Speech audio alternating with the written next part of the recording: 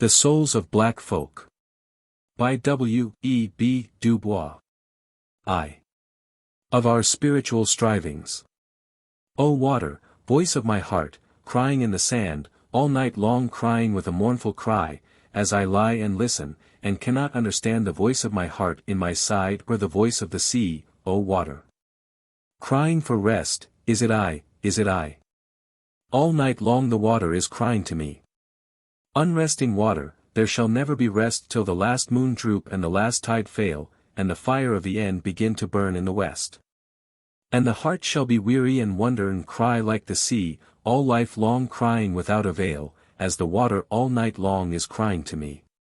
Arthur Symons. Between me and the other world there is ever an unasked question, unasked by some through feelings of delicacy, by others through the difficulty of rightly framing it. All, nevertheless, flood around it.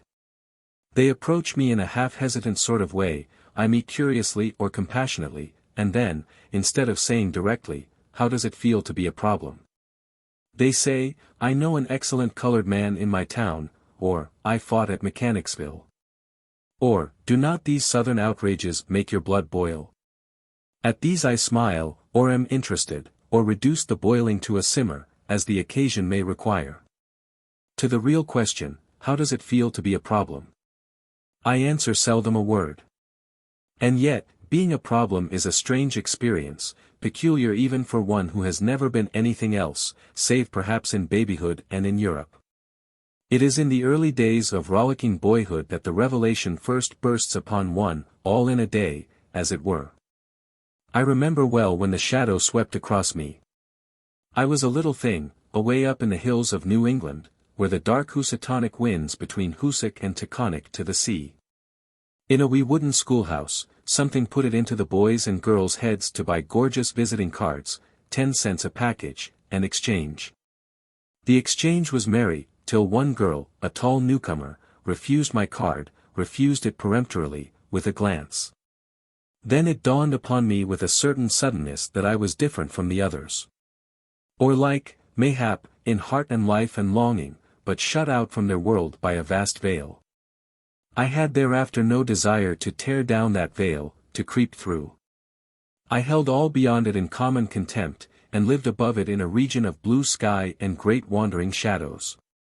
That sky was bluest when I could beat my mates at examination time, or beat them at a foot race, or even beat their stringy heads. Alas, with the years all this fine contempt began to fade, for the words I longed for, and all their dazzling opportunities, were theirs, not mine. But they should not keep these prizes, I said, some, all, I would wrest from them. Just how I would do it I could never decide, by reading law, by healing the sick, by telling the wonderful tales that swam in my head, some way. With other black boys the strife was not so fiercely sunny, their youth shrunk into tasteless sycophancy, or into silent hatred of the pale world about them and mocking distrust of everything white. Or wasted itself in a bitter cry, why did God make me an outcast and a stranger in mine own house?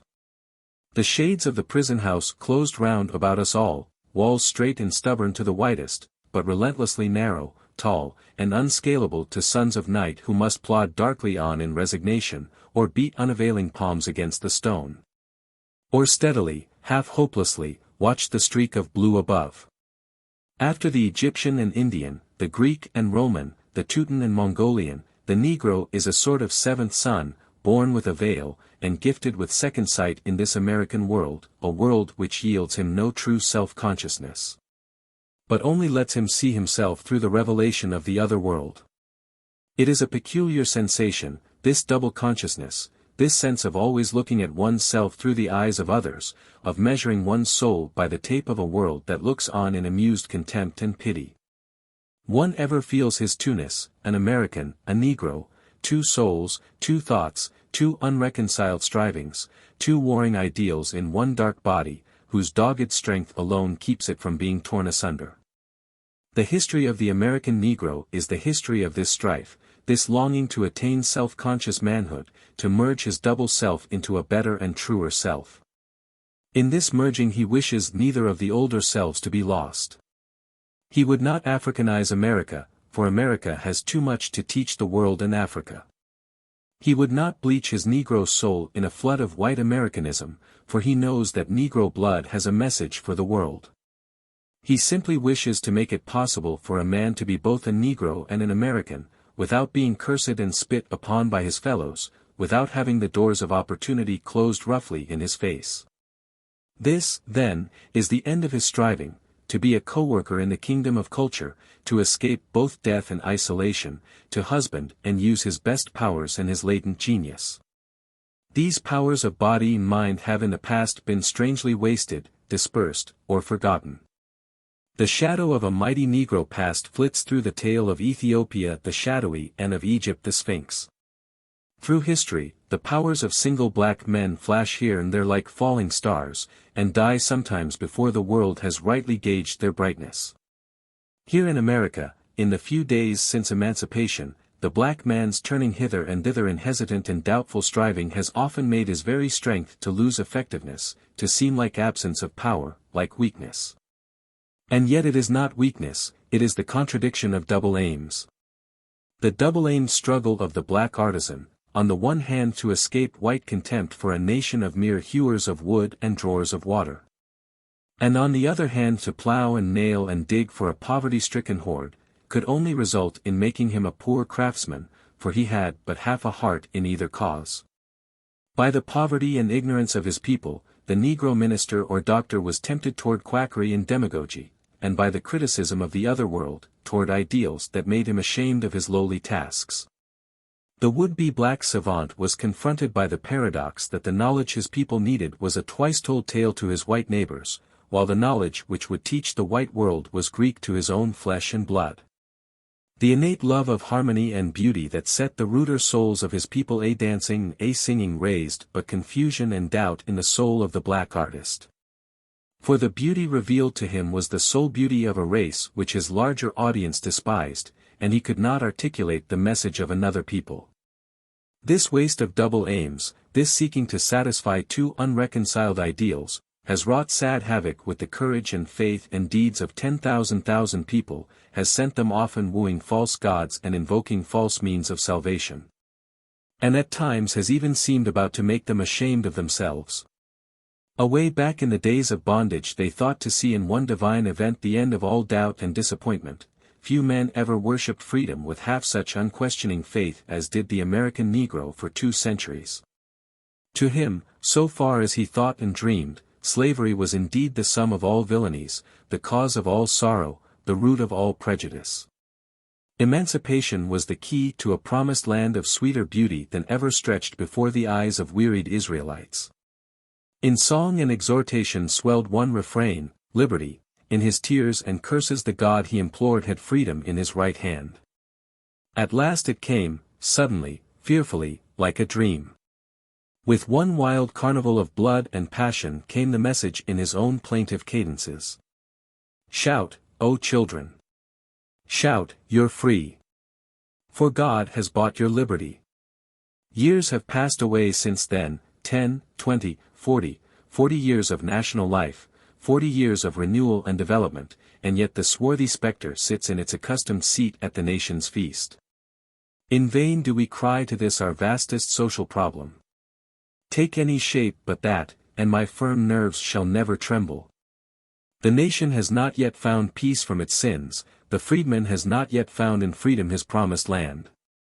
Whatever of good may have come in these years of change, the shadow of a deep disappointment rests upon the Negro people, a disappointment all the more bitter because the unattained ideal was unbounded save by the simple ignorance of a lowly people. The first decade was merely a prolongation of the vain search for freedom, the boon that seemed ever barely to elude their grasp, like a tantalizing will-o'-the-wisp, maddening and misleading the headless host. The Holocaust of war, the terrors of the Ku Klux Klan, the lies of carpetbaggers, the disorganization of industry, and the contradictory advice of friends and foes, left the bewildered serf with no new watchword beyond the old cry for freedom. As the time flew, however, he began to grasp a new idea. The ideal of liberty demanded for its attainment powerful means, and these the 15th Amendment gave him. The ballot, which before he had looked upon as a visible sign of freedom, he now regarded as the chief means of gaining and perfecting the liberty with which war had partially endowed him. And why not?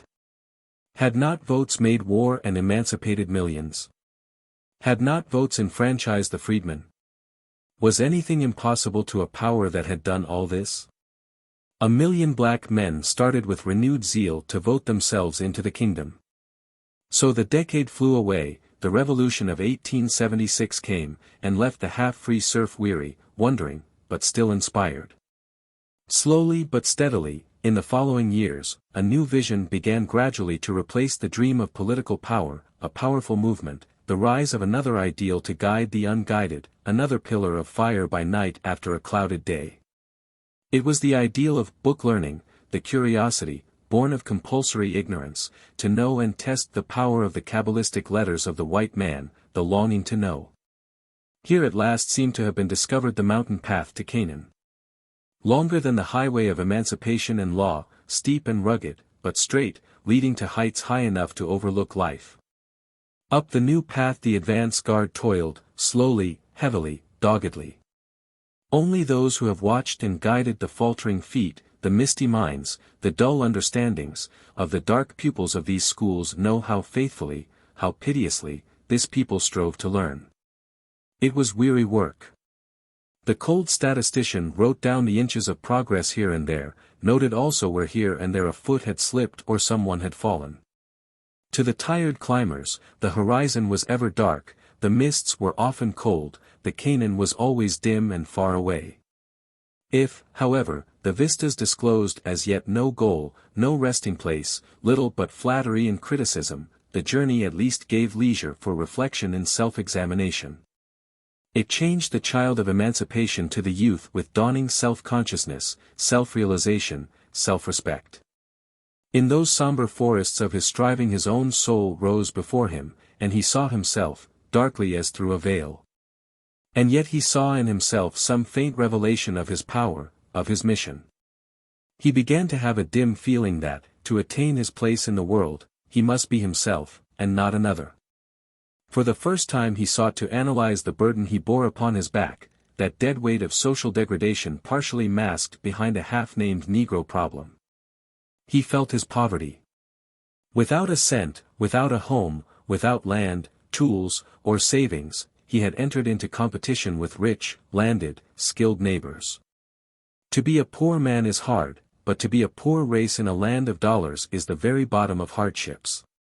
He felt the weight of his ignorance, not simply of letters, but of life, of business, of the humanities. The accumulated sloth and shirking and awkwardness of decades and centuries shackled his hands and feet. Nor was his burden all poverty and ignorance. The red stain of bastardy, which 2 centuries of systematic legal defilement of Negro women had stamped upon his race, meant not only the loss of ancient African chastity, but also the hereditary weight of a mass of corruption from white adulterers, threatening almost the obliteration of the Negro home. A people thus handicapped ought not to be asked to race with the world, but rather allowed to give all its time and thought to its own social problems. But alas! While sociologists gleefully count his bastards and his prostitutes, the very soul of the toiling, sweating black man is darkened by the shadow of a vast despair. Men call the shadow prejudice, and learnedly explain it as the natural defense of culture against barbarism, learning against ignorance, purity against crime, the higher against the lower races. To which the Negro cries Amen. And swears that to so much of this strange prejudice as is founded on just homage to civilization, culture, righteousness, and progress, he humbly bows and meekly does obeisance. But before that nameless prejudice that leaps beyond all this he stands helpless, dismayed, and well-nigh speechless. Before that personal disrespect and mockery, the ridicule and systematic humiliation, the distortion of fact and wanton license of fancy, the cynical ignoring of the better and the boisterous welcoming of the worse. The all-pervading desire to inculcate disdain for everything black, from Toussaint to the devil. Before this there rises a sickening despair that would disarm and discourage any nation save that black host to whom discouragement is an unwritten word. But the facing of so vast a prejudice could not but bring the inevitable self-questioning, self-disparagement, and lowering of ideals which ever accompany repression and breed in an atmosphere of contempt and hate. Whisperings and portents came home upon the four winds, lo! We are diseased and dying, cried the dark hosts, we cannot write, our voting is vain, what need of education, since we must always cook and serve? And the nation echoed and enforced this self-criticism, saying, be content to be servants, and nothing more, what need of higher culture for half-men? Away with the black man's ballot, by force or fraud, and behold the suicide of a race. Nevertheless, out of the evil came something of good, the more careful adjustment of education to real life, the clearer perception of the Negro's social responsibilities, and the sobering realization of the meaning of progress. So dawned the time of Sturm und Drang, storm and stress today rocks our little boat on the mad waters of the world sea, there is within and without the sound of conflict, the burning of body and rending of soul. Inspiration strives with doubt, and faith with vain questionings. The bright ideals of the past, physical freedom, political power, the training of brains and the training of hands, all these in turn have waxed and waned, until even the last grows dim and overcast. Are they all wrong, all false?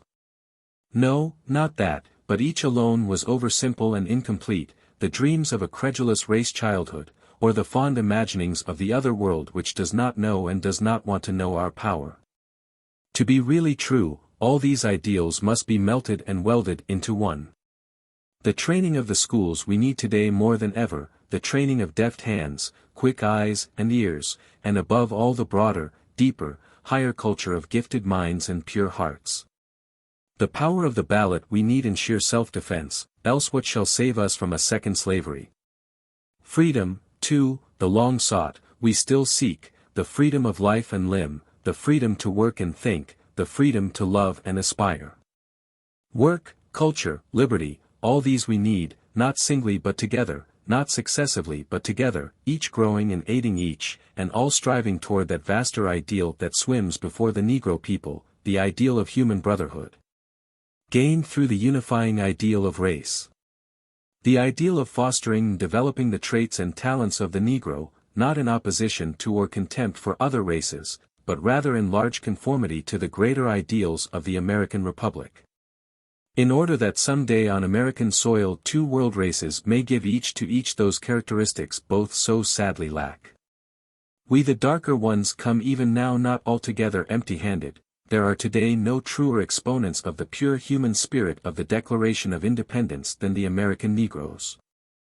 There is no true American music but the wild sweet melodies of the Negro slave, the American fairy tales and folklore are Indian and African. And, all in all, we black men seem the sole oasis of simple faith and reverence in a dusty desert of dollars and smartness. Will America be poorer if she replace her brutal dyspeptic blundering with light-hearted but determined Negro humility? Or her coarse and cruel wit with loving jovial good humor? Or her vulgar music with the soul of the sorrow songs? Merely a concrete test of the underlying principles of the great republic is the Negro problem, and the spiritual striving of the freedmen's sons is the travail of souls whose burden is almost beyond the measure of their strength. But who bear it in the name of an historic race, in the name of this the land of their fathers' fathers, and in the name of human opportunity. And now what I have briefly sketched in large outline let me on coming pages tell again in many ways, with loving emphasis and deeper detail, that men may listen to the striving in the souls of black folk. 2. Of the dawn of freedom. Careless seems the great avenger, history's lessons but record one death grapple in the darkness, twixt old systems and the word, truth forever on the scaffold, wrong forever on the throne. Yet that scaffold sways the future, and behind the dim unknown standeth God within the shadow keeping watch above his own. Lowell. The problem of the 20th century is the problem of the color line, the relation of the darker to the lighter races of men in Asia and Africa, in America and the islands of the sea. It was a phase of this problem that caused the Civil War. And however much they who marched south and north in 1861 may have fixed on the technical points of union and local autonomy as a shibboleth, all nevertheless knew, as we know, that the question of Negro slavery was the real cause of the conflict. Curious it was, too, how this deeper question ever forced itself to the surface despite effort and disclaimer. No sooner had Northern armies touched Southern soil than this old question, newly guised, sprang from the earth: what shall be done with Negroes? Peremptory military commands this way and that could not answer the query. The Emancipation Proclamation seemed but to broaden and intensify the difficulties, and the war amendments made the Negro problems of today. It is the aim of this essay to study the period of history from 1861 to 1872 so far as it relates to the American Negro. In effect, this tale of the dawn of freedom is an account of that government of men called the Freedmen's Bureau. One of the most singular and interesting of the attempts made by a great nation to grapple with vast problems of race and social condition. The war has naught to do with slaves, cried Congress, the President, and the nation. And yet no sooner had the armies, East and West, penetrated Virginia and Tennessee than fugitive slaves appeared within their lines.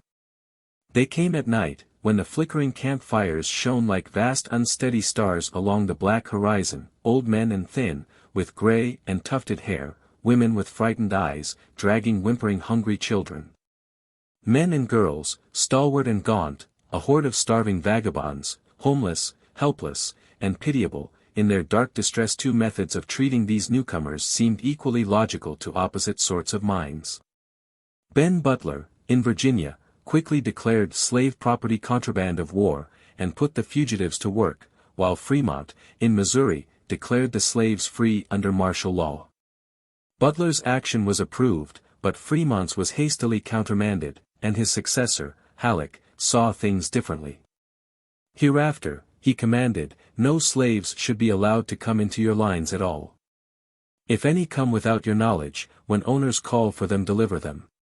Such a policy was difficult to enforce. Some of the black refugees declared themselves freemen, others showed that their masters had deserted them, and still others were captured with forts and plantations. Evidently, too, slaves were a source of strength to the Confederacy, and were being used as laborers and producers. They constitute a military resource, wrote Secretary Cameron, late in 1861. And being such, that they should not be turned over to the enemy is too plain to discuss. So gradually the tone of the army chiefs changed, Congress forbade the rendition of fugitives, and Butler's contrabands were welcomed as military laborers. This complicated rather than solved the problem, for now the scattering fugitives became a steady stream, which flowed faster as the armies marched. Then the long-headed man with care-chiseled face who sat in the White House saw the inevitable, and emancipated the slaves of rebels on New Year's, 1863. A month later Congress called earnestly for the Negro soldiers whom the Act of July, 1862, had half-grudgingly allowed to enlist. Thus the barriers were leveled and the deed was done. The stream of fugitives swelled to a flood, and anxious army officers kept inquiring, what must be done with slaves, arriving almost daily? Are we to find food and shelter for women and children? It was a Pierce of Boston who pointed out the way, and thus became in a sense the founder of the Freedmen's Bureau. He was a firm friend of Secretary Chase. And when, in 1861, the care of slaves and abandoned lands devolved upon the Treasury officials, Pierce was specially detailed from the ranks to study the conditions. First, he cared for the refugees at Fortress Monroe. And then, after Sherman had captured Hilton Head, Pierce was sent there to found his Port Royal experiment of making free workingmen out of slaves. Before his experiment was barely started, however, the problem of the fugitives had assumed such proportions that it was taken from the hands of the overburdened Treasury Department and given to the Army officials. Already centers of massed freedmen were forming at Fortress Monroe, Washington, New Orleans, Vicksburg and Corinth, Columbus, Kentucky, and Cairo, Illinois, as well as at Port Royal. Army chaplains found here new and fruitful fields. Superintendents of contrabands multiplied, and some attempt at systematic work was made by enlisting the able-bodied men and giving work to the others. Then came the Freedmen's Aid Societies, born of the touching appeals from Pierce and from these other centers of distress. There was the American Missionary Association, sprung from the Amistad, and now full-grown for work. The various church organizations, the National Freedmen's Relief Association, the American Freedmen's Union, the Western Freedmen's Aid Commission, in all 50 or more active organizations, which sent clothes, money, schoolbooks, and teachers southward. All they did was needed, for the destitution of the freedmen was often reported as too appalling for belief, and the situation was daily growing worse rather than better. And daily, too, it seemed more plain that this was no ordinary matter of temporary relief, but a national crisis, for here loomed a labor problem of vast dimensions. Masses of Negroes stood idle, or, if they worked spasmodically, were never sure of pay, and if perchance they received pay, squandered the new thing thoughtlessly. In these and other ways were camp life and the new liberty demoralizing the freedmen. The broader economic organization thus clearly demanded sprang up here and there as accident and local conditions determined. Here it was that Pierce's Port Royal plan of leased plantations and guided workmen pointed out the rough way. In Washington the military governor, at the urgent appeal of the superintendent, opened confiscated estates to the cultivation of the fugitives, and there in the shadow of the dome gathered black farm villages. General Dix gave over estates to the freedmen of Fortress Monroe, and so on, south and west. The government and benevolent societies furnished the means of cultivation, and the Negro turned again slowly to work. The systems of control, thus started, rapidly grew, here and there, into strange little governments, like that of General Banks in Louisiana, with its 90,000 black subjects, its 50,000 guided laborers, and its annual budget of $100,000 and more. It made out 4,000 payrolls a year, registered all freedmen, inquired into grievances and redressed them, laid and collected taxes, and established a system of public schools. So, too, Colonel Eaton, the superintendent of Tennessee and Arkansas, ruled over 100,000 freedmen, leased and cultivated 7,000 acres of cotton land, and fed 10,000 paupers a year.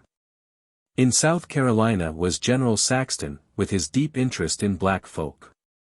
He succeeded Pierce and the Treasury officials, and sold forfeited estates, leased abandoned plantations, encouraged schools, and received from Sherman, after that terribly picturesque march to the sea, thousands of the wretched camp followers. Three characteristic things one might have seen in Sherman's raid through Georgia, which threw the new situation in shadowy relief: the conqueror, the conquered, and the Negro. Some see all significance in the grim front of the destroyer, and some in the bitter sufferers of the lost cause. But to me neither soldier nor fugitive speaks with so deep a meaning as that dark human cloud that clung like remorse on the rear of those swift columns, swelling at times to half their size, almost engulfing and choking them.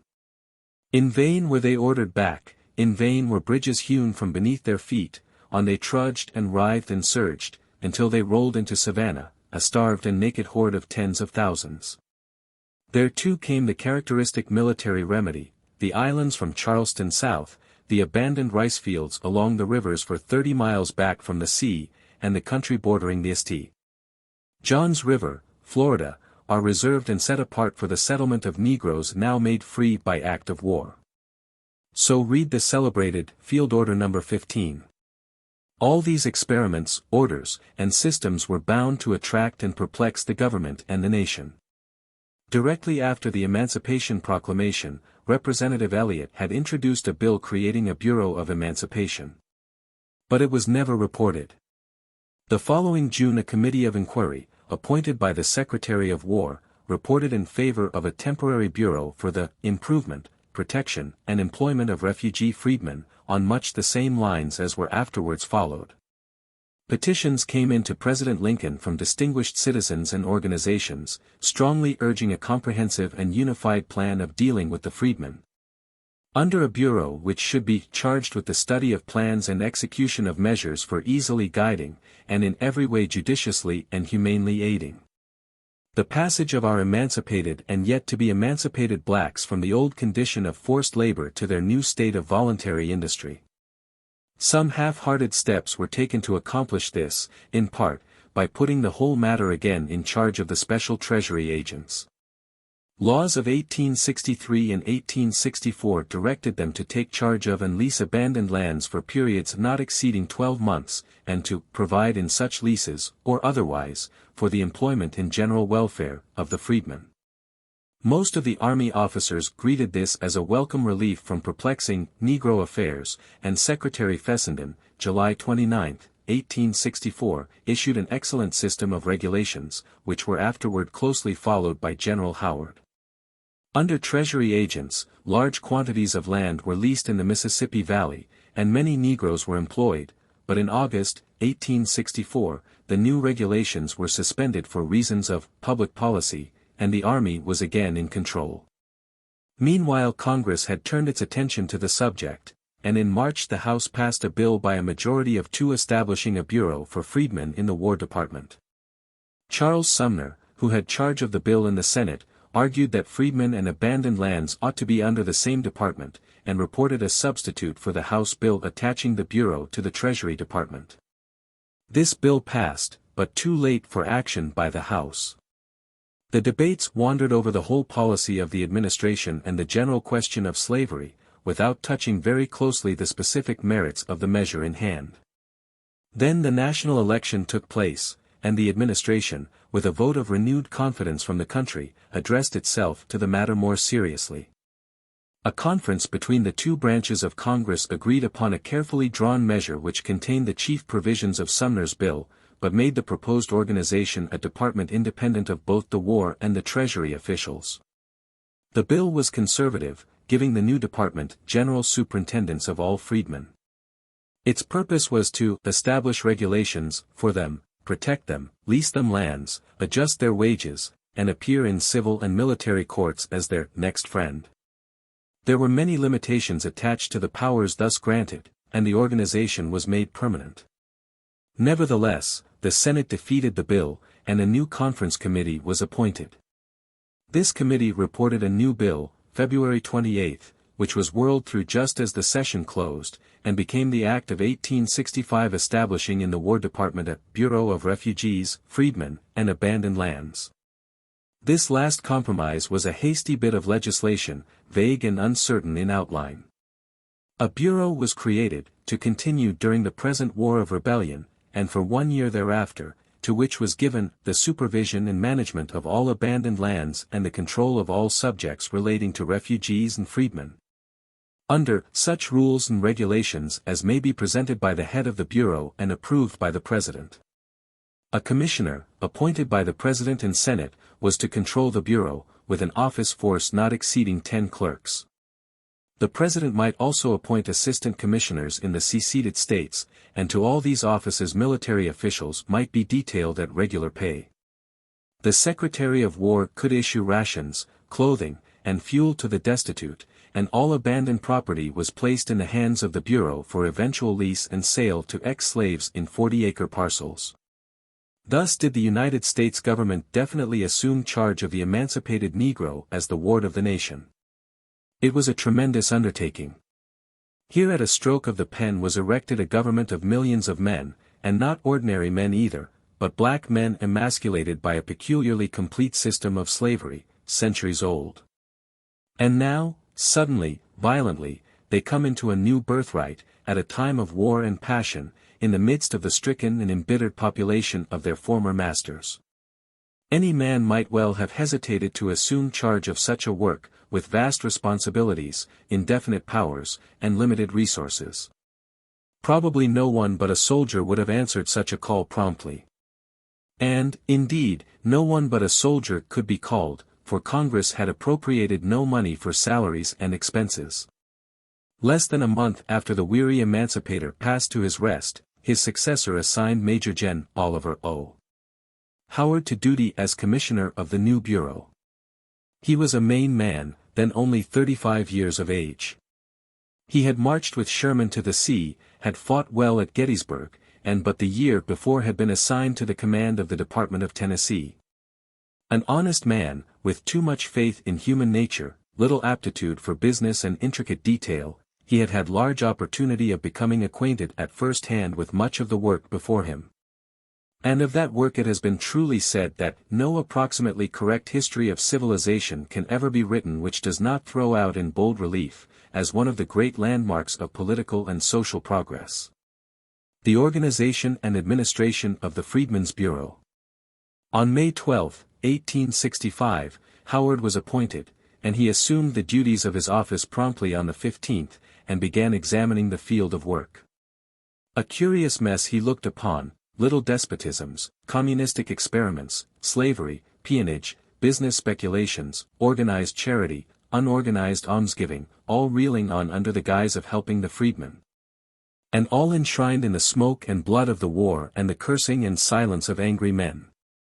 On May 19 the new government, for a government it really was, issued its constitution.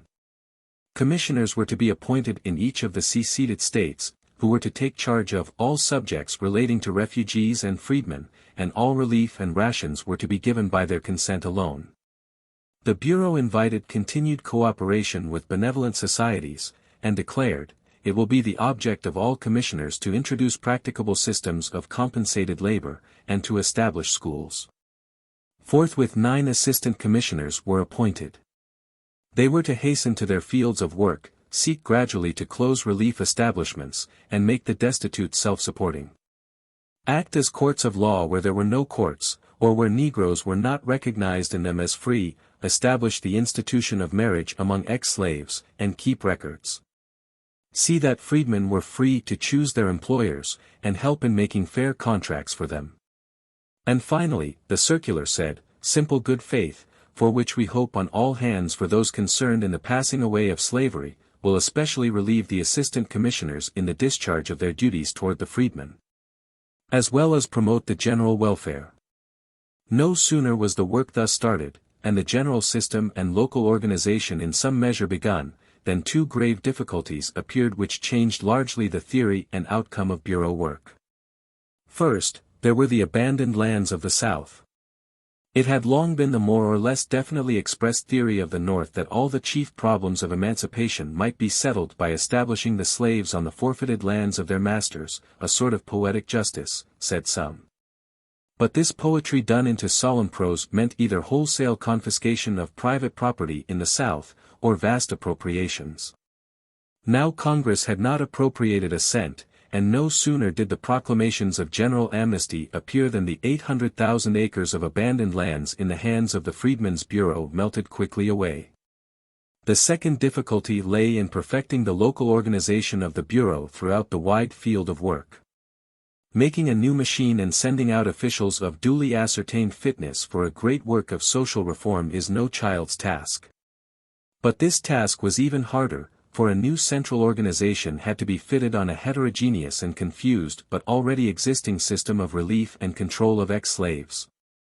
And the agents available for this work must be sought for in an army still busy with war operations, men in the very nature of the case ill-fitted for delicate social work, or among the questionable camp followers of an invading host. Thus, after a year's work, vigorously as it was pushed, the problem looked even more difficult to grasp and solve than at the beginning. Nevertheless, 3 things that year's work did, well worth the doing: it relieved a vast amount of physical suffering, it transported 7,000 fugitives from congested centers back to the farm. And, best of all, it inaugurated the crusade of the New England schoolma'am. The annals of this 9th crusade are yet to be written, the tale of a mission that seemed to our age far more quixotic than the quest of St. Louis seemed to his. Behind the mists of ruin and rapine waved the calico dresses of women who dared, and after the hoarse mouthings of the field guns rang the rhythm of the alphabet. Rich and poor they were, serious and curious. Bereaved now of a father, now of a brother, now of more than these, they came seeking a life work in planting New England schoolhouses among the white and black of the South. They did their work well. In that first year they taught 100,000 souls, and more. Evidently, Congress must soon legislate again on the hastily organized Bureau, which had so quickly grown into wide significance and vast possibilities. An institution such as that was well nigh as difficult to end as to begin. Early in 1866 Congress took up the matter, when Senator Trumbull, of Illinois, introduced a bill to extend the Bureau and enlarge its powers. This measure received, at the hands of Congress, far more thorough discussion and attention than its predecessor. The war cloud had thinned enough to allow a clearer conception of the work of emancipation. The champions of the bill argued that the strengthening of the Freedmen's Bureau was still a military necessity. That it was needed for the proper carrying out of the 13th Amendment, and was a work of sheer justice to the ex-slave, at a trifling cost to the government. The opponents of the measure declared that the war was over, and the necessity for war measures past. That the Bureau, by reason of its extraordinary powers, was clearly unconstitutional in time of peace, and was destined to irritate the South and pauperize the freedmen, at a final cost of possibly hundreds of millions. These two arguments were unanswered, and indeed unanswerable, the one that the extraordinary powers of the Bureau threatened the civil rights of all citizens, and the other that the government must have power to do what manifestly must be done, and that present abandonment of the freedmen meant their practical re-enslavement. The bill which finally passed enlarged and made permanent the Freedmen's Bureau. It was promptly vetoed by President Johnson as unconstitutional, unnecessary, and extrajudicial, and failed of passage over the veto. Meantime, however, the breach between Congress and the President began to broaden, and a modified form of the lost bill was finally passed over the President's second veto, July 16. The Act of 1866 gave the Freedmen's Bureau its final form, the form by which it will be known to posterity and judged of men. It extended the existence of the Bureau to July, 1868. It authorized additional assistant commissioners, the retention of army officers mustered out of regular service, the sale of certain forfeited lands to freedmen on nominal terms, the sale of Confederate public property for Negro schools, and a wider field of judicial interpretation and cognizance. The government of the unreconstructed South was thus put very largely in the hands of the Freedmen's Bureau, especially as in many cases the departmental military commander was now made also assistant commissioner. It was thus that the Freedmen's Bureau became a full-fledged government of men. It made laws, executed them and interpreted them.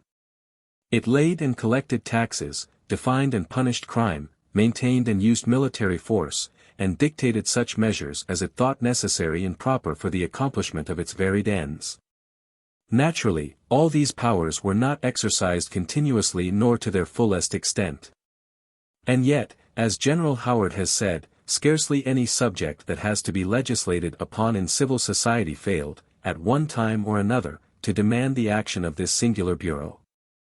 To understand and criticize intelligently so vast a work, one must not forget an instant the drift of things in the later 60s. Lee had surrendered, Lincoln was dead, and Johnson and Congress were at loggerheads. The 13th Amendment was adopted, the 14th pending, and the 15th declared in force in 1870. Guerrilla raiding, the ever-present flickering afterflame of war, was spending its forces against the Negroes, and all the Southern land was awakening as from some wild dream to poverty and social revolution. In a time of perfect calm, amid willing neighbors and streaming wealth, the social uplifting of 4 million slaves to an assured and self-sustaining place in the body politic and economic would have been a Herculean task. But when to the inherent difficulties of so delicate and nice a social operation were added the spite and hate of conflict, the hell of war. When suspicion and cruelty were rife, and gaunt hunger wept beside bereavement, in such a case, the work of any instrument of social regeneration was in large part foredoomed to failure. The very name of the Bureau stood for a thing in the South which for 2 centuries and better men had refused even to argue, that life amid free Negroes was simply unthinkable, the maddest of experiments.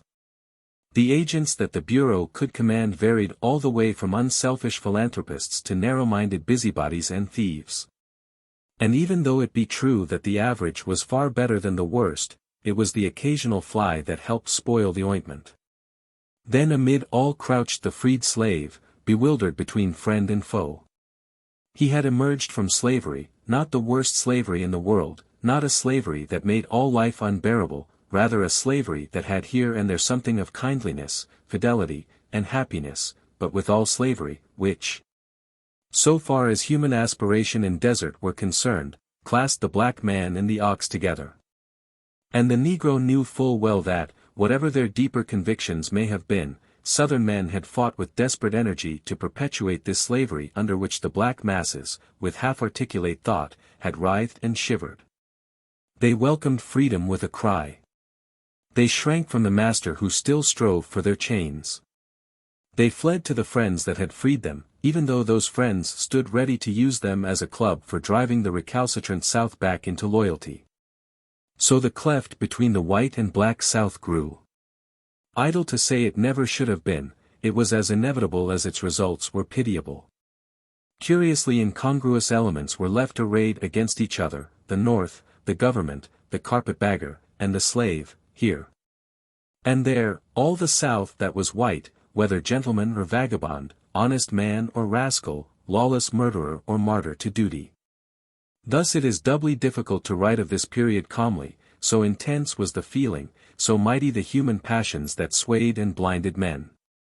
Amid it all, two figures ever stand to typify that day to coming ages, the one, a gray-haired gentleman, whose fathers had quit themselves like men, whose sons lay in nameless graves. Who bowed to the evil of slavery because its abolition threatened untold ill to all, who stood at last, in the evening of life, a blighted, ruined form, with hate in his eyes. And the other, a form hovering dark and mother-like, her awful face black with the mists of centuries, had aforetime quailed at that white master's command, had bent in love over the cradles of his sons and daughters. And closed in death the sunken eyes of his wife, too, at his behest had laid herself low to his lust, and borne a tawny man-child to the world. Only to see her dark boy's limbs scattered to the winds by midnight marauders riding after damned niggers. These were the saddest sights of that woeful day, and no man clasped the hands of these two passing figures of the present past, but, hating, they went to their long home, and, hating, their children's children live today. Here, then, was the field of work for the Freedmen's Bureau, and since, with some hesitation, it was continued by the Act of 1868 until 1869, let us look upon 4 years of its work as a whole. There were, in 1868, 900 Bureau officials scattered from Washington to Texas, ruling, directly and indirectly, many millions of men. The deeds of these rulers fall mainly under 7 heads: the relief of physical suffering, the overseeing of the beginnings of free labor, the buying and selling of land, the establishment of schools, the paying of bounties, the administration of justice, and the financiering of all these activities. Up to June, 1869, over 500,000 patients had been treated by bureau physicians and surgeons, and 60 hospitals and asylums had been in operation. In 50 months 21 million free rations were distributed at a cost of over $4 million. Next came the difficult question of labor. First, 30,000 black men were transported from the refuges and relief stations back to the farms, back to the critical trial of a new way of working. Plain instructions went out from Washington: the laborers must be free to choose their employers, no fixed rate of wages was prescribed, and there was to be no peonage or forced labor. So far, so good. But where local agents differed toto calo in capacity and character, where the personnel was continually changing, the outcome was necessarily varied. The largest element of success lay in the fact that the majority of the freedmen were willing, even eager, to work. So labor contracts were written, 50,000 in a single state, laborers advised, wages guaranteed, and employers supplied. In truth, the organization became a vast labor bureau, not perfect, indeed, notably defective here and there, but on the whole successful beyond the dreams of thoughtful men. The two great obstacles which confronted the officials were the tyrant and the idler, the slaveholder who was determined to perpetuate slavery under another name, and the freedman who regarded freedom as perpetual rest, the devil and the deep sea. In the work of establishing the Negroes as peasant proprietors, the Bureau was from the first handicapped and at last absolutely checked. Something was done, and larger things were planned. Abandoned lands were leased so long as they remained in the hands of the Bureau, and a total revenue of nearly $500,000 derived from black tenants. Some other lands to which the nation had gained title were sold on easy terms, and public lands were opened for settlement to the very few freedmen who had tools and capital. But the vision of 40 acres and a mule, the righteous and reasonable ambition to become a landholder, which the nation had all but categorically promised the freedmen, was destined in most cases to bitter disappointment. And those men of marvelous hindsight who are today seeking to preach the Negro back to the present peonage of the soil know well, or ought to know, that the opportunity of binding the Negro peasant willingly to the soil was lost on that day when the commissioner of the Freedmen's Bureau had to go to South Carolina and tell the weeping freedmen, after their years of toil, that their land was not theirs, that there was a mistake, somewhere. If by 1874 the Georgia Negro alone owned 350,000 acres of land, it was by grace of his thrift rather than by bounty of the government. The greatest success of the Freedmen's Bureau lay in the planting of the free school among Negroes, and the idea of free elementary education among all classes in the South. It not only called the schoolmistresses through the benevolent agencies and built them schoolhouses, but it helped discover and support such apostles of human culture as Edmund Ware, Samuel Armstrong, and Erastus Cravath. The opposition to Negro education in the South was at first bitter, and showed itself in ashes, insult, and blood, for the South believed an educated Negro to be a dangerous Negro. And the South was not wholly wrong. For education among all kinds of men always has had, and always will have, an element of danger and revolution, of dissatisfaction and discontent. Nevertheless, men strive to know. Perhaps some inkling of this paradox, even in the unquiet days of the Bureau, helped the bayonets allay an opposition to human training which still today lies smoldering in the South, but not flaming. Fisk, Atlanta, Howard, and Hampton were founded in these days, and $6 million were expended for educational work, $750,000 of which the freedmen themselves gave of their poverty. Such contributions, together with the buying of land and various other enterprises, showed that the ex-slave was handling some free capital already. The chief initial source of this was labor in the army, and his pay and bounty as a soldier. Payments to Negro soldiers were at first complicated by the ignorance of the recipients, and the fact that the quotas of colored regiments from northern states were largely filled by recruits from the South, unknown to their fellow soldiers. Consequently, payments were accompanied by such frauds that Congress, by joint resolution in 1867, put the whole matter in the hands of the Freedmen's Bureau. In 2 years $6 million was thus distributed to 5,000 claimants, and in the end the sum exceeded $8 million. Even in this system fraud was frequent. But still the work put needed capital in the hands of practical paupers, and some, at least, was well spent. The most perplexing and least successful part of the Bureau's work lay in the exercise of its judicial functions. The regular Bureau court consisted of one representative of the employer, one of the Negro, and one of the Bureau. If the Bureau could have maintained a perfectly judicial attitude, this arrangement would have been ideal, and must in time have gained confidence. But the nature of its other activities and the character of its personnel prejudiced the Bureau in favor of the black litigants, and led without doubt to much injustice and annoyance.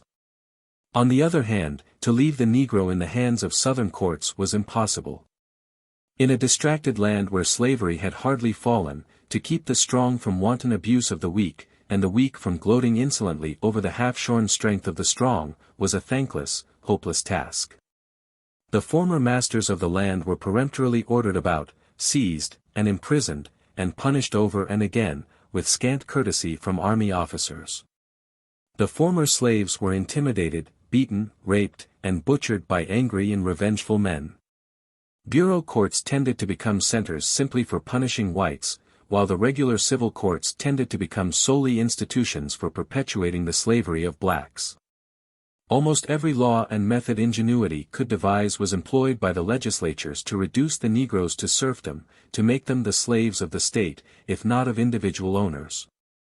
While the Bureau officials too often were found striving to put the bottom rail on top, and gave the freedmen a power and independence which they could not yet use. It is all well enough for us of another generation to wax wise with advice to those who bore the burden in the heat of the day. It is full easy now to see that the man who lost home, fortune, and family at a stroke, and saw his land ruled by mules and niggers, was really benefited by the passing of slavery.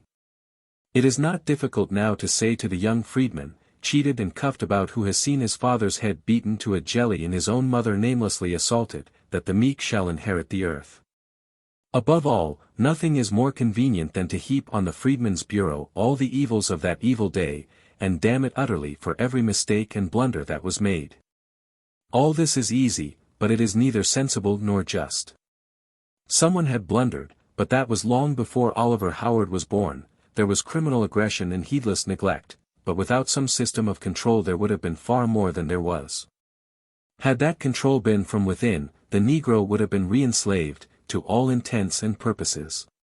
Coming as the control did from without, perfect men and methods would have bettered all things. And even with imperfect agents and questionable methods, the work accomplished was not undeserving of commendation. Such was the dawn of freedom. Such was the work of the Freedmen's Bureau, which, summed up in brief, may be epitomized thus: for some $15 million, beside the sum spent before 1865, and the dole of benevolent societies, this Bureau set going a system of free labor.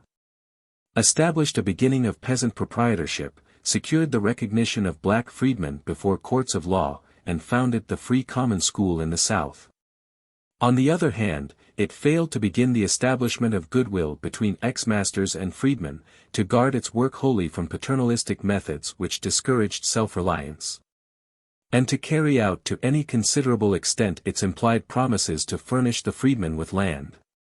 Its successes were the result of hard work, supplemented by the aid of philanthropists and the eager striving of black men. Its failures were the result of bad local agents, the inherent difficulties of the work, and national neglect. Such an institution, from its wide powers, great responsibilities, large control of moneys, and generally conspicuous position, was naturally open to repeated and bitter attack. It sustained a searching congressional investigation at the instance of Fernando Wood in 1870. Its archives and few remaining functions were with blunt discourtesy transferred from Howard's control, in his absence, to the supervision of Secretary of War Belknap in 1872, on the Secretary's recommendation. Finally, in consequence of grave intimations of wrongdoing made by the Secretary and his subordinates, General Howard was court-martialed in 1874. In both of these trials the Commissioner of the Freedmen's Bureau was officially exonerated from any willful misdoing, and his work commended. Nevertheless, many unpleasant things were brought to light. The methods of transacting the business of the Bureau were faulty, several cases of defalcation were proved, and other frauds strongly suspected. There were some business transactions which savored of dangerous speculation, if not dishonesty, and around it all lay the smirch of the Freedmen's Bank. Morally and practically, the Freedmen's Bank was part of the Freedmen's Bureau, although it had no legal connection with it. With the prestige of the government back of it, and a directing board of unusual respectability and national reputation, this banking institution had made a remarkable start in the development of that thrift among black folk which slavery had kept them from knowing. Then in one sad day came the crash, all the hard-earned dollars of the freedmen disappeared, but that was the least of the loss, all the faith in saving went too, and much of the faith in men. And that was a loss that a nation which today sneers at Negro shiftlessness has never yet made good. Not even 10 additional years of slavery could have done so much to throttle the thrift of the freedmen as the mismanagement and bankruptcy of the series of savings banks chartered by the nation for their especial aid. Where all the blame should rest, it is hard to say. Whether the Bureau and the bank died chiefly by reason of the blows of its selfish friends or the dark machinations of its foes, perhaps even time will never reveal, for here lies unwritten history. Of the foes without the Bureau, the bitterest were those who attacked not so much its conduct or policy under the law as the necessity for any such institution at all. Such attacks came primarily from the border states and the South. And they were summed up by Senator Davis, of Kentucky, when he moved to entitle the Act of 1866 a bill to promote strife and conflict between the white and black races, by a grant of unconstitutional power. The argument gathered tremendous strength South and North, but its very strength was its weakness. For, argued the plain common sense of the nation, if it is unconstitutional, unpractical, and futile for the nation to stand guardian over its helpless wards, then there is left but one alternative. To make those wards their own guardians by arming them with the ballot. Moreover, the path of the practical politician pointed the same way, for, argued this opportunist, if we cannot peacefully reconstruct the South with white votes, we certainly can with black votes. So justice and force joined hands. The alternative thus offered the nation was not between full and restricted Negro suffrage, else every sensible man, black and white, would easily have chosen the latter. It was rather a choice between suffrage and slavery. After endless blood and gold had flowed to sweep human bondage away, not a single Southern legislature stood ready to admit a Negro, under any conditions, to the polls. Not a single Southern legislature believed free Negro labor was possible without a system of restrictions that took all its freedom away. There was scarcely a white man in the South who did not honestly regard emancipation as a crime, and its practical nullification as a duty. In such a situation, the granting of the ballot to the black man was a necessity, the very least a guilty nation could grant a wronged race, and the only method of compelling the South to accept the results of the war. Thus Negro suffrage ended a civil war by beginning a race feud. And some felt gratitude toward the race thus sacrificed in its swaddling clothes on the altar of national integrity, and some felt and feel only indifference and contempt. Had political exigencies been less pressing, the opposition to government guardianship of Negroes less bitter, and the attachment to the slave system less strong, the social seer can well imagine a far better policy, a permanent Freedmen's Bureau. With a national system of Negro schools. A carefully supervised employment and labor office, a system of impartial protection before the regular courts, and such institutions for social betterment as savings banks, land and building associations, and social settlements. All this vast expenditure of money and brains might have formed a great school of prospective citizenship, and solved in a way we have not yet solved the most perplexing and persistent of the Negro problems. That such an institution was unthinkable in 1870 was due in part to certain acts of the Freedmen's Bureau itself. It came to regard its work as merely temporary, and Negro suffrage as a final answer to all present perplexities.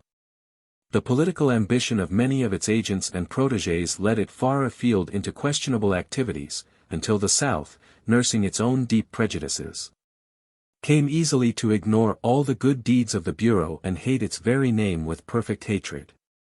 So the Freedmen's Bureau died, and its child was the 15th Amendment.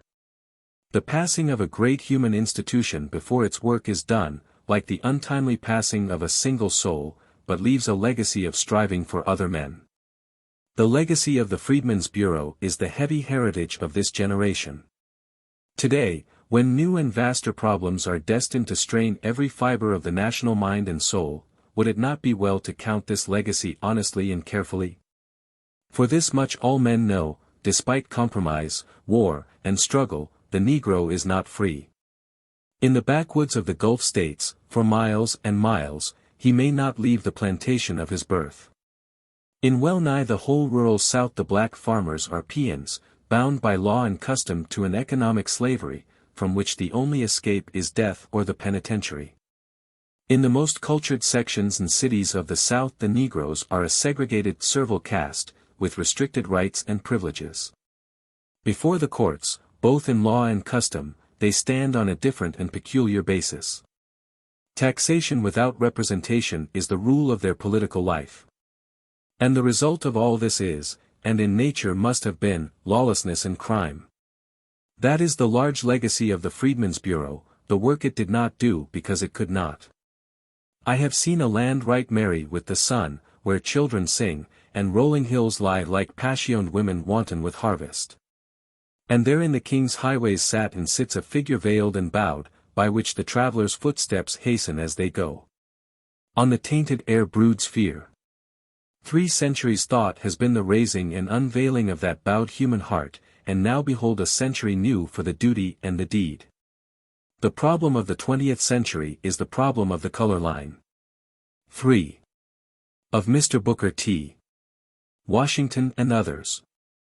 From birth till death enslaved, in word, in deed, unmanned. Hereditary bondsmen. Know ye not who would be free themselves must strike the blow? Byron. Easily the most striking thing in the history of the American Negro since 1876 is the ascendancy of Mr. Booker T. Washington. It began at the time when war memories and ideals were rapidly passing. A day of astonishing commercial development was dawning, a sense of doubt and hesitation overtook the freedmen's sons, then it was that his leading began. Mr. Washington came, with a simple definite program, at the psychological moment when the nation was a little ashamed of having bestowed so much sentiment on Negroes, and was concentrating its energies on dollars.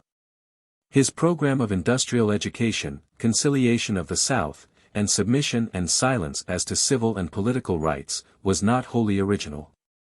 The free Negroes from 1830 up to wartime had striven to build industrial schools, and the American Missionary Association had from the first taught various trades. And Price and others had sought a way of honorable alliance with the best of the Southerners. But Mr. Washington first indissolubly linked these things.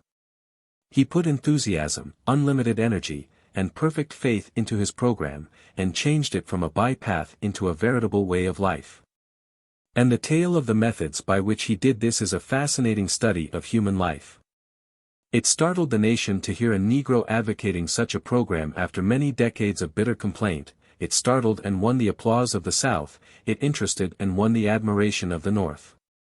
And after a confused murmur of protest, it silenced if it did not convert the Negroes themselves. To gain the sympathy and cooperation of the various elements comprising the white South was Mr. Washington's first task. And this, at the time Tuskegee was founded, seemed, for a black man, well nigh impossible. And yet 10 years later it was done in the words spoken at Atlanta, "In all things purely social we can be as separate as the 5 fingers, and yet one as the hand in all things essential to mutual progress." This Atlanta Compromise is by all odds the most notable thing in Mr. Washington's career. The South interpreted it in different ways. The Radicals received it as a complete surrender of the demand for civil and political equality. The Conservatives, as a generously conceived working basis for mutual understanding. So both approved it, and today its author is certainly the most distinguished Southerner since Jefferson Davis, and the one with the largest personal following. Next to this achievement comes Mr. Washington's work in gaining place and consideration in the North. Others less shrewd and tactful had formerly essayed to sit on these two stools and had fallen between them, but as Mr. Washington knew the heart of the South from birth and training, so by singular insight he intuitively grasped the spirit of the age which was dominating the North. And so thoroughly did he learn the speech and thought of triumphant commercialism, and the ideals of material prosperity, that the picture of a lone black boy poring over a French grammar amid the weeds and dirt of a neglected home soon seemed to him the acme of absurdities. One wonders what Socrates and Saint Francis of Assisi would say to this. And yet this very singleness of vision and thorough oneness with his age is a mark of the successful man. It is as though nature must needs make men narrow in order to give them force. So Mr. Washington's cult has gained unquestioning followers, his work has wonderfully prospered, his friends are legion, and his enemies are confounded. Today he stands as the one recognized spokesman of his 10 million fellows, and one of the most notable figures in a nation of 70 millions. One hesitates, therefore, to criticize a life which, beginning with so little, has done so much. And yet the time is come when one may speak in all sincerity and utter courtesy of the mistakes and shortcomings of Mr. Washington's career, as well as of his triumphs, without being thought captious or envious, and without forgetting that it is easier to do ill than well in the world. The criticism that has hitherto met Mr. Washington has not always been of this broad character. In the South especially has he had to walk warily to avoid the harshest judgments, and naturally so, for he is dealing with the one subject of deepest sensitiveness to that section. Twice, once when at the Chicago celebration of the Spanish-American War he alluded to the color prejudice that is eating away the vitals of the South. And once when he dined with President Roosevelt, has the resulting Southern criticism been violent enough to threaten seriously his popularity. In the North the feeling has several times forced itself into words, that Mr. Washington's counsels of submission overlooked certain elements of true manhood, and that his educational program was unnecessarily narrow. Usually, however, such criticism has not found open expression, although, too, the spiritual sons of the abolitionists have not been prepared to acknowledge that the schools founded before Tuskegee by men of broad ideals and self-sacrificing spirit, were wholly failures or worthy of ridicule. While, then, criticism has not failed to follow Mr. Washington, yet the prevailing public opinion of the land has been but too willing to deliver the solution of a wearisome problem into his hands, and say, if that is all you and your race ask, take it. Among his own people, however, Mr. Washington has encountered the strongest and most lasting opposition, amounting at times to bitterness, and even today continuing strong and insistent even though largely silenced in outward expression by the public opinion of the nation. Some of this opposition is, of course, mere envy, the disappointment of displaced demagogues and the spite of narrow minds. But aside from this, there is among educated and thoughtful colored men in all parts of the land a feeling of deep regret, sorrow, and apprehension at the wide currency and ascendancy which some of Mr. Washington's theories have gained. These same men admire his sincerity of purpose, and are willing to forgive much to honest endeavor which is doing something worth the doing. They cooperate with Mr. Washington as far as they conscientiously can. And, indeed, it is no ordinary tribute to this man's tact and power that, steering as he must between so many diverse interests and opinions, he so largely retains the respect of all. But the hushing of the criticism of honest opponents is a dangerous thing. It leads some of the critics to unfortunate silence and paralysis of effort, and others to burst into speech so passionately and intemperately as to lose listeners.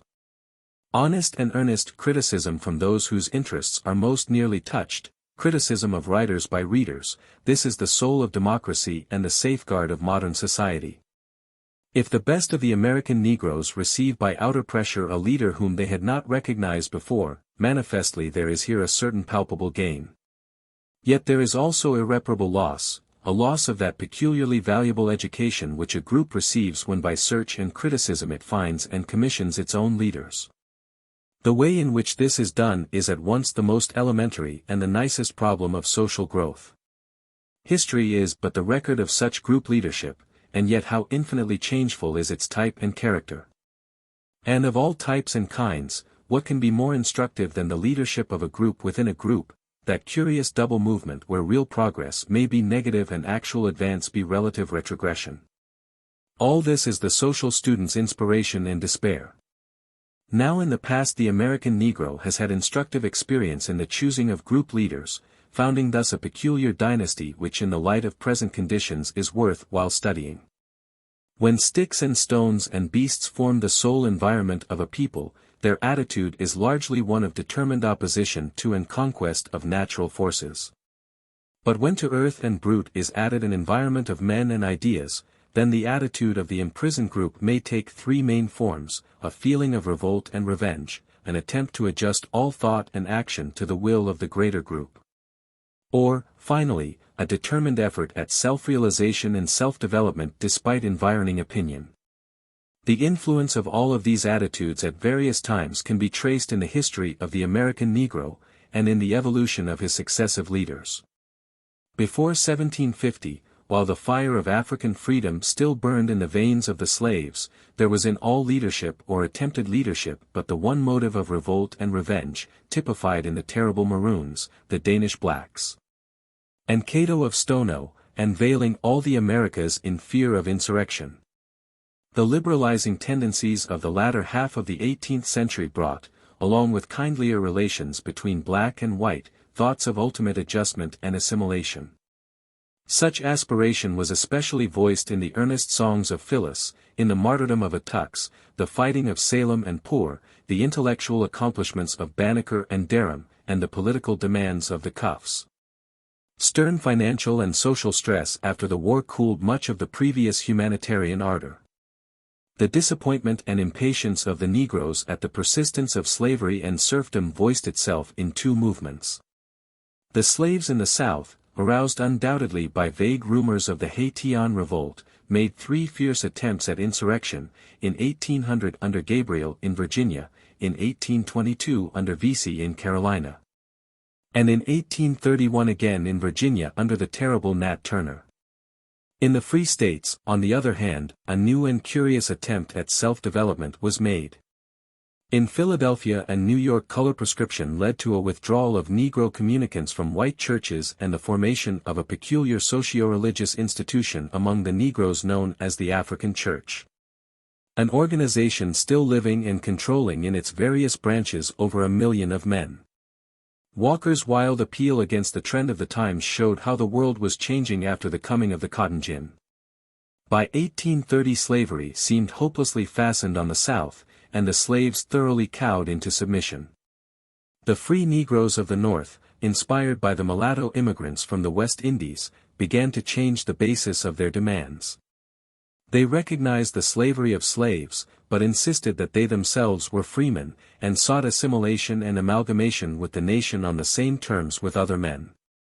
Thus, Fortin and Purvis of Philadelphia, Shadd of Wilmington, Dubois of New Haven, Barbados of Boston, and others, strove singly and together as men, they said, not as slaves, as people of color, not as Negroes. The trend of the times, however, refused them recognition save in individual and exceptional cases, considered them as one with all the despised blacks. And they soon found themselves striving to keep even the rights they formerly had of voting and working and moving as freemen. Schemes of migration and colonization arose among them, but these they refused to entertain, and they eventually turned to the abolition movement as a final refuge. Here, led by Remond, Nell, Wells Brown, and Douglas, a new period of self-assertion and self-development dawned. To be sure, ultimate freedom and assimilation was the ideal before the leaders, but the assertion of the manhood rights of the Negro by himself was the main reliance, and John Brown's raid was the extreme of its logic. After the war and emancipation, the great form of Frederick Douglass, the greatest of American Negro leaders, still led the host.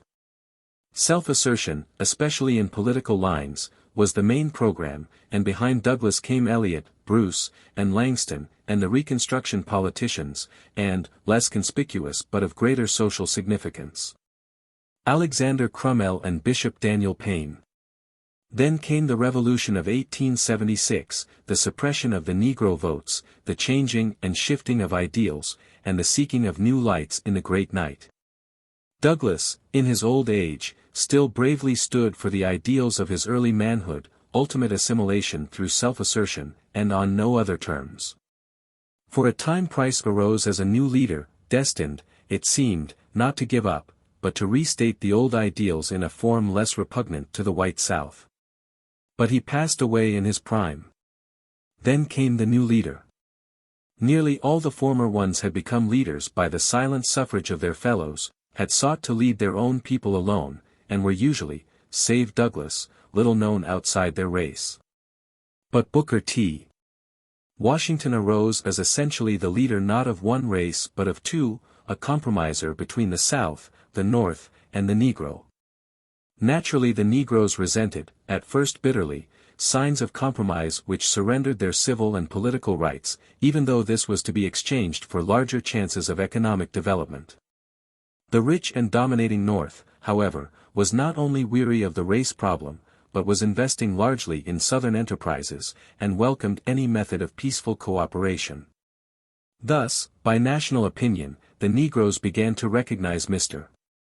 Washington's leadership, and the voice of criticism was hushed.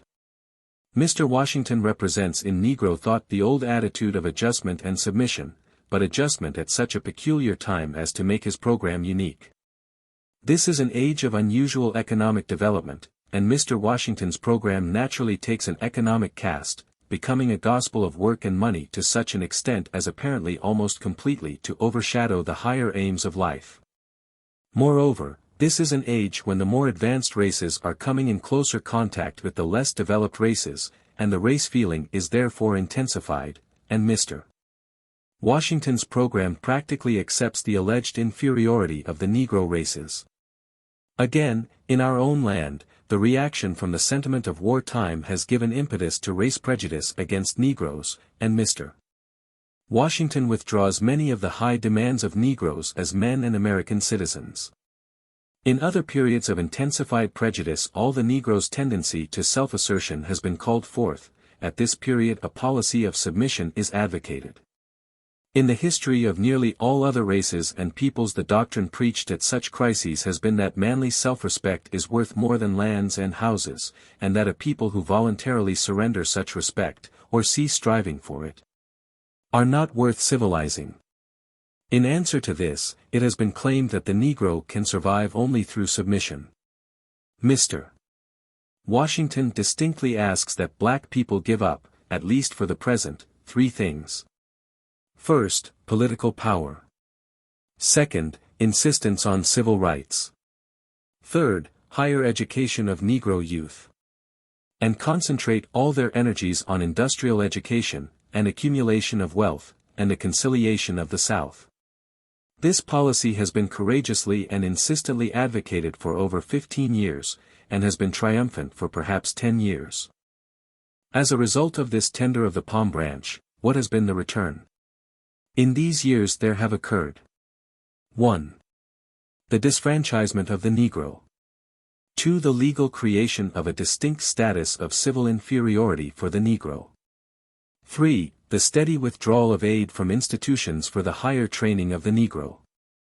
These movements are not, to be sure, direct results of Mr. Washington's teachings, but his propaganda has, without a shadow of doubt, helped their speedier accomplishment.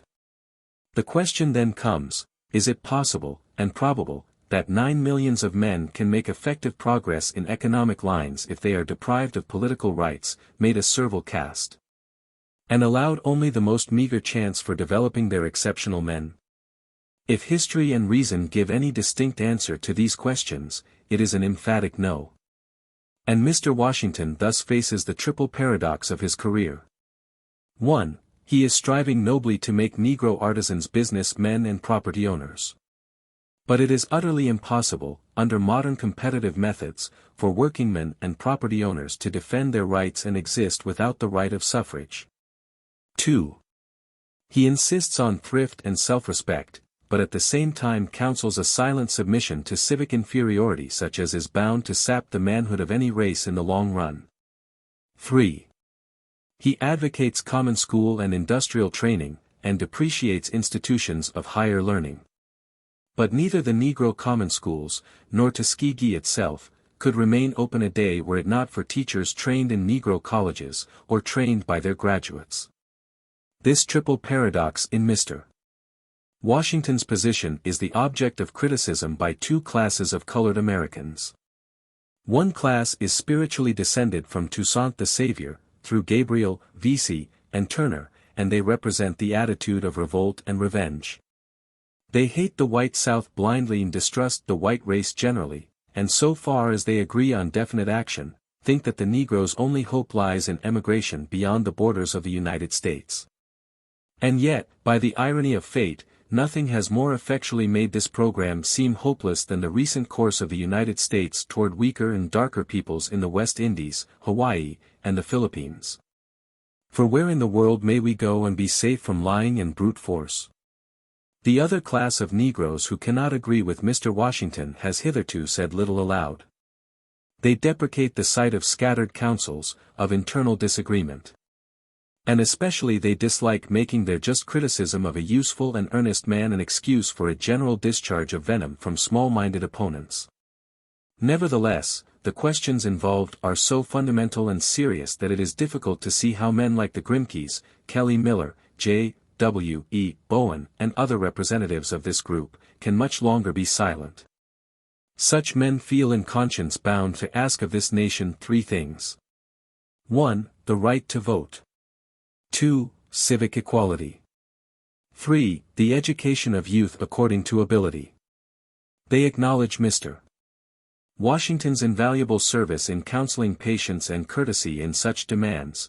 They do not ask that ignorant black men vote when ignorant whites are debarred, or that any reasonable restrictions in the suffrage should not be applied. They know that the low social level of the mass of the race is responsible for much discrimination against it, but they also know, and the nation knows, that relentless color prejudice is more often a cause than a result of the Negro's degradation. They seek the abatement of this relic of barbarism, and not its systematic encouragement and pampering by all agencies of social power from the Associated Press to the Church of Christ. They advocate, with Mr. Washington, a broad system of Negro common schools supplemented by thorough industrial training, but they are surprised that a man of Mr. Washington's insight cannot see that no such educational system ever has rested or can rest on any other basis than that of the well-equipped college and university.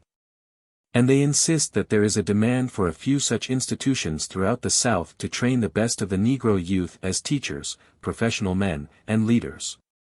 This group of men honor Mr. Washington for his attitude of conciliation toward the white South. They accept the Atlanta Compromise in its broadest interpretation.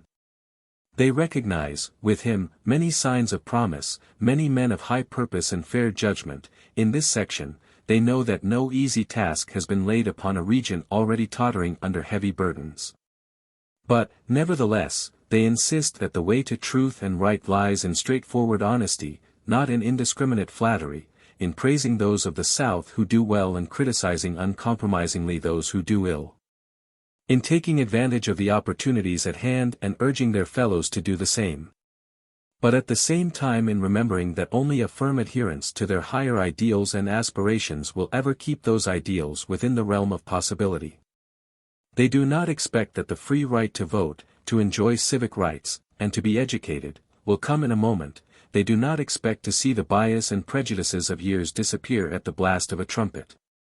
But they are absolutely certain that the way for a people to gain their reasonable rights is not by voluntarily throwing them away and insisting that they do not want them. That the way for a people to gain respect is not by continually belittling and ridiculing themselves. That, on the contrary, Negroes must insist continually, in season and out of season, that voting is necessary to modern manhood, that color discrimination is barbarism, and that black boys need education as well as white boys.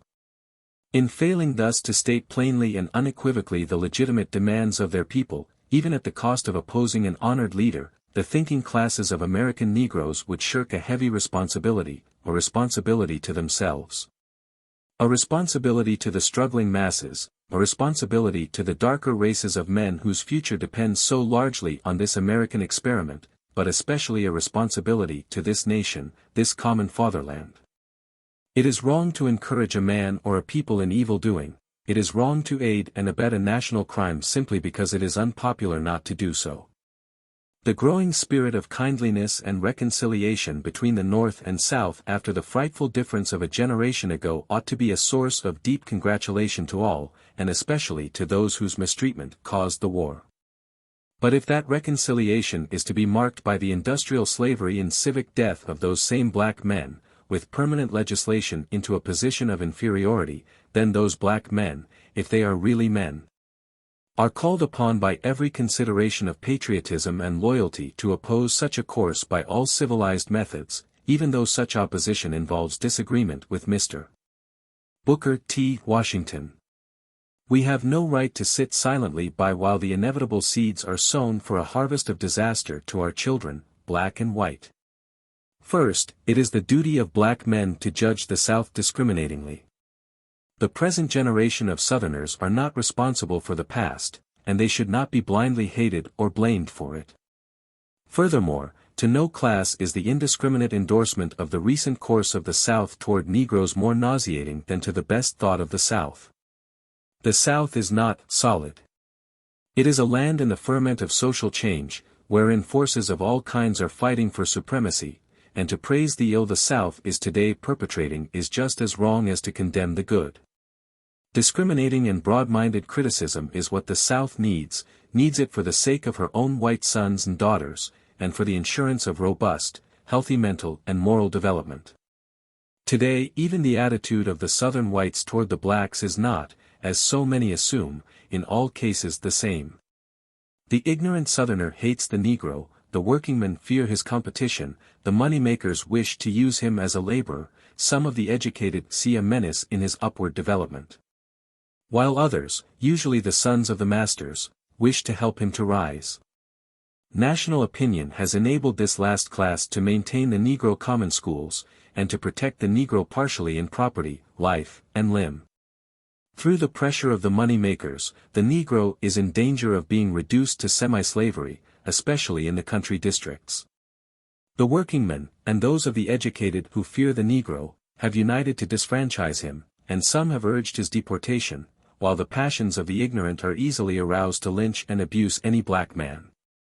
To praise this intricate whirl of thought and prejudice is nonsense, to inveigh indiscriminately against the South is unjust, but to use the same breath in praising Governor Aycock, exposing Senator Morgan, arguing with Mr. Thomas Nelson Page, and denouncing Senator Ben Tillman, is not only sane, but the imperative duty of thinking black men. It would be unjust to Mr.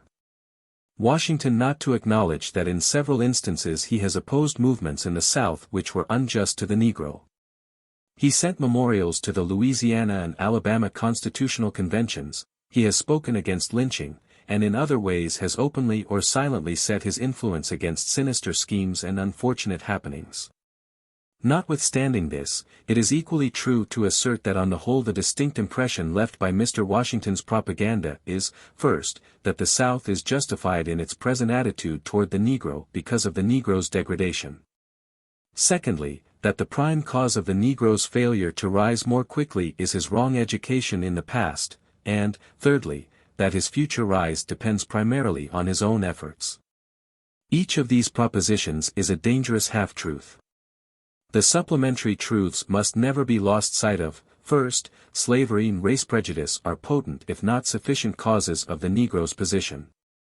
Second, industrial and common school training were necessarily slow in planting because they had to await the black teachers trained by higher institutions, it being extremely doubtful if any essentially different development was possible. And certainly a Tuskegee was unthinkable before 1880. And, third, while it is a great truth to say that the Negro must strive and strive mightily to help himself, it is equally true that unless his striving be not simply seconded, but rather aroused and encouraged by the initiative of the richer and wiser environing group, he cannot hope for great success. In his failure to realize and impress this last point, Mr. Washington is especially to be criticized. His doctrine has tended to make the whites, North and South, shift the burden of the Negro problem to the Negro's shoulders and stand aside as critical and rather pessimistic spectators. When in fact the burden belongs to the nation, and the hands of none of us are clean if we bend not our energies to righting these great wrongs. The South ought to be led, by candid and honest criticism, to assert her better self and do her full duty to the race she has cruelly wronged and is still wronging. The North, her co-partner in guilt, cannot salve her conscience by plastering it with gold. We cannot settle this problem by diplomacy and suaveness, by policy alone. If worse come to worst, can the moral fiber of this country survive the slow throttling and murder of 9 millions of men?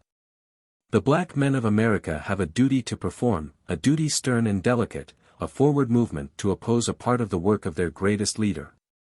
So far as Mr.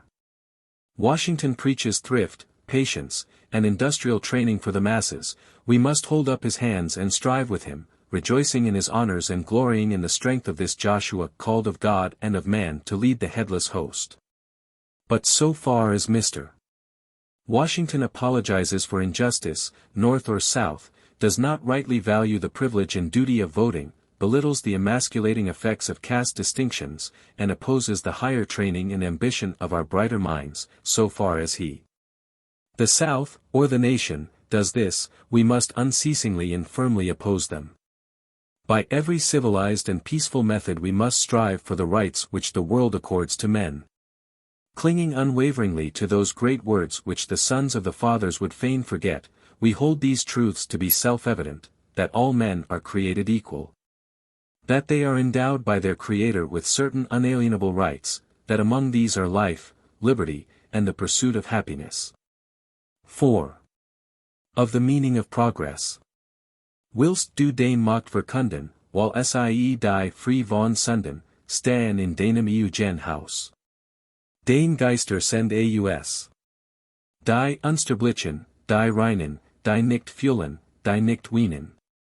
Nicht die Zart Jungfrau Wall, nicht der Hirten weiche Seal. Schiller. Once upon a time I taught school in the hills of Tennessee, where the broad dark vale of the Mississippi begins to roll and crumple to greet the Alleghanies. I was a Fisk student then, and all Fisk men thought that Tennessee, beyond the vale, was theirs alone, and in vacation time they sallied forth in lusty bands to meet the county school commissioners.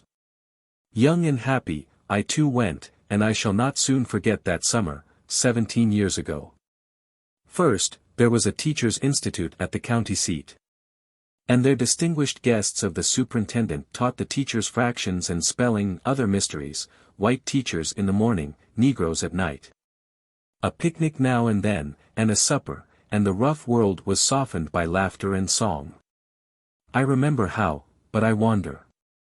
There came a day when all the teachers left the institute and began the hunt for schools. I learned from hearsay, for my mother was mortally afraid of firearms, that the hunting of ducks and bears and men is wonderfully interesting. But I am sure that the man who has never hunted a country school has something to learn of the pleasures of the chase. I see now the white, hot roads lazily rise and fall and wind before me under the burning July sun. I feel the deep weariness of heart and limb as 10, 8, 6 miles stretch relentlessly ahead. I feel my heart sink heavily as I hear again and again, "Got a teacher?" Yes. So I walked on and on. Horses were too expensive, until I had wandered beyond railways, beyond stage lines, to a land of varmints and rattlesnakes, where the coming of a stranger was an event, and men lived and died in the shadow of one blue hill. Sprinkled over hill and dale lay cabins and farmhouses, shut out from the world by the forests and the rolling hills toward the east. There I found at last a little school. Josie told me of it. She was a thin, homely girl of 20, with a dark brown face and thick, hard hair. I had crossed the stream at Watertown, and rested under the great willows. Then I had gone to the little cabin in the lot where Josie was resting on her way to town. The gaunt farmer made me welcome, and Josie, hearing my errand, told me anxiously that they wanted a school over the hill, that but once since the war had a teacher been there. That she herself longed to learn, and thus she ran on, talking fast and loud, with much earnestness and energy. Next morning I crossed the tall round hill, lingered to look at the blue and yellow mountains stretching toward the Carolinas, then plunged into the wood, and came out at Josie's home. It was a dull frame cottage with 4 rooms, perched just below the brow of the hill, amid peach trees. The father was a quiet, simple soul, calmly ignorant, with no touch of vulgarity. The mother was different, strong, bustling, and energetic, with a quick, restless tongue, and an ambition to live like folks. There was a crowd of children. 2 boys had gone away. There remained 2 growing girls, a shy midget of 8. John, tall, awkward, and 18, Jim, younger, quicker, and better looking, and 2 babies of indefinite age. Then there was Josie herself.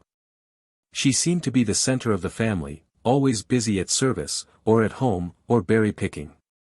A little nervous and inclined to scold, like her mother, yet faithful, too, like her father. She had about her a certain fineness, the shadow of an unconscious moral heroism that would willingly give all of life to make life broader, deeper, and fuller for her and hers. I saw much of this family afterwards, and grew to love them for their honest efforts to be decent and comfortable, and for their knowledge of their own ignorance. There was with them no affectation. The mother would scold the father for being so easy, Josie would roundly berate the boys for carelessness, and all knew that it was a hard thing to dig a living out of a rocky side hill. I secured the school. I remember the day I rode horseback out to the commissioner's house with a pleasant young white fellow who wanted the white school. The road ran down the bed of a stream, the sun laughed and the water jingled, and we rode on. "Come in," said the commissioner, "come in. Have a seat." "Yes, that certificate will do." "Stay to dinner." "What do you want a month?"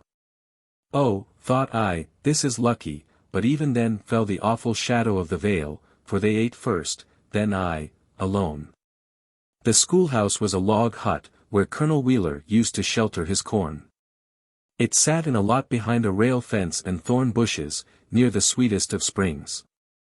There was an entrance where a door once was, and within, a massive rickety fireplace. Great chinks between the logs served as windows. Furniture was scarce. A pale blackboard crouched in the corner.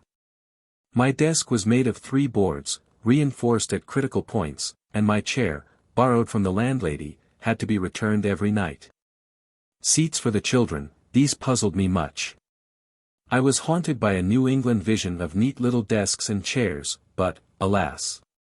The reality was rough plank benches without backs, and at times without legs. They had the one virtue of making naps dangerous, possibly fatal, for the floor was not to be trusted. It was a hot morning late in July when the school opened.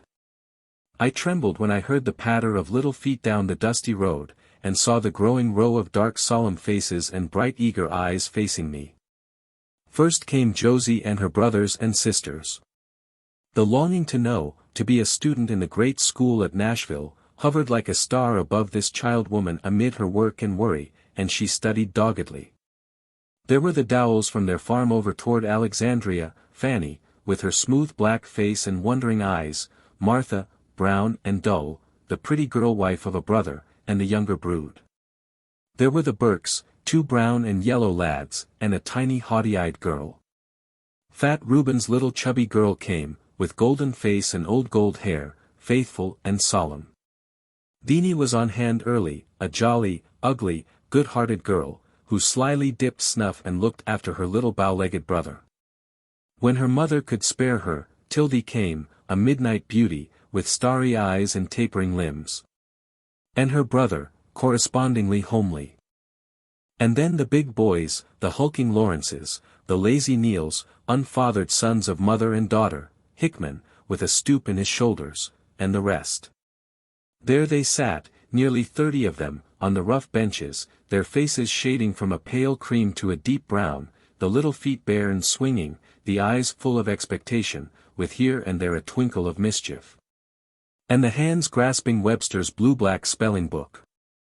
I loved my school, and the fine faith the children had in the wisdom of their teacher was truly marvelous. We read and spelled together, wrote a little, picked flowers, sang, and listened to stories of the world beyond the hill. At times the school would dwindle away, and I would start out. I would visit Mun Eddings, who lived in 2 very dirty rooms, and ask why little Eugene, whose flaming face seemed ever ablaze with the dark red hair uncombed, was absent all last week, or why I missed so often the inimitable rags of Mac and Ed. Then the father, who worked Colonel Wheeler's farm on shares, would tell me how the crops needed the boys, and the thin, slovenly mother, whose face was pretty when washed, assured me that Eugene must mind the baby. But we'll start them again next week. When the Lawrences stopped, I knew that the doubts of the old folks about book learning had conquered again, and so, toiling up the hill, and getting as far into the cabin as possible, I put Cicero, Pro Archaeopoda, into the simplest English with local applications, and usually convinced them, for a week or so. On Friday nights I often went home with some of the children, sometimes to Doc Burke's farm. He was a great, loud, thin black, ever working, and trying to buy the 75 acres of hill and dale where he lived. But people said that he would surely fail, and the white folks would get it all. His wife was a magnificent Amazon, with saffron face and shining hair, uncorseted and barefooted, and the children were strong and beautiful. They lived in a 1.5-room cabin in the hollow of the farm, near the spring. The front room was full of great fat white beds, scrupulously neat, and there were bad chromos on the walls, and a tired center table. In the tiny back kitchen I was often invited to take out and help myself to fried chicken and wheat biscuit, meat, and corn pone, string beans and berries. At first I used to be a little alarmed at the approach of bedtime in the one lone bedroom, but embarrassment was very deftly avoided. First, all the children nodded and slept, and were stowed away in one great pile of goose feathers. Next, the mother and the father discreetly slipped away to the kitchen while I went to bed, then, blowing out the dim light, they retired in the dark. In the morning all were up and away before I thought of awaking. Across the road, where fat Reuben lived, they all went outdoors while the teacher retired, because they did not boast the luxury of a kitchen. I liked to stay with the Dowells, for they had 4 rooms and plenty of good country fare. Uncle Bird had a small, rough farm, all woods and hills, miles from the big road, but he was full of tales. He preached now and then, and with his children, berries, horses, and wheat he was happy and prosperous. Often, to keep the peace, I must go where life was less lovely. For instance, Tildy's mother was incorrigibly dirty, Reuben's larder was limited seriously, and herds of untamed insects wandered over the Eddingses' beds. Best of all I loved to go to Josie's, and sit on the porch, eating peaches, while the mother bustled and talked, how Josie had bought the sewing machine, how Josie worked at service in winter, but that $4 a month was mighty little wages. How Josie longed to go away to school, but that it looked like they never could get far enough ahead to let her, how the crops failed and the well was yet unfinished, and, finally, how mean some of the white folks were. For 2 summers the first lived in this little world, it was dull and humdrum. The girls looked at the hill in wistful longing, and the boys fretted and haunted Alexandria.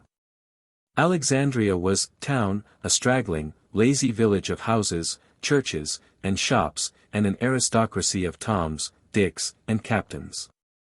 Cuddled on the hill to the north was the village of the colored folks, who lived in 3 or 4-room unpainted cottages, some neat and homelike, and some dirty. The dwellings were scattered rather aimlessly, but they centered about the twin temples of the hamlet, the Methodist, and the hard-shell Baptist churches. These, in turn, leaned gingerly on a sad-colored schoolhouse. Hither my little world wended its crooked way on Sunday to meet other worlds, and gossip, and wonder, and make the weekly sacrifice with frenzied priest at the altar of the old-time religion. Then the soft melody and mighty cadences of Negro song fluttered and thundered. I have called my tiny community a world, and so its isolation made it. And yet there was among us but a half-awakened common consciousness, sprung from common joy and grief, at burial, birth, or wedding, from a common hardship in poverty, poor land, and low wages. And, above all, from the sight of the veil that hung between us and opportunity. All this caused us to think some thoughts together, but these, when ripe for speech, were spoken in various languages. Those whose eyes 25 and more years before had seen the glory of the coming of the Lord, saw in every present hindrance or help a dark fatalism bound to bring all things right in his own good time. The mass of those to whom slavery was a dim recollection of childhood found the world a puzzling thing. It asked little of them, and they answered with little, and yet it ridiculed their offering. Such a paradox they could not understand, and therefore sank into listless indifference, or shiftlessness, or reckless bravado. There were, however, some, such as Josie, Jim, and Ben, to whom war, hell, and slavery were but childhood tales, whose young appetites had been whetted to an edge by school and story and half-awakened thought. Ill could they be content, born without and beyond the world. And their weak wings beat against their barriers of caste, of youth, of life, at last, in dangerous moments, against everything that opposed even a whim. The 10 years that follow youth, the years when first the realization comes that life is leading somewhere, these were the years that passed after I left my little school. When they were past, I came by chance once more to the walls of Fisk University, to the halls of the Chapel of Melody. As I lingered there in the joy and pain of meeting old school friends, there swept over me a sudden longing to pass again beyond the Blue Hill, and to see the homes and the school of other days.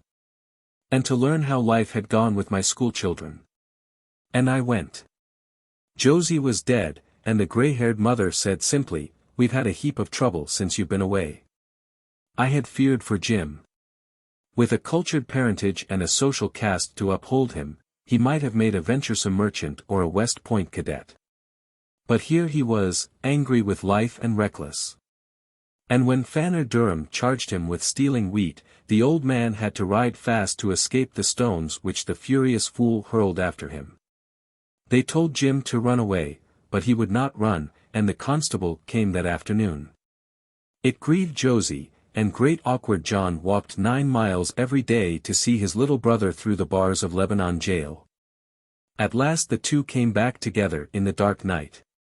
The mother cooked supper, and Josie emptied her purse, and the boys stole away. Josie grew thin and silent, yet worked the more. The hill became steep for the quiet old father, and with the boys away there was little to do in the valley. Josie helped them to sell the old farm, and they moved nearer town. Brother Dennis, the carpenter, built a new house with 6 rooms. Josie toiled a year in Nashville, and brought back $90 to furnish the house and change it to a home. When the spring came, and the birds twittered, and the stream ran proud and full, little sister Lizzie, bold and thoughtless, flushed with the passion of youth, bestowed herself on the tempter, and brought home a nameless child. Josie shivered and worked on, with the vision of schooldays all fled, with a face wan and tired, worked until, on a summer's day, someone married another. Then Josie crept to her mother like a hurt child, and slept, and sleeps. I paused to scent the breeze as I entered the valley. The Lawrences have gone, father and son forever, and the other son lazily digs in the earth to live. A new young widow rents out their cabin to fat Reuben. Reuben is a Baptist preacher now, but I fear as lazy as ever, though his cabin has 3 rooms, and little Ella has grown into a bouncing woman, and is plowing corn on the hot hillside. There are babies aplenty, and one half-witted girl. Across the valley is a house I did not know before, and there I found, rocking one baby and expecting another, one of my schoolgirls, a daughter of Uncle Bird Dowell. She looked somewhat worried with her new duties, but soon bristled into pride over her neat cabin and the tale of her thrifty husband, and the horse and cow, and the farm they were planning to buy. My log schoolhouse was gone. In its place stood Progress, and Progress, I understand, is necessarily ugly. The crazy foundation stones still marked the former site of my poor little cabin, and not far away, on 6 weary boulders, perched a jaunty board house, perhaps 20 by 30 feet, with 3 windows and a door that locked.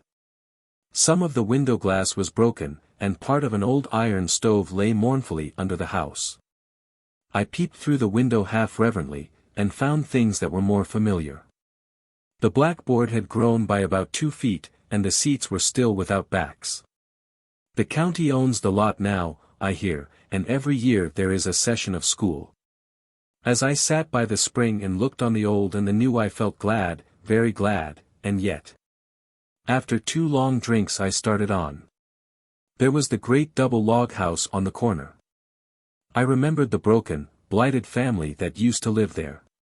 The strong, hard face of the mother, with its wilderness of hair, rose before me. She had driven her husband away, and while I taught school a strange man lived there, big and jovial, and people talked. I felt sure that Ben and Tildy would come to naught from such a home. But this is an odd world, for Ben is a busy farmer in Smith County, doing well, too, they say, and he had cared for little Tildy until last spring, when a lover married her. A hard life the lad had led, toiling for meat, and laughed at because he was homely and crooked. There was Sam Carlin, an impudent old skinflint, who had definite notions about niggers, and hired Ben a summer and would not pay him. Then the hungry boy gathered his sacks together, and in broad daylight went into Carlin's corn, and when the hard-fisted farmer set upon him, the angry boy flew at him like a beast. Doc Burke saved a murder and a lynching that day. The story reminded me again of the Burkes, and an impatience seized me to know who won in the battle, Doc or the 75 acres. For it is a hard thing to make a farm out of nothing, even in 15 years. So I hurried on, thinking of the Burkes. They used to have a certain magnificent barbarism about them that I liked. They were never vulgar, never immoral, but rather rough and primitive, with an unconventionality that spent itself in loud guffaws, slaps on the back, and naps in the corner. I hurried by the cottage of the Misborn Neal boys. It was empty, and they were grown into fat, lazy farm hands. I saw the home of the Hickmans, but Albert, with his stooping shoulders, had passed from the world. Then I came to the Burkes' gate and peered through. The enclosure looked rough and untrimmed, and yet there were the same fences around the old farm save to the left, where lay 25 other acres. And lo! The cabin in the hollow had climbed the hill and swollen to a half-finished 6-room cottage. The Burkes held 100 acres, but they were still in debt. Indeed, the gaunt father who toiled night and day would scarcely be happy out of debt, being so used to it. Some day he must stop, for his massive frame is showing decline. The mother wore shoes, but the lion-like physique of other days was broken. The children had grown up. Rob, the image of his father, was loud and rough with laughter. Bertie, my school baby of 6, had grown to a picture of maiden beauty, tall and tawny. Edgar is gone, said the mother, with head half bowed, gone to work in Nashville. He and his father couldn't agree. Little Doc, the boy born since the time of my school, took me horseback down the creek next morning toward Farmer Dowell's. The road and the stream were battling for mastery, and the stream had the better of it. We splashed and waded, and the merry boy, perched behind me, chattered and laughed. He showed me where Simon Thompson had bought a bit of ground and a home. But his daughter Lana, a plump, brown, slow girl, was not there. She had married a man and a farm 20 miles away. We wound on down the stream till we came to a gate that I did not recognize, but the boy insisted that it was Uncle Bird's. The farm was fat with the growing crop. In that little valley was a strange stillness as I rode up, for death and marriage had stolen youth and left age and childhood there. We sat and talked that night after the chores were done. Uncle Bird was grayer, and his eyes did not see so well, but he was still jovial. We talked of the acres bought, 125, of the new guest chamber added, of Martha's marrying. Then we talked of death. Fanny and Fred were gone. A shadow hung over the other daughter, and when it lifted she was to go to Nashville to school. At last we spoke of the neighbors, and as night fell, Uncle Bird told me how, on a night like that, Deanie came wandering back to her home over yonder, to escape the blows of her husband. And next morning she died in the home that her little bow-legged brother, working and saving, had bought for their widowed mother. My journey was done, and behind me lay hill and dale, and life and death. How shall man measure progress there where the dark-faced Josie lies? How many heartfuls of sorrow shall balance a bushel of wheat? How hard a thing is life to the lowly, and yet how human and real. And all this life and love and strife and failure, is it the twilight of nightfall or the flush of some faint dawning day? Thus sadly musing, I rode to Nashville in the Jim Crow car. V. Of the wings of Atlanta. O black boy of Atlanta! But half was spoken, the slaves' chains and the masters alike are broken, the one curse of the races held both in tether, they are rising, all are rising, the black and white together. Whittier. South of the north, yet north of the south, lies the city of 100 hills, peering out from the shadows of the past into the promise of the future. I have seen her in the morning, when the first flush of day had half roused her. She lay gray and still on the crimson soil of Georgia. Then the blue smoke began to curl from her chimneys, the tinkle of bell and scream of whistle broke the silence, the rattle and roar of busy life slowly gathered and swelled. Until the seething whirl of the city seemed a strange thing in a sleepy land. Once, they say, even Atlanta slept dull and drowsy at the foothills of the Alleghenies, until the iron baptism of war awakened her with its sullen waters, aroused and maddened her, and left her listening to the sea. And the sea cried to the hills and the hills answered the sea, till the city rose like a widow and cast away her weeds, and toiled for her daily bread. Toiled steadily, toiled cunningly, perhaps with some bitterness, with a touch of réclame, and yet with real earnestness, and real sweat. It is a hard thing to live haunted by the ghost of an untrue dream. To see the wide vision of empire fade into real ashes and dirt. To feel the pang of the conquered, and yet know that with all the bad that fell on one black day, something was vanquished that deserved to live, something killed that injustice had not dared to die. To know that with the right that triumphed something of wrong, something sordid and mean, something less than the broadest and best. All this is bitter hard. And many a man and city and people have found in it excuse for sulking, and brooding, and listless waiting. Such are not men of the sturdier make, they of Atlanta turned resolutely toward the future.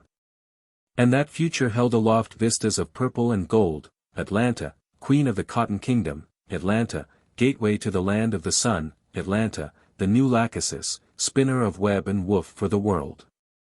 So the city crowned her 100 hills with factories, and stored her shops with cunning handiwork, and stretched long iron ways to greet the busy Mercury in his coming. And the nation talked of her striving.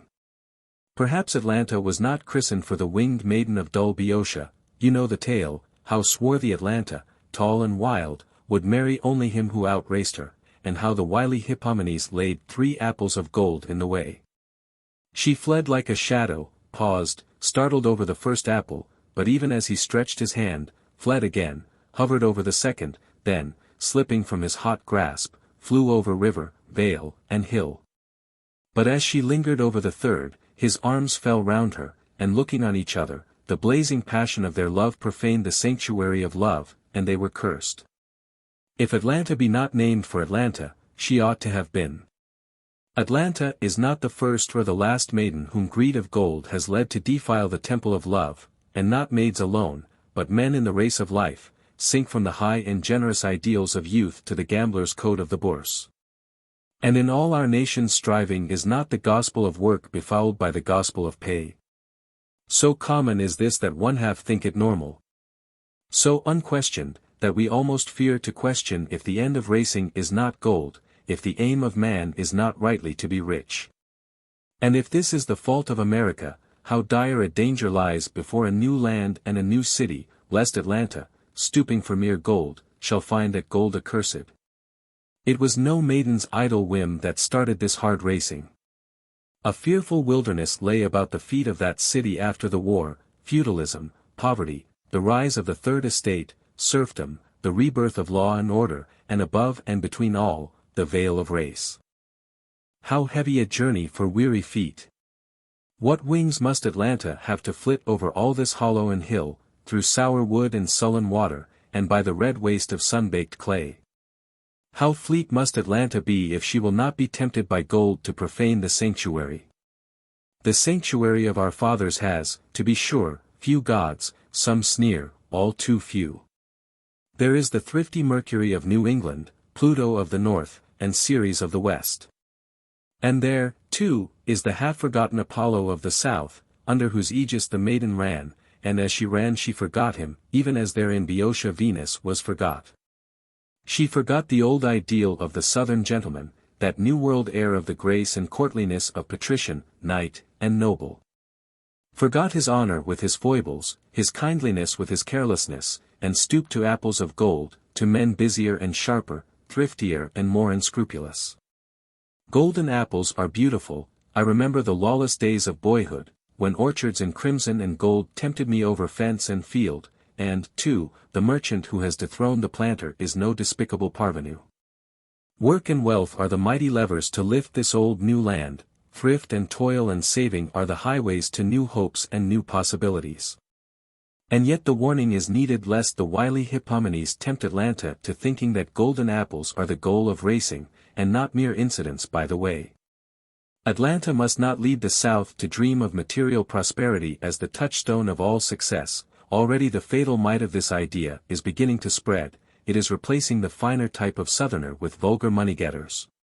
It is burying the sweeter beauties of Southern life beneath pretense and ostentation. For every social ill the panacea of wealth has been urged, wealth to overthrow the remains of the slave feudalism, wealth to raise the cracker Third Estate. Wealth to employ the black serfs, and the prospect of wealth to keep them working, wealth as the end and aim of politics, and as the legal tender for law and order. And, finally, instead of truth, beauty, and goodness, wealth as the ideal of the public school. Not only is this true in the world which Atlanta typifies, but it is threatening to be true of a world beneath and beyond that world, the black world beyond the veil. Today it makes little difference to Atlanta, to the South, what the Negro thinks or dreams or wills. In the soul life of the land he is today, and naturally will long remain, unthought of, half forgotten. And yet when he does come to think and will and do for himself, and let no man dream that day will never come, then the part he plays will not be one of sudden learning, but words and thoughts he has been taught to lisp in his race childhood. Today the ferment of his striving towards self-realization is to the strife of the white world like a wheel within a wheel. Beyond the veil are smaller but like problems of ideals, of leaders and the lead, of serfdom, of poverty, of order and subordination, and, through all, the veil of race. Few know of these problems, few who know notice them, and yet there they are, awaiting student, artist, and seer, a field for somebody sometime to discover. Hither has the temptation of Hippomenes penetrated. Already in this smaller world, which now indirectly and anon directly must influence the larger for good or ill, the habit is forming of interpreting the world in dollars. The old leaders of Negro opinion, in the little groups where there is a Negro social consciousness, are being replaced by new, neither the black preacher or the black teacher leads as he did 2 decades ago. Into their places are pushing the farmers and gardeners, the well-paid porters and artisans, the businessmen, all those with property and money. And with all this change, so curiously parallel to that of the other world, goes too the same inevitable change in ideals. The South laments today the slow, steady disappearance of a certain type of Negro, the faithful, courteous slave of other days, with his incorruptible honesty and dignified humility. He is passing away just as surely as the old type of Southern gentleman is passing, and from not dissimilar causes. The sudden transformation of a fair far-off ideal of freedom into the hard reality of breadwinning and the consequent deification of bread. In the black world, the preacher and teacher embodied once the ideals of this people, the strife for another and a juster world, the vague dream of righteousness, the mystery of knowing. But today the danger is that these ideals, with their simple beauty and weird inspiration, will suddenly sink to a question of cash and a lust for gold. Here stands this black young Atlanta, girding herself for the race that must be run. And if her eyes be still toward the hills and sky as in the days of old, then we may look for noble running, but what if some ruthless or wily or even thoughtless Hippomenes lay golden apples before her? What if the Negro people be wooed from a strife for righteousness, from a love of knowing, to regard dollars as the be-all and end-all of life? What if to the mammonism of America be added the rising mammonism of the reborn South, and the mammonism of this South be reinforced by the budding mammonism of its half-wakened black millions? Whither, then, is the New World quest of goodness and beauty and truth gone glimmering? Must this, and that fair flower of freedom which, despite the jeers of latter-day striplings, sprung from our fathers' blood, must that too degenerate into a dusty quest of gold, into lawless lust with Hippomenes? The 100 hills of Atlanta are not all crowned with factories. On one, toward the west, the setting sun throws 3 buildings in bold relief against the sky. The beauty of the group lies in its simple unity, a broad lawn of green rising from the red street and mingled roses and peaches, north and south, 2 plain and stately halls. And in the midst, half hidden in ivy, a larger building, boldly graceful, sparingly decorated, and with 1 low spire. It is a restful group, one never looks for more, it is all here, all intelligible. There I live, and there I hear from day to day the low hum of restful life. In winter's twilight, when the red sun glows, I can see the dark figures pass between the halls to the music of the night bell. In the morning, when the sun is golden, the clang of the day bell brings the hurry and laughter of 300 young hearts from hall and street, and from the busy city below, children all dark and heavy-haired, to join their clear young voices in the music of the morning sacrifice. In a half-dozen classrooms they gather then, here to follow the love song of Dido, here to listen to the tale of Troy divine. There to wander among the stars, there to wander among men and nations, and elsewhere other well-worn ways of knowing this queer world. Nothing new, no time-saving devices, simply old-time glorified methods of delving for truth, and searching out the hidden beauties of life, and learning the good of living. The riddle of existence is the college curriculum that was laid before the pharaohs, that was taught in the groves by Plato, that formed the trivium and quadrivium, and is today laid before the freedmen's sons by Atlanta University. And this course of study will not change, its methods will grow more deft and effectual, its content richer by toil of scholar and sight of seer. But the true college will ever have one goal, not to earn meat, but to know the end and aim of that life which meat nourishes. The vision of life that rises before these dark eyes has in it nothing mean or selfish. Not at Oxford or at Leipzig, not at Yale or Columbia, is there an air of higher resolve or more unfettered striving. The determination to realize for men, both black and white, the broadest possibilities of life, to seek the better and the best, to spread with their own hands the gospel of sacrifice, all this is the burden of their talk and dream. Here, amid a wide desert of caste and proscription, amid the heart-hurting slights and jars and vagaries of a deep race dislike, lies this green oasis, where hot anger cools. And the bitterness of disappointment is sweetened by the springs and breezes of Parnassus. And here men may lie and listen, and learn of a future fuller than the past, and hear the voice of time. Int Baron sollst du, sollst int Baron. They made their mistakes, those who planted Fisk and Howard and Atlanta before the smoke of battle had lifted, they made their mistakes, but those mistakes were not the things at which we lately laughed somewhat uproariously. They were right when they sought to found a new educational system upon the university, where, forsooth, shall we ground knowledge save on the broadest and deepest knowledge? The roots of the tree, rather than the leaves, are the sources of its life, and from the dawn of history, from Academus to Cambridge, the culture of the university has been the broad foundation stone on which is built the kindergarten's ABC. But these builders did make a mistake in minimizing the gravity of the problem before them, in thinking it a matter of years and decades. In therefore building quickly and laying their foundation carelessly, and lowering the standard of knowing, until they had scattered haphazard through the South some dozen poorly equipped high schools and miscalled them universities. They forgot, too, just as their successors are forgetting, the rule of inequality, that of the million black youth, some were fitted to know and some to dig. That some had the talent and capacity of university men, and some the talent and capacity of blacksmiths. And that true training meant neither that all should be college men nor all artisans, but that the one should be made a missionary of culture to an untaught people, and the other a free workman among serfs. And to seek to make the blacksmith a scholar is almost as silly as the more modern scheme of making the scholar a blacksmith, almost, but not quite. The function of the university is not simply to teach breadwinning, or to furnish teachers for the public schools or to be a center of polite society.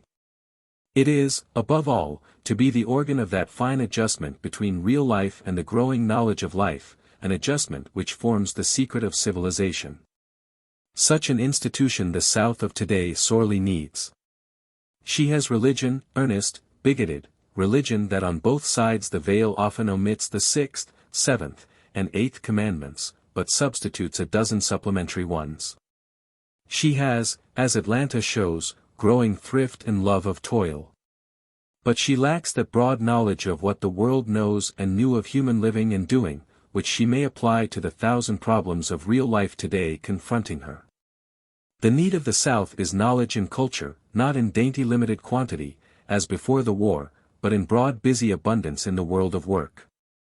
And until she has this, not all the apples of Hesperides, be they golden and bejeweled, can save her from the curse of the Boeotian lovers. The wings of Atlanta are the coming universities of the South. They alone can bear the maiden past the temptation of golden fruit. They will not guide her flying feet away from the cotton and gold, for, thoughtful Hippomenes, do not the apples lie in the very way of life? But they will guide her over and beyond them, and leave her kneeling in the sanctuary of truth and freedom and broad humanity, virgin and undefiled. Sadly did the Old South err in human education, despising the education of the masses, and niggardly in the support of colleges. Her ancient university foundations dwindled and withered under the foul breath of slavery. And even since the war they have fought a failing fight for life in the tainted air of social unrest and commercial selfishness, stunted by the death of criticism, and starving for lack of broadly cultured men. And if this is the white South's need and danger, how much heavier the danger and need of the freedmen's sons. How pressing here the need of broad ideals and true culture, the conservation of soul from sordid aims and petty passions. Let us build the Southern University, William and Mary, Trinity, Georgia, Texas, Tulane, Vanderbilt, and the others, fit to live. Let us build, too, the Negro universities, Fisk, whose foundation was ever broad, Howard, at the heart of the nation. Atlanta at Atlanta, whose ideal of scholarship has been held above the temptation of numbers. Why not here, and perhaps elsewhere, plant deeply and for all time centers of learning and living, colleges that yearly would send into the life of the South a few white men and a few black men of broad culture, Catholic tolerance, and trained ability, joining their hands to other hands, and giving to this squabble of the races a decent and dignified peace? Patience, humility, manners, and taste, common schools and kindergartens, industrial and technical schools, literature and tolerance, all these spring from knowledge and culture, the children of the university. So must men and nations build, not otherwise, not upside down. Teach workers to work, a wise saying, wise when applied to German boys and American girls, wiser when said of Negro boys, for they have less knowledge of working and none to teach them. Teach thinkers to think, a needed knowledge in a day of loose and careless logic, and they whose lot is gravest must have the carefulest training to think aright. If these things are so, how foolish to ask what is the best education for 1 or 7 or 60 million souls? Shall we teach them trades, or train them in liberal arts? Neither and both, teach the workers to work and the thinkers to think. Make carpenters of carpenters, and philosophers of philosophers, and fops of fools. Nor can we pause here. We are training not isolated men but a living group of men, nay, a group within a group. And the final product of our training must be neither a psychologist nor a brickmason, but a man. And to make men, we must have ideals, broad, pure, and inspiring ends of living, not sordid money-getting, not apples of gold. The worker must work for the glory of his handiwork, not simply for pay. The thinker must think for truth, not for fame. And all this is gained only by human strife and longing, by ceaseless training and education.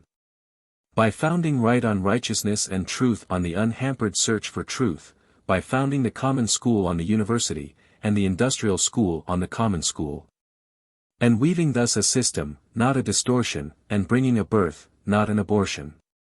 When night falls on the city of 100 hills, a wind gathers itself from the seas and comes murmuring westward. And at its bidding, the smoke of the drowsy factories sweeps down upon the mighty city and covers it like a pall, while yonder at the university the stars twinkle above Stone Hall. And they say that yon grey mist is the tunic of Atlanta pausing over her golden apples. Fly, my maiden, fly, for yonder comes Hippomenes. 6. Of the training of black men.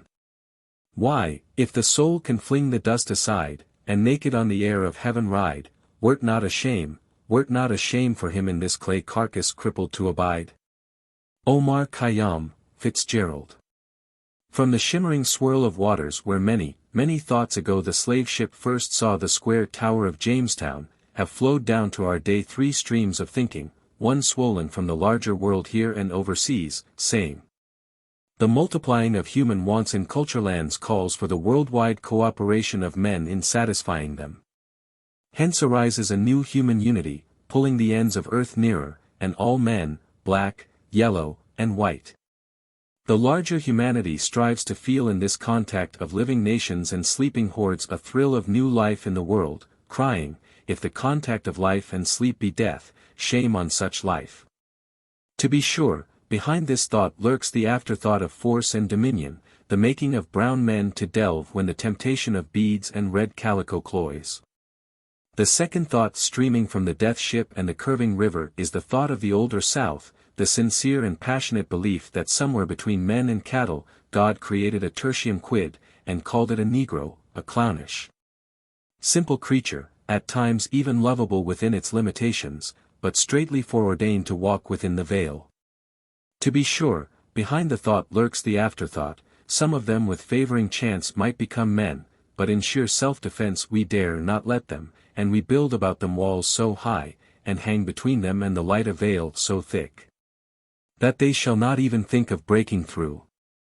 And last of all there trickles down that third and darker thought, the thought of the things themselves, the confused, half-conscious mutter of men who are black and whitened, crying, liberty, freedom, opportunity, vouchsafe to us, O boastful world. The chance of living men. To be sure, behind the thought lurks the afterthought, suppose, after all, the world is right and we are less than men. Suppose this mad impulse within is all wrong, some mock mirage from the untrue. So here we stand among thoughts of human unity, even through conquest and slavery, the inferiority of black men, even if forced by fraud, a shriek in the night for the freedom of men who themselves are not yet sure of their right to demand it. This is the tangle of thought and afterthought wherein we are called to solve the problem of training men for life.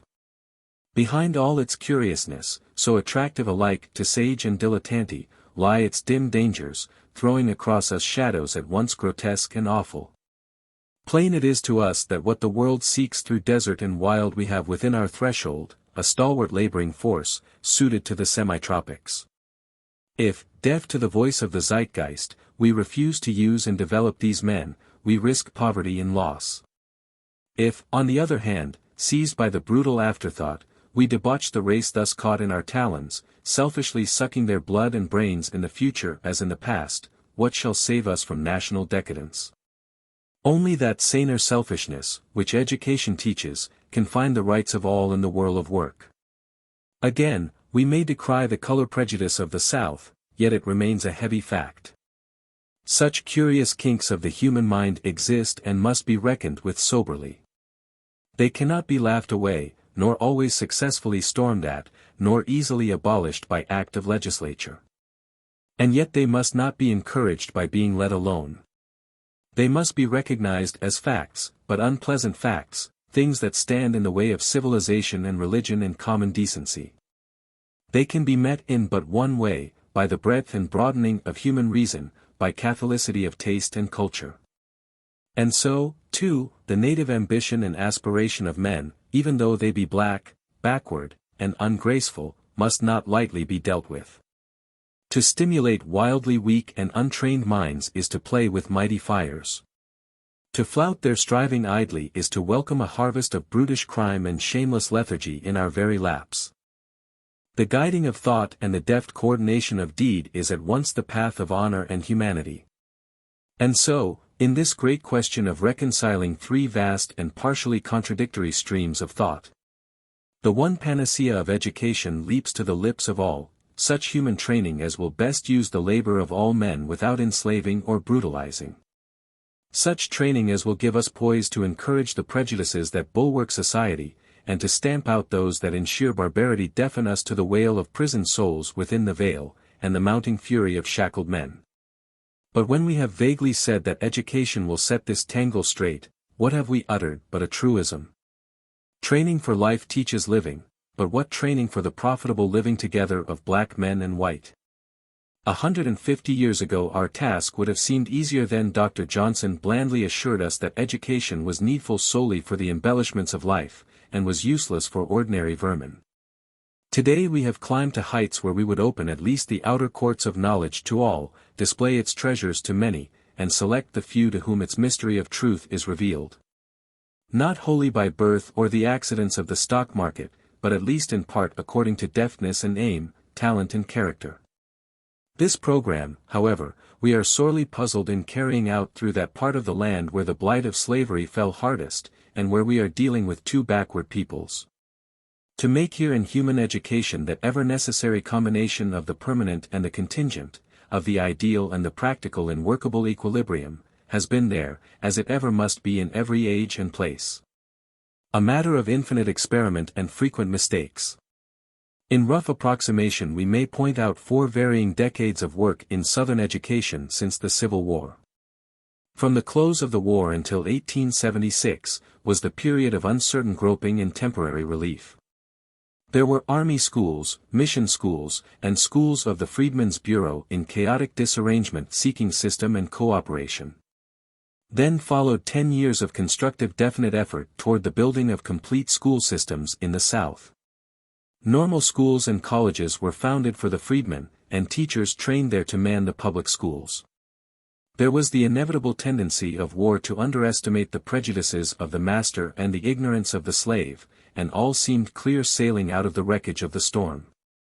Meantime, starting in this decade yet especially developing from 1885 to 1895, began the Industrial Revolution of the South. The land saw glimpses of a new destiny and the stirring of new ideals. The educational system striving to complete itself saw new obstacles and a field of work ever broader and deeper. The Negro colleges, hurriedly founded, were inadequately equipped, illogically distributed, and of varying efficiency in grade. The normal and high schools were doing little more than common school work, and the common schools were training but a third of the children who ought to be in them, and training these too often poorly. At the same time the white South, by reason of its sudden conversion from the slavery ideal, by so much the more became set and strengthened in its racial prejudice, and crystallized it into harsh law and harsher custom. While the marvelous pushing forward of the poor white daily threatened to take even bread and butter from the mouths of the heavily handicapped sons of the freedmen.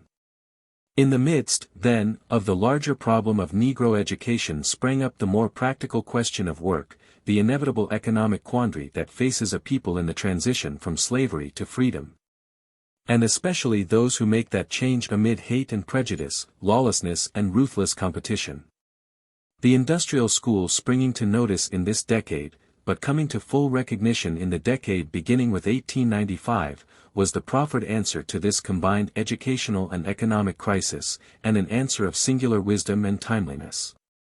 From the very first in nearly all the schools some attention had been given to training in handiwork, but now was this training first raised to a dignity that brought it in direct touch with the South's magnificent industrial development. And given an emphasis which reminded black folk that before the temple of knowledge swing the gates of toil. Yet after all they are but gates, and when turning our eyes from the temporary and the contingent in the Negro problem to the broader question of the permanent uplifting and civilization of black men in America, we have a right to inquire. As this enthusiasm for material advancement mounts to its height, if after all the industrial school is the final and sufficient answer in the training of the Negro race. And to ask gently, but in all sincerity, the ever-recurring query of the ages, is not life more than meat, and the body more than raiment? And men ask this today all the more eagerly because of sinister signs in recent educational movements. The tendency is here, born of slavery and quickened to renewed life by the crazy imperialism of the day, to regard human beings as among the material resources of a land to be trained with an eye single to future dividends. Race prejudices, which keep brown and black men in their places, we are coming to regard as useful allies with such a theory, no matter how much they may dull the ambition and sicken the hearts of struggling human beings. And above all, we daily hear that an education that encourages aspiration, that sets the loftiest of ideals and seeks as an end culture and character rather than breadwinning, is the privilege of white men and the danger and delusion of black. Especially has criticism been directed against the former educational efforts to aid the Negro. In the four periods I have mentioned, we find first, boundless, planless enthusiasm and sacrifice. Then the preparation of teachers for a vast public school system, then the launching and expansion of that school system amid increasing difficulties, and finally the training of workmen for the new and growing industries. This development has been sharply ridiculed as a logical anomaly and flat reversal of nature. Soothly we have been told that first industrial and manual training should have taught the Negro to work, then simple schools should have taught him to read and write, and finally, after years, high and normal schools could have completed the system, as intelligence and wealth demanded. That a system logically so complete was historically impossible, it needs but a little thought to prove. Progress in human affairs is more often a pull than a push, a surging forward of the exceptional man, and the lifting of his duller brethren slowly and painfully to his vantage ground. Thus it was no accident that gave birth to universities centuries before the common schools, that made fair Harvard the first flower of our wilderness. So in the South, the mass of the freedmen at the end of the war lacked the intelligence so necessary to modern workingmen. They must first have the common school to teach them to read, write, and cipher. And they must have higher schools to teach teachers for the common schools. The white teachers who flocked south went to establish such a common school system. Few held the idea of founding colleges. Most of them at first would have laughed at the idea. But they faced, as all men since them have faced, that central paradox of the South, the social separation of the races. At that time it was the sudden volcanic rupture of nearly all relations between black and white, in work and government and family life.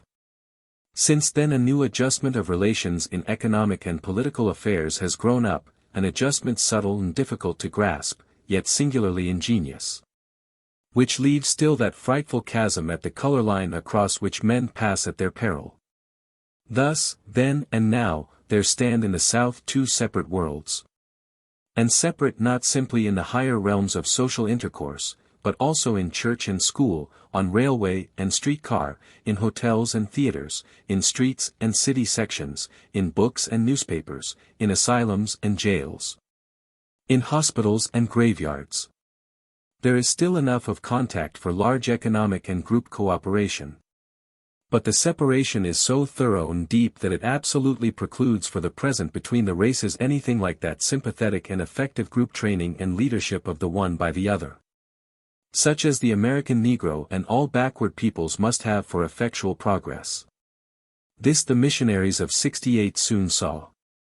And if effective industrial and trade schools were impracticable before the establishment of a common school system, just as certainly no adequate common schools could be founded until there were teachers to teach them.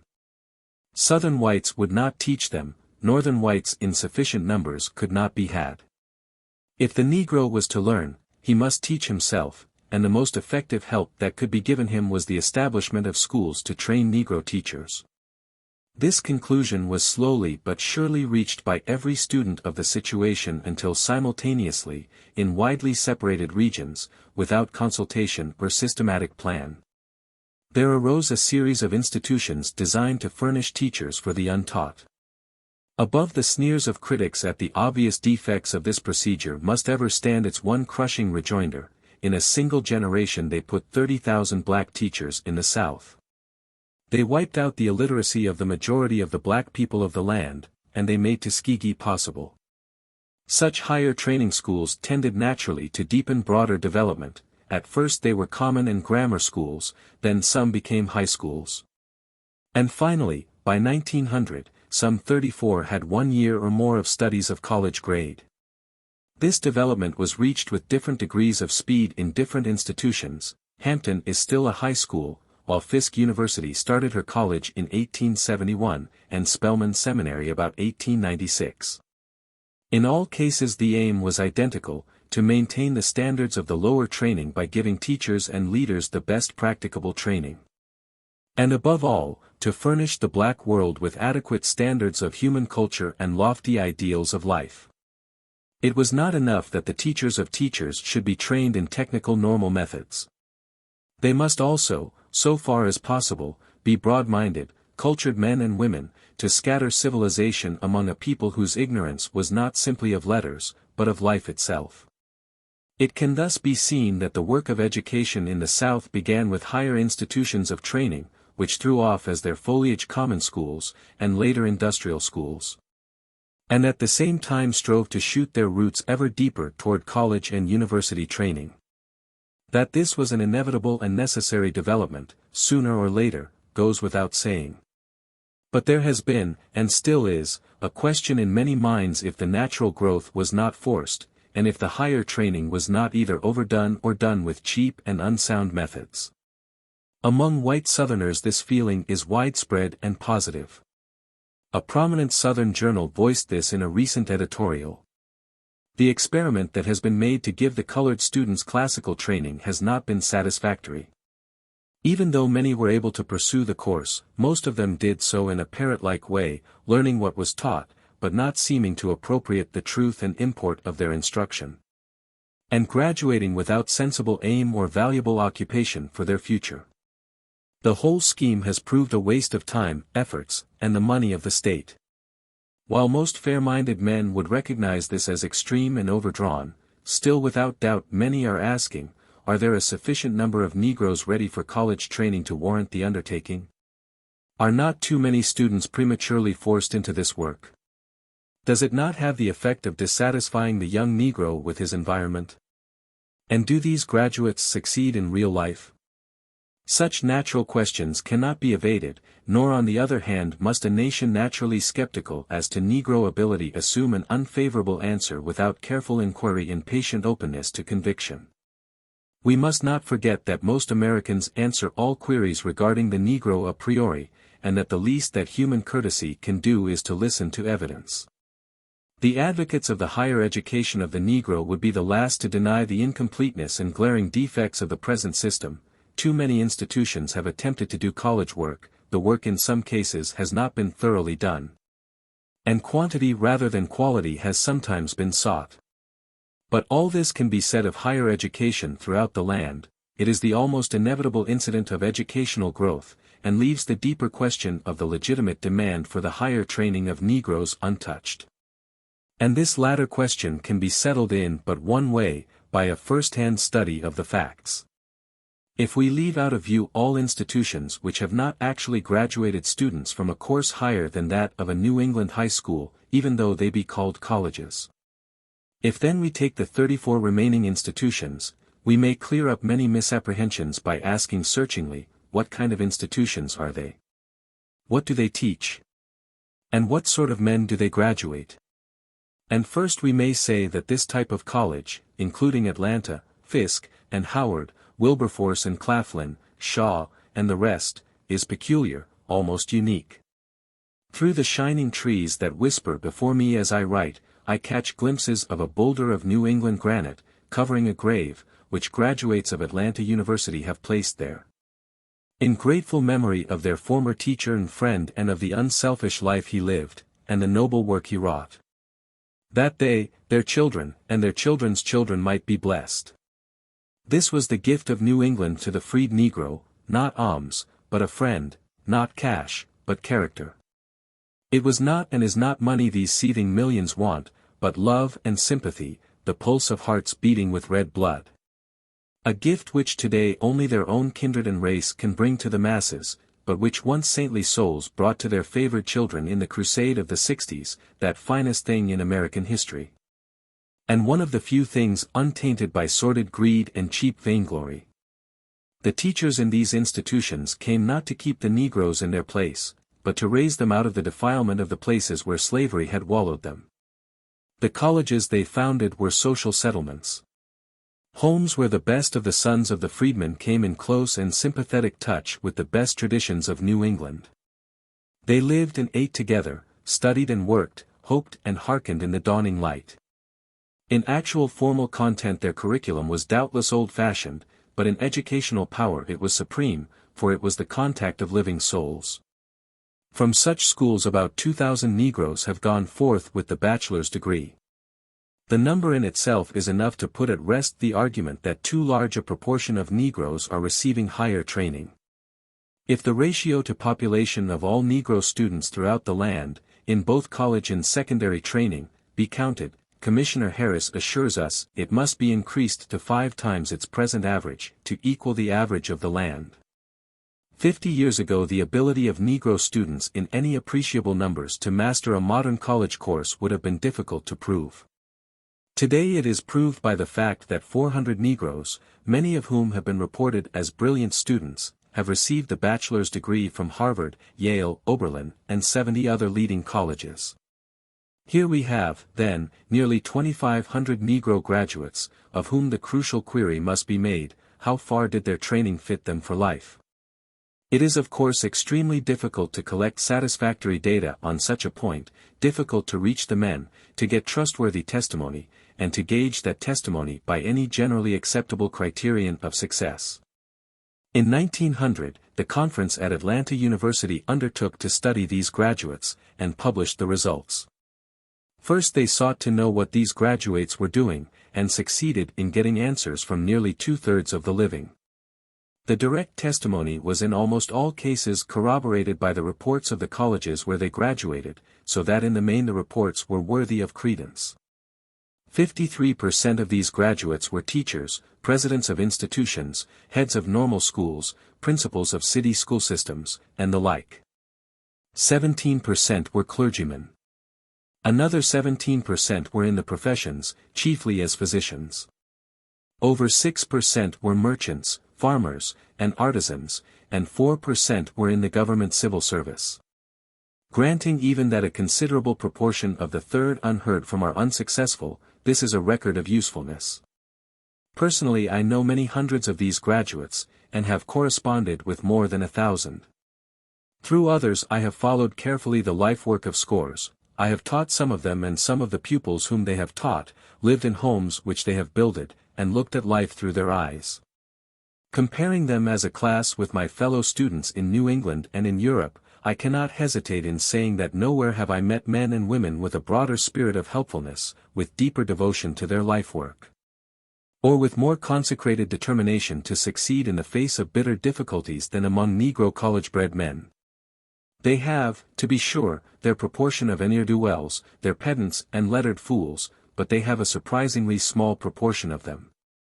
They have not that culture of manner which we instinctively associate with university men, forgetting that in reality it is the heritage from cultured homes, and that no people a generation removed from slavery can escape a certain unpleasant rawness and gaucherie, despite the best of training.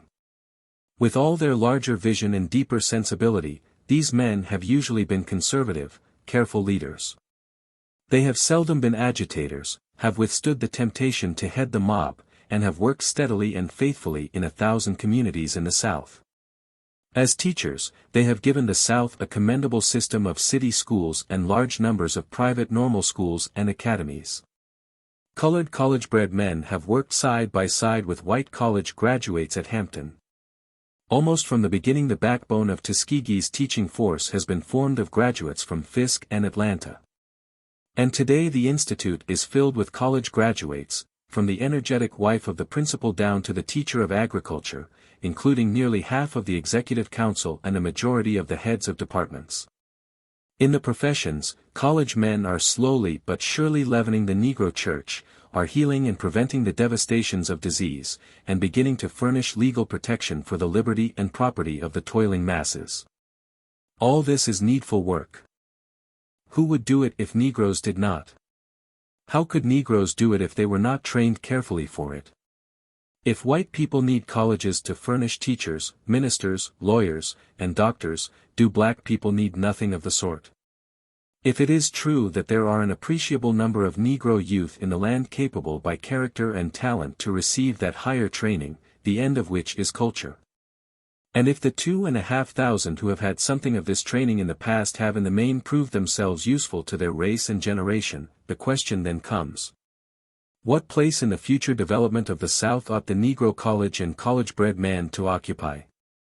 That the present social separation and acute race sensitiveness must eventually yield to the influences of culture, as the South grows civilized, is clear, but such transformation calls for singular wisdom and patience. If, while the healing of this vast sore is progressing, the races are to live for many years side by side, united in economic effort, obeying a common government, sensitive to mutual thought and feeling, yet subtly and silently separate in many matters of deeper human intimacy, if this unusual and dangerous development is to progress amid peace and order, mutual respect and growing intelligence, it will call for social surgery at once the delicatest and nicest in modern history. It will demand broad-minded, upright men, both white and black, and in its final accomplishment American civilization will triumph. So far as white men are concerned, this fact is today being recognized in the South, and a happy renaissance of university education seems imminent. But the very voices that cry hail to this good work are, strange to relate, largely silent or antagonistic to the higher education of the Negro. Strange to relate. For this is certain, no secure civilization can be built in the South with the Negro as an ignorant, turbulent proletariat. Suppose we seek to remedy this by making them laborers and nothing more. They are not fools, they have tasted of the tree of life, and they will not cease to think, will not cease attempting to read the riddle of the world. By taking away their best equipped teachers and leaders, by slamming the door of opportunity in the faces of their bolder and brighter minds, will you make them satisfied with their lot? Or will you not rather transfer their leading from the hands of men taught to think to the hands of untrained demagogues? We ought not to forget that despite the pressure of poverty, and despite the active discouragement and even ridicule of friends, the demand for higher training steadily increases among Negro youth. There were, in the years from 1875 to 1880, 22 Negro graduates from Northern colleges. From 1885 to 1890 there were 43, and from 1895 to 1900, nearly 100 graduates. From Southern Negro colleges there were, in the same three periods, 143, 413, and over 500 graduates. Here, then, is the plain thirst for training. By refusing to give this talented tenth the key to knowledge, can any sane man imagine that they will lightly lay aside their yearning and contentedly become hewers of wood and drawers of water? No. The dangerously clear logic of the Negro's position will more and more loudly assert itself in that day when increasing wealth and more intricate social organization preclude the South from being, as it so largely is, simply an armed camp for intimidating black folk. Such waste of energy cannot be spared if the South is to catch up with civilization. And as the black third of the land grows in thrift and skill, unless skillfully guided in its larger philosophy, it must more and more brood over the red past and the creeping, crooked present, until it grasps a gospel of revolt and revenge and throws its newfound energies athwart the current of advance. Even today the masses of the Negroes see all too clearly the anomalies of their position and the moral crookedness of yours. You may marshal strong indictments against them, but their counter-cries, lacking though they be in formal logic, have burning truths within them which you may not wholly ignore, O Southern gentlemen. If you deplore their presence here, they ask, who brought us? When you cry, deliver us from the vision of intermarriage, they answer that legal marriage is infinitely better than systematic concubinage and prostitution. And if in just fury you accuse their vagabonds of violating women, they also in fury quite as just may reply, the rape which your gentlemen have done against helpless black women in defiance of your own laws is written on the foreheads of 2 millions of mulattoes, and written in ineffaceable blood. And finally, when you fasten crime upon this race as its peculiar trait, they answer that slavery was the arch-crime, and lynching and lawlessness its twin abortions. That color and race are not crimes, and yet it is they which in this land receive most unceasing condemnation, north, east, south, and west. I will not say such arguments are wholly justified, I will not insist that there is no other side to the shield. But I do say that of the 9 millions of Negroes in this nation, there is scarcely one out of the cradle to whom these arguments do not daily present themselves in the guise of terrible truth. I insist that the question of the future is how best to keep these millions from brooding over the wrongs of the past and the difficulties of the present, so that all their energies may be bent toward a cheerful striving in cooperation with their white neighbors toward a larger, juster, and fuller future. That one wise method of doing this lies in the closer knitting of the Negro to the great industrial possibilities of the South is a great truth. And this the common schools and the manual training and trade schools are working to accomplish. But these alone are not enough. The foundations of knowledge in this race, as in others, must be sunk deep in the college and university if we would build a solid, permanent structure. Internal problems of social advance must inevitably come, problems of work and wages, of families and homes, of morals and the true valuing of the things of life. And all these and other inevitable problems of civilization the Negro must meet and solve largely for himself, by reason of his isolation. And can there be any possible solution other than by study and thought and an appeal to the rich experience of the past? Is there not, with such a group and in such a crisis, infinitely more danger to be apprehended from half-trained minds and shallow thinking than from over-education and over-refinement? Surely we have wit enough to found a Negro college so manned and equipped as to steer successfully between the dilettante and the fool. We shall hardly induce black men to believe that if their stomachs be full, it matters little about their brains. They already dimly perceive that the paths of peace winding between honest toil and dignified manhood call for the guidance of skilled thinkers, the loving, reverent comradeship between the black lowly and the black men emancipated by training and culture. The function of the Negro College, then, is clear: it must maintain the standards of popular education, it must seek the social regeneration of the Negro, and it must help in the solution of problems of race contact and cooperation. And finally, beyond all this, it must develop men. Above our modern socialism, and out of the worship of the mass, must persist and evolve that higher individualism which the centers of culture protect.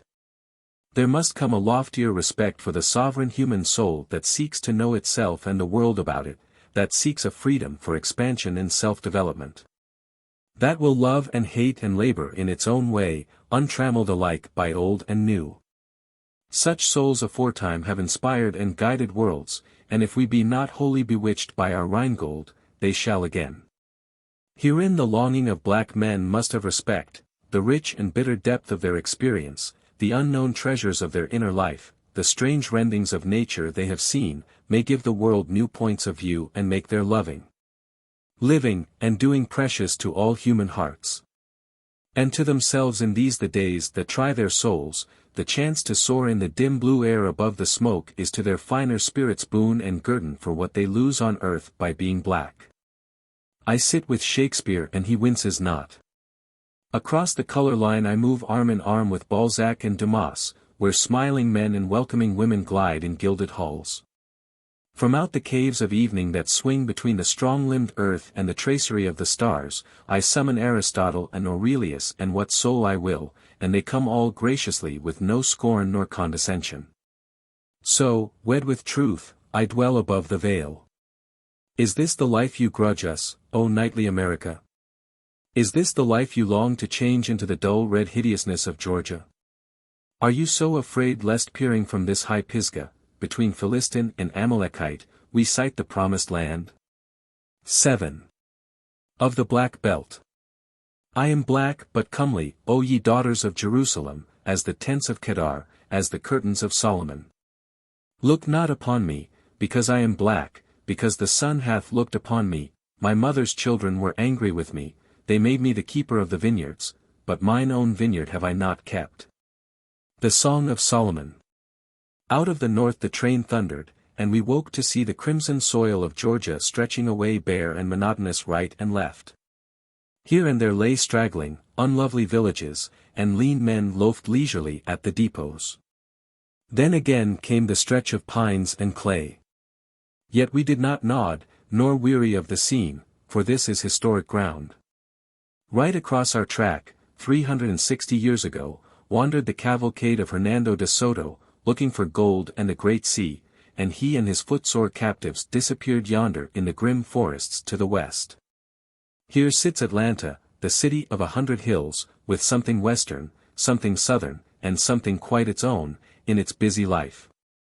Just this side Atlanta is the land of the Cherokees, and to the southwest, not far from where Sam Hose was crucified, you may stand on a spot which is today the center of the Negro problem. The center of those 9 million men who are America's dark heritage from slavery and the slave trade. Not only is Georgia thus the geographical focus of our Negro population, but in many other respects, both now and yesterday, the Negro problems have seemed to be centered in this state. No other state in the Union can count 1 million Negroes among its citizens, a population as large as the slave population of the whole Union in 1800. No other state fought so long and strenuously to gather this host of Africans. Oglethorpe thought slavery against law and gospel, but the circumstances which gave Georgia its first inhabitants were not calculated to furnish citizens overnice in their ideas about rum and slaves. Despite the prohibitions of the trustees, these Georgians, like some of their descendants, proceeded to take the law into their own hands. And so pliant were the judges, and so flagrant the smuggling, and so earnest were the prayers of Whitefield, that by the middle of the 18th century all restrictions were swept away, and the slave trade went merrily on for 50 years and more. Down in Darien, where the illegal riots took place some summers ago, there used to come a strong protest against slavery from the Scotch Highlanders, and the Moravians of Ebenezer did not like the system. But not till the Haitian terror of Toussaint was the trade in men even checked, while the National Statute of 1808 did not suffice to stop it. How the Africans poured in! 50,000 between 1790 and 1810, and then, from Virginia and from smugglers, 2,000 a year for many years more. So the 30,000 Negroes of Georgia in 1790 doubled in a decade, were over 100,000 in 1810, had reached 200,000 in 1820, and 500,000 at the time of the war. Thus like a snake the black population writhed upward. But we must hasten on our journey. This that we pass as we near Atlanta is the ancient land of the Cherokees, that brave Indian nation which strove so long for its fatherland, until fate and the United States government drove them beyond the Mississippi. If you wish to ride with me you must come into the Jim Crow car. There will be no objection, already 4 other white men, and a little white girl with her nurse, are in there. Usually the races are mixed in there. But the white coach is all white. Of course this car is not so good as the other, but it is fairly clean and comfortable. The discomfort lies chiefly in the hearts of those 4 black men yonder, and in mine. We rumble south in quite a businesslike way. The bare red clay and pines of northern Georgia begin to disappear, and in their place appears a rich rolling land, luxuriant, and here and there well tilled. This is the land of the Creek Indians. And a hard time the Georgians had to seize it. The towns grow more frequent and more interesting, and brand new cotton mills rise on every side. Below Macon the world grows darker. For now we approach the Black Belt, that strange land of shadows, at which even slaves paled in the past, and whence come now only faint and half-intelligible murmurs to the world beyond. The Jim Crow car grows larger and a shade better. 3 rough field hands and 2 or 3 white loafers accompany us, and the newsboy still spreads his wares at one end. The sun is setting, but we can see the great cotton country as we enter it, the soil now dark and fertile, now thin and gray, with fruit trees and dilapidated buildings, all the way to Albany. At Albany, in the heart of the Black Belt, we stop. 200 miles south of Atlanta, 200 miles west of the Atlantic, and 100 miles north of the Great Gulf lies Dougherty County, with 10,000 Negroes and 2,000 whites. The Flint River winds down from Andersonville, and, turning suddenly at Albany, the county seat, hurries on to join the Chattahoochee and the sea. Andrew Jackson knew the Flint well, and marched across it once to avenge the Indian massacre at Fort Mims. That was in 1814, not long before the Battle of New Orleans. And by the Creek Treaty that followed this campaign, all Dougherty County, and much other rich land, was ceded to Georgia. Still, settlers fought shy of this land, for the Indians were all about, and they were unpleasant neighbors in those days.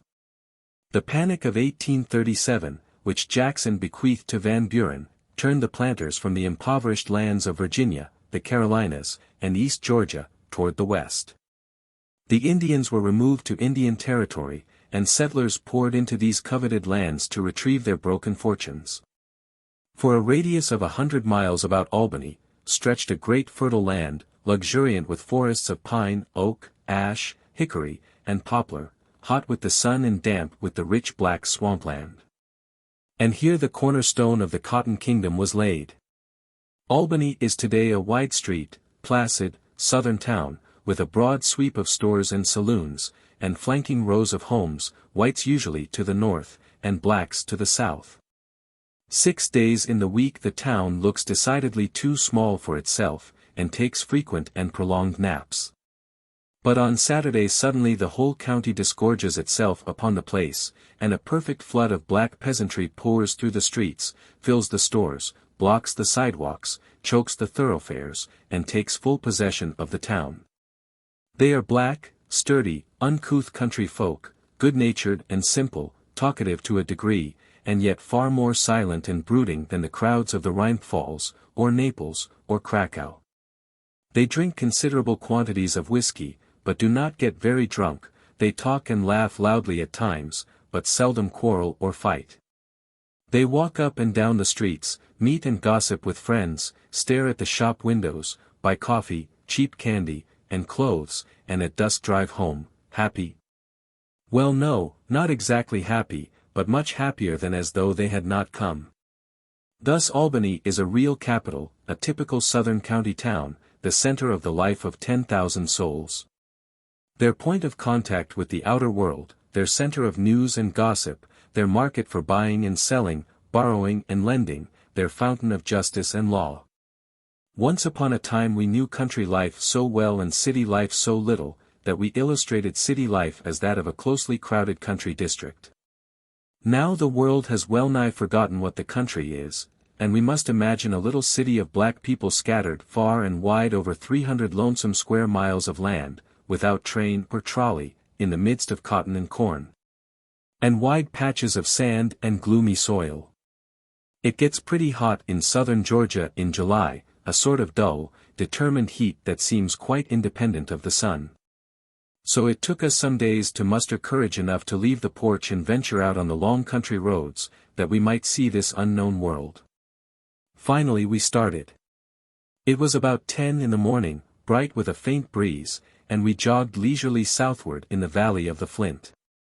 We passed the scattered box-like cabins of the brickyard hands, and the long tenement row facetiously called the Ark, and were soon in the open country, and on the confines of the great plantations of other days. There is the Joe Field's place. A rough old fellow was he, and had killed many a nigger in his day. 12 miles his plantation used to run, a regular barony. It is nearly all gone now, only straggling bits belong to the family, and the rest has passed to Jews and Negroes. Even the bits which are left are heavily mortgaged, and, like the rest of the land, tilled by tenants. Here is one of them now, a tall brown man, a hard worker and a hard drinker, illiterate, but versed in farm lore, as his nodding crops declare.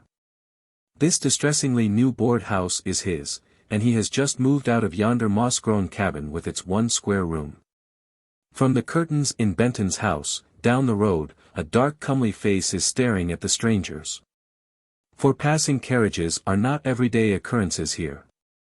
Benton is an intelligent yellow man with a good-sized family, and manages a plantation blasted by the war and now the broken staff of the widow. He might be well-to-do, they say. But he carouses too much in Albany. And the half-desolate spirit of neglect born of the very soil seems to have settled on these acres. In times past there were cotton gins and machinery here, but they have rotted away. The whole land seems forlorn and forsaken. Here are the remnants of the vast plantations of the Sheldons, the Pellets, and the Rensons, but the souls of them are past. The houses lie in half ruin, or have wholly disappeared. The fences have flown, and the families are wandering in the world. Strange vicissitudes have met these whilom masters. Yonder stretched the wide acres of Bildad Reeser. He died in wartime, but the upstart overseer hastened to wed the widow. Then he went, and his neighbors too, and now only the black tenant remains. But the shadow hand of the master's grandnephew or cousin or creditor stretches out of the grey distance to collect the rack rent remorselessly, and so the land is uncared for and poor. Only black tenants can stand such a system, and they only because they must. 10 miles we have ridden today and have seen no white face. A resistless feeling of depression falls slowly upon us, despite the gaudy sunshine and the green cotton fields. This, then, is the cotton kingdom, the shadow of a marvelous dream, and where is the king? Perhaps this is he, the sweating plowman, tilling his 80 acres with 2 lean mules, and fighting a hard battle with debt. So we sit musing, until, as we turn a corner on the sandy road, there comes a fairer scene suddenly in view, a neat cottage snugly ensconced by the road, and near it a little store. A tall bronzed man rises from the porch as we hail him, and comes out to our carriage. He is 6 feet in height, with a sober face that smiles gravely. He walks too straight to be a tenant. Yes, he owns 240 acres. The land is run down since the boom days of 1850, he explains, and cotton is low. 3 black tenants live on his place, and in his little store he keeps a small stock of tobacco, snuff, soap, and soda, for the neighborhood. Here is his gin house with new machinery just installed. 300 bales of cotton went through it last year. 2 children he has sent away to school. Yes, he says sadly, he is getting on, but cotton is down to 4 cents. I know how debt sits staring at him. Wherever the king may be, the parks and palaces of the cotton kingdom have not wholly disappeared. We plunge even now into great groves of oak and towering pine, with an undergrowth of myrtle and shrubbery. This was the home house of the Thompsons, slave barons who drove their coach and four in the merry past. All is silence now, and ashes, and tangled weeds. The owner put his whole fortune into the rising cotton industry of the 50s, and with the falling prices of the 80s he packed up and stole away. Yonder is another grove, with unkempt lawn, great magnolias, and grass-grown paths. The big house stands in half ruin, its great front door staring blankly at the street, and the back part grotesquely restored for its black tenant. A shabby, well-built Negro he is, unlucky and irresolute. He digs hard to pay rent to the white girl who owns the remnant of the place. She married a policeman, and lives in Savannah. Now and again we come to churches. Here is one now, Shepherd's, they call it, a great whitewashed barn of a thing, perched on stilts of stone. And looking for all the world as though it were just resting here a moment and might be expected to waddle off down the road at almost any time. And yet it is the center of 100 cabin homes, and sometimes, of a Sunday, 500 persons from far and near gather here and talk and eat and sing. There is a schoolhouse near, a very airy, empty shed. But even this is an improvement, for usually the school is held in the church. The churches vary from log huts to those like Shepherd's, and the schools from nothing to this little house that sits demurely on the county line. It is a tiny plank house, perhaps 10 by 20, and has within a double row of rough unplanned benches, resting mostly on legs, sometimes on boxes. Opposite the door is a square homemade desk. In one corner are the ruins of a stove, and in the other a dim blackboard.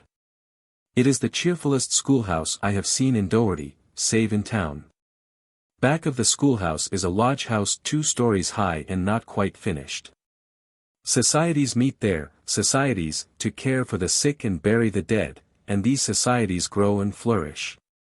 We had come to the boundaries of Doherty, and were about to turn west along the county line, when all these sights were pointed out to us by a kindly old man, black, white-haired, and 70. 45 years he had lived here, and now supports himself and his old wife by the help of the steer tethered yonder and the charity of his black neighbors.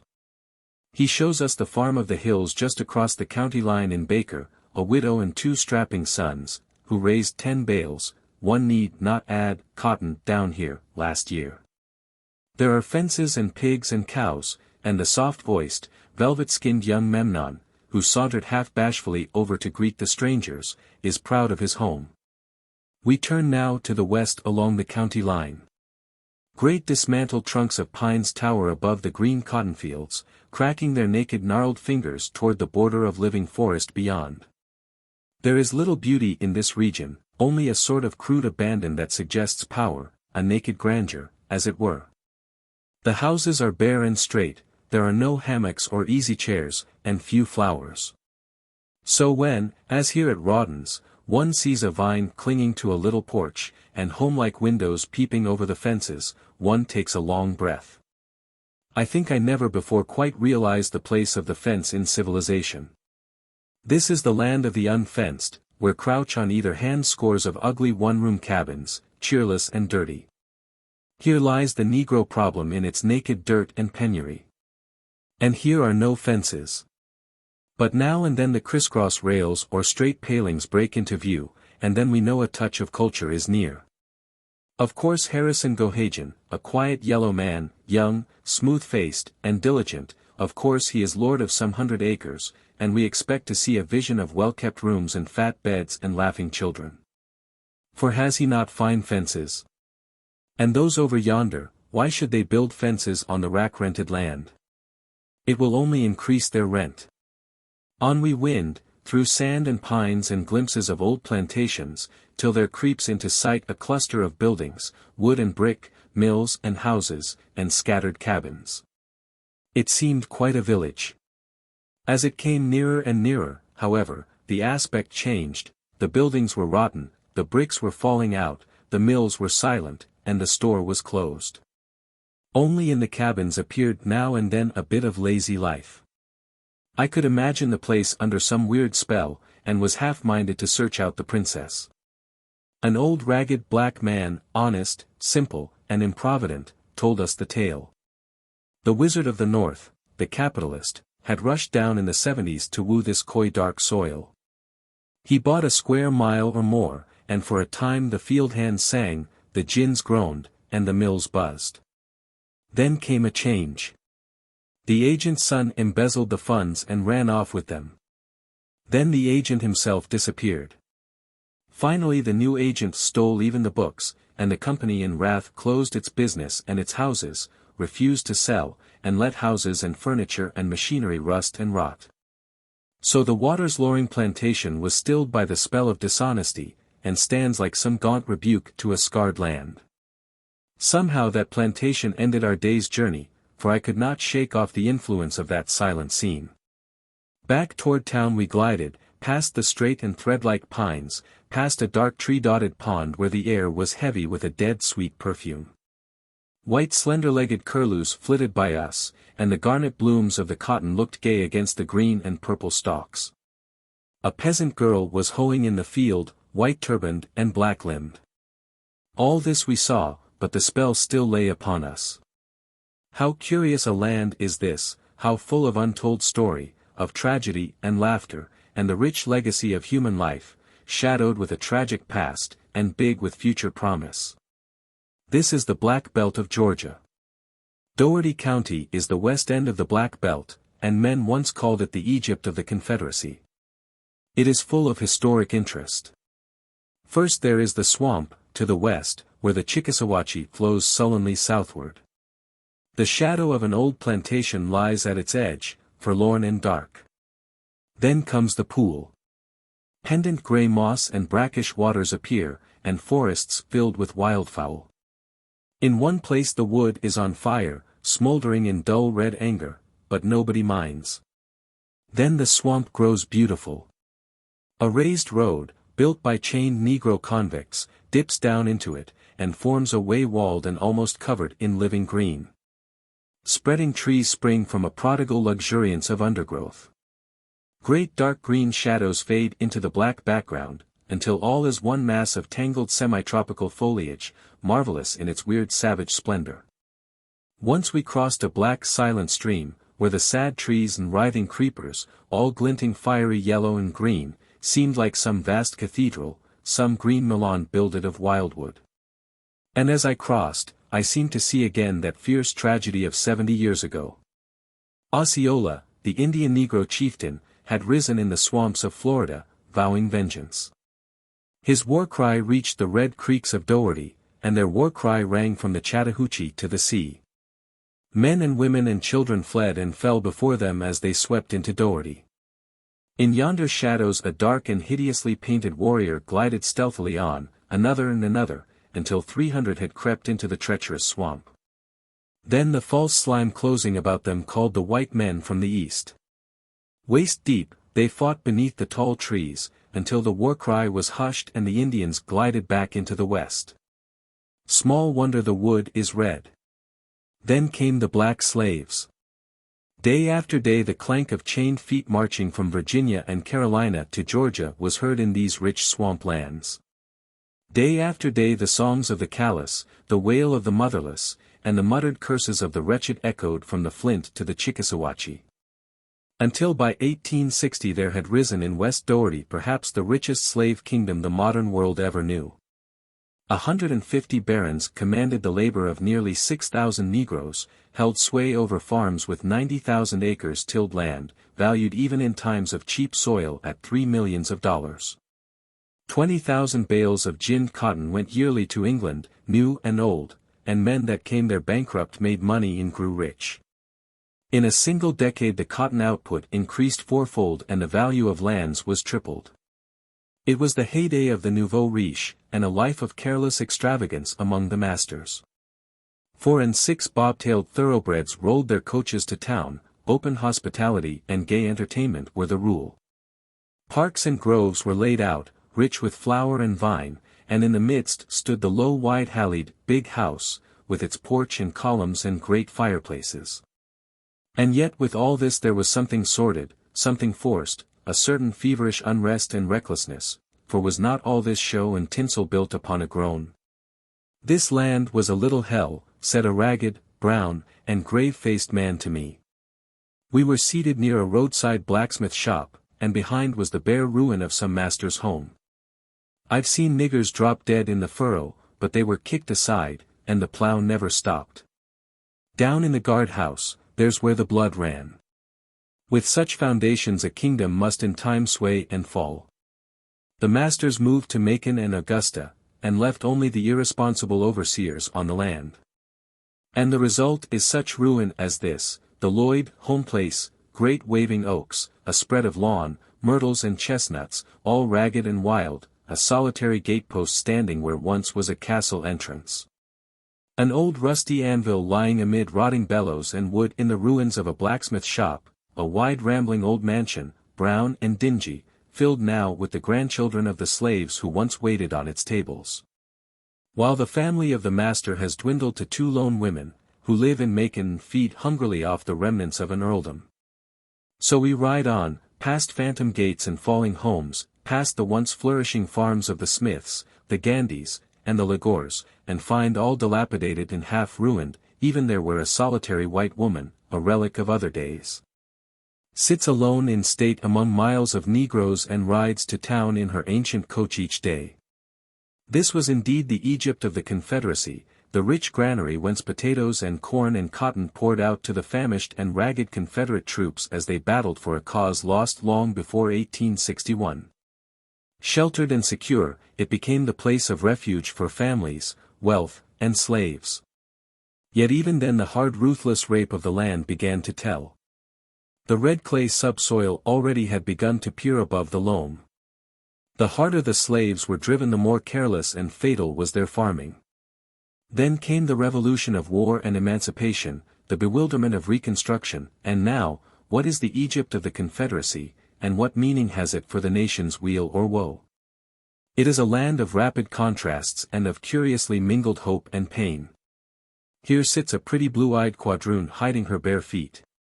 She was married only last week, and yonder in the field is her dark young husband, hoeing to support her, at 30 cents a day without board.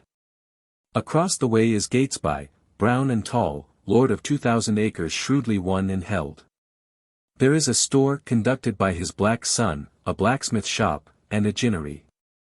5 miles below here is a town owned and controlled by one white New Englander.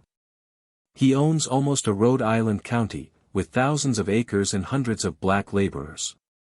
Their cabins look better than most, and the farm, with machinery and fertilizers, is much more businesslike than any in the county, although the manager drives hard bargains in wages. When now we turn and look 5 miles above, there on the edge of town are 5 houses of prostitutes, 2 of blacks and 3 of whites, and in one of the houses of the whites a worthless black boy was harbored too openly 2 years ago. So he was hanged for rape. And here, too, is the high whitewashed fence of the stockade, as the county prison is called. The white folks say it is ever full of black criminals, the black folks say that only colored boys are sent to jail, and they not because they are guilty, but because the state needs criminals to eke out its income by their forced labor. The Jew is the heir of the slave baron in Dougherty, and as we ride westward, by wide-stretching cornfields and stubby orchards of peach and pear, we see on all sides within the circle of dark forest a land of Canaan. Here and there are tales of projects for money-getting, born in the swift days of Reconstruction, improvement, companies, wine companies, mills and factories, most failed, and the Jew fell heir. It is a beautiful land, this Dougherty, west of the Flint. The forests are wonderful, the solemn pines have disappeared, and this is the oaky woods, with its wealth of hickories, beeches, oaks and palmettos. But a pall of debt hangs over the beautiful land. The merchants are in debt to the wholesalers, the planters are in debt to the merchants, the tenants owe the planters, and laborers bow and bend beneath the burden of it all. Here and there a man has raised his head above these murky waters. We passed one fenced stock farm with grass and grazing cattle, that looked very homelike after endless corn and cotton. Here and there are black freeholders, there is the gaunt dull black Jackson, with his 100 acres. I says, look up. If you don't look up you can't get up, remarks Jackson, philosophically. And he's gotten up. Dark Carter's neat barns would do credit to New England. His master helped him to get a start, but when the black man died last fall the master's sons immediately laid claim to the estate.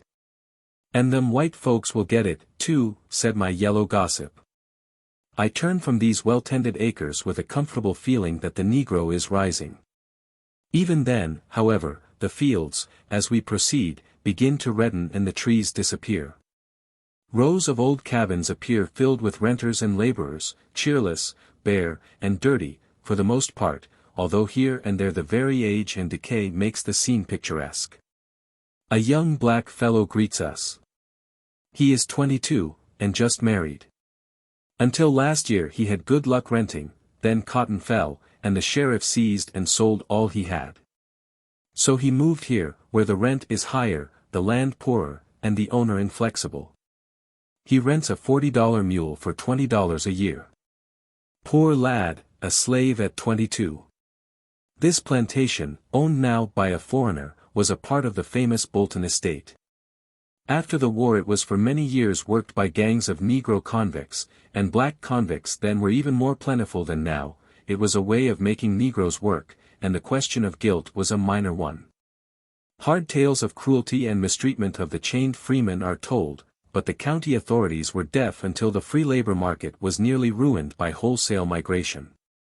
Then they took the convicts from the plantations, but not until one of the fairest regions of the Okie Woods had been ruined and ravished into a red waste, out of which only a Yankee or an immigrant could squeeze more blood from debt-cursed tenants. No wonder that Luke Black, slow, dull, and discouraged, shuffles to our carriage and talks hopelessly. Why should he strive? Every year finds him deeper in debt. How strange that Georgia, the world-heralded refuge of poor debtors, should bind her own to sloth and misfortune as ruthlessly as ever England did. The poor land groans with its birth pains, and brings forth scarcely 100 pounds of cotton to the acre, where 50 years ago it yielded 8 times as much.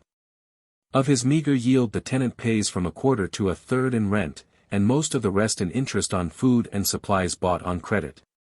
20 years yonder sunken-cheeked, old black man has labored under that system, and now, turned day laborer, is supporting his wife and boarding himself on his wages of $1.50 a week, received only part of the year. The Bolton convict farm formerly included the neighboring plantation.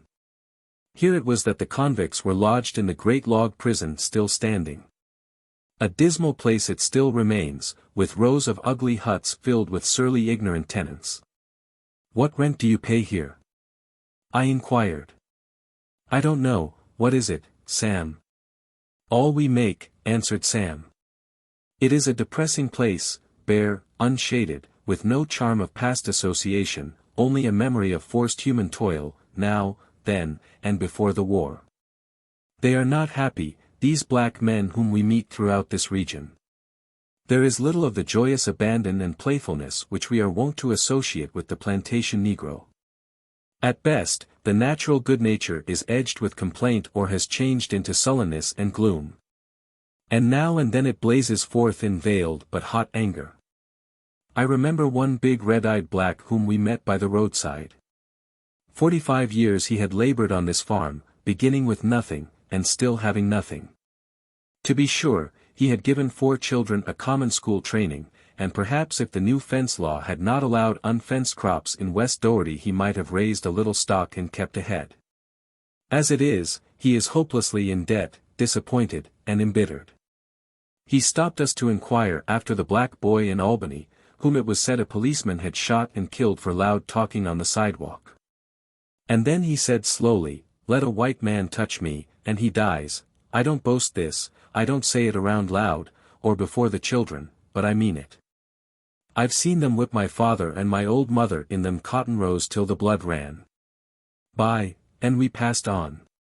Now Sears, whom we met next lolling under the chubby oak trees, was of quite different fiber.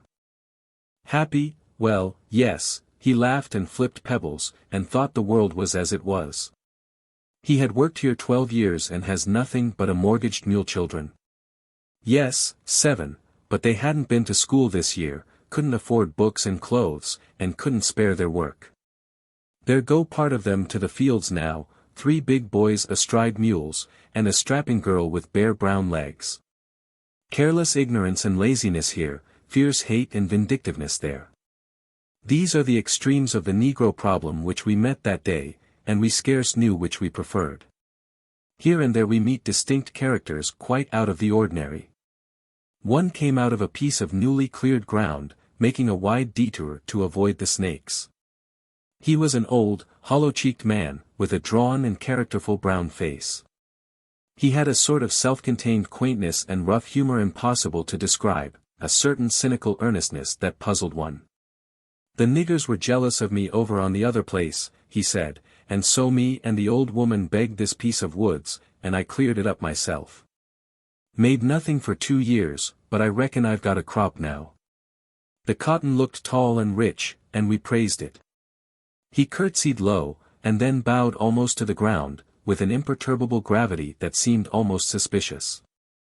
Then he continued, "My mule died last week, a calamity in this land equal to a devastating fire in town, but a white man loaned me another." Then he added, eyeing us, "Oh, I gets along with white folks." We turned the conversation. "Bears? Deer?" He answered, "Well, I should say there were," and he let fly a string of brave oaths, as he told hunting tales of the swamp. We left him standing still in the middle of the road looking after us, and yet apparently not noticing us.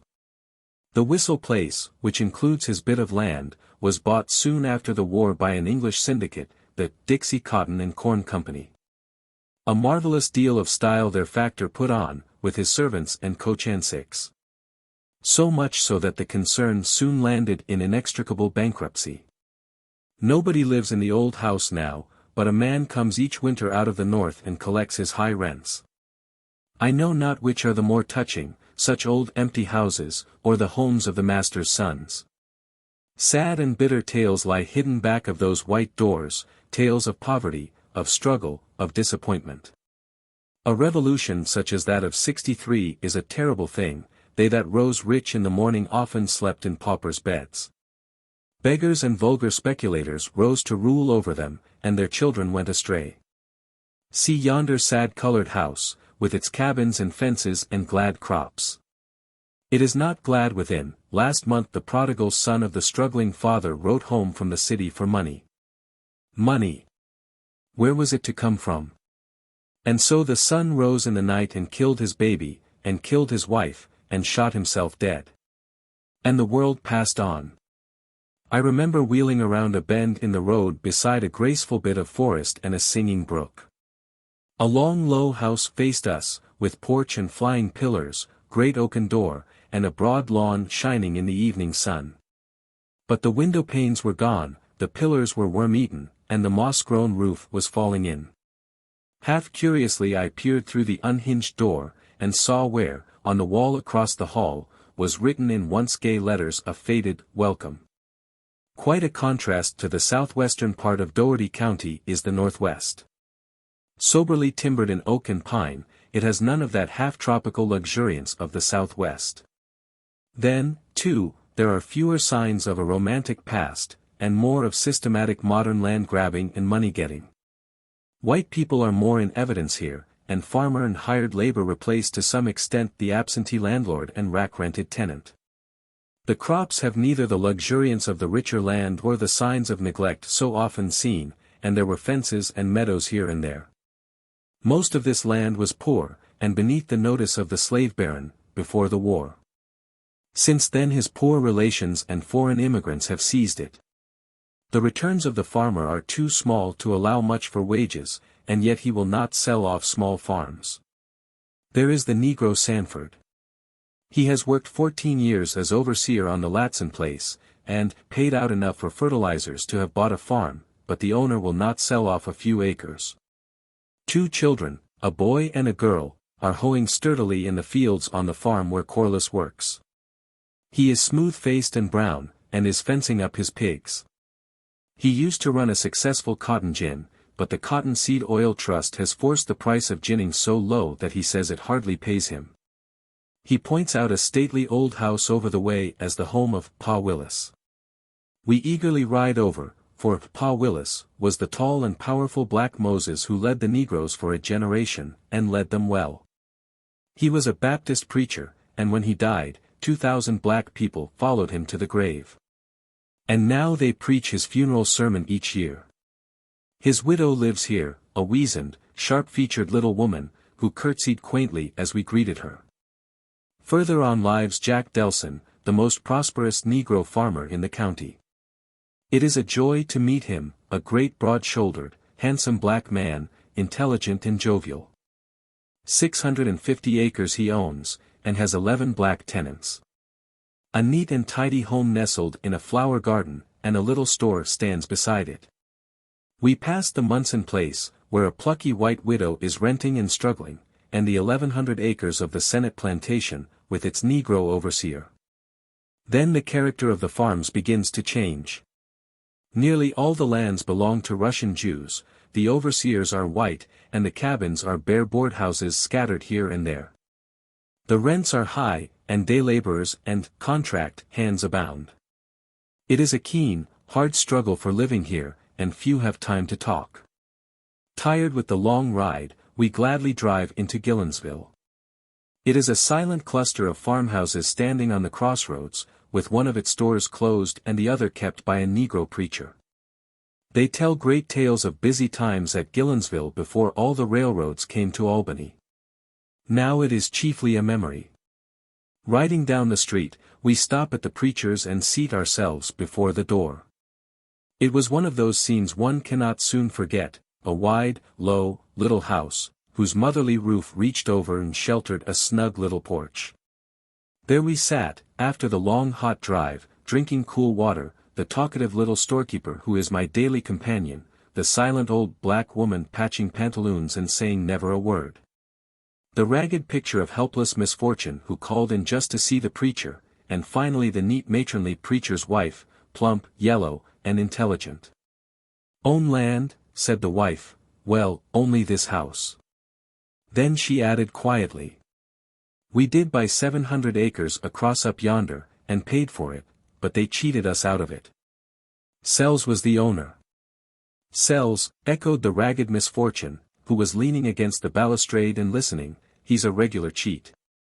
I worked for him 37 days this spring, and he paid me in cardboard checks which were to be cashed at the end of the month.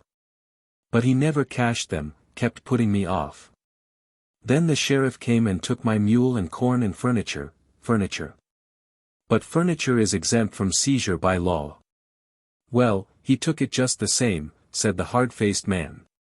8. Of the quest of the golden fleece.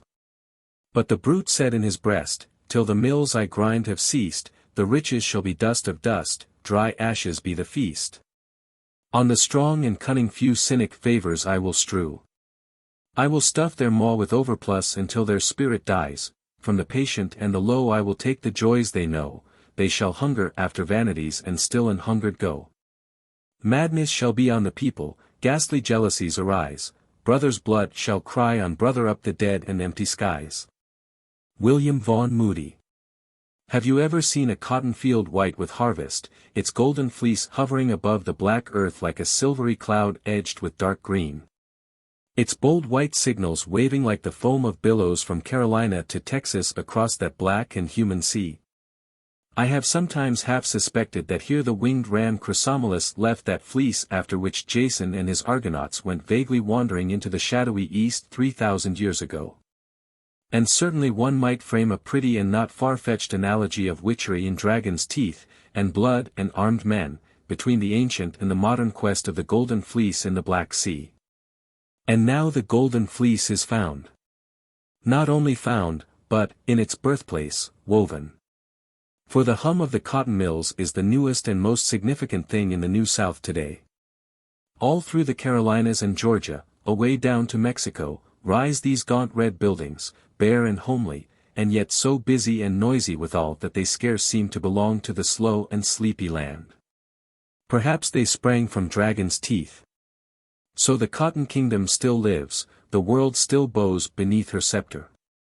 Even the markets that once defied the parvenu have crept one by one across the seas, and then slowly and reluctantly, but surely, have started toward the black belt. To be sure, there are those who wag their heads knowingly and tell us that the capital of the cotton kingdom has moved from the black to the white belt, that the Negro of today raises not more than half of the cotton crop. Such men forget that the cotton crop has doubled, and more than doubled, since the era of slavery, and that, even granting their contention, the Negro is still supreme in a cotton kingdom larger than that on which the Confederacy builded its hopes. So the Negro forms today one of the chief figures in a great world industry, and this, for its own sake, and in the light of historic interest, makes the field hands of the cotton country worth studying. We seldom study the condition of the Negro today honestly and carefully. It is so much easier to assume that we know it all. Or perhaps, having already reached conclusions in our own minds, we are loath to have them disturbed by facts. And yet how little we really know of these millions, of their daily lives and longings, of their homely joys and sorrows, of their real shortcomings and the meaning of their crimes. All this we can only learn by intimate contact with the masses, and not by wholesale arguments covering millions separate in time and space, and differing widely in training and culture. Today, then, my reader, let us turn our faces to the black belt of Georgia and seek simply to know the condition of the black farm laborers of one county there. Here in 1890 lived 10,000 Negroes and 2,000 whites. The country is rich, yet the people are poor.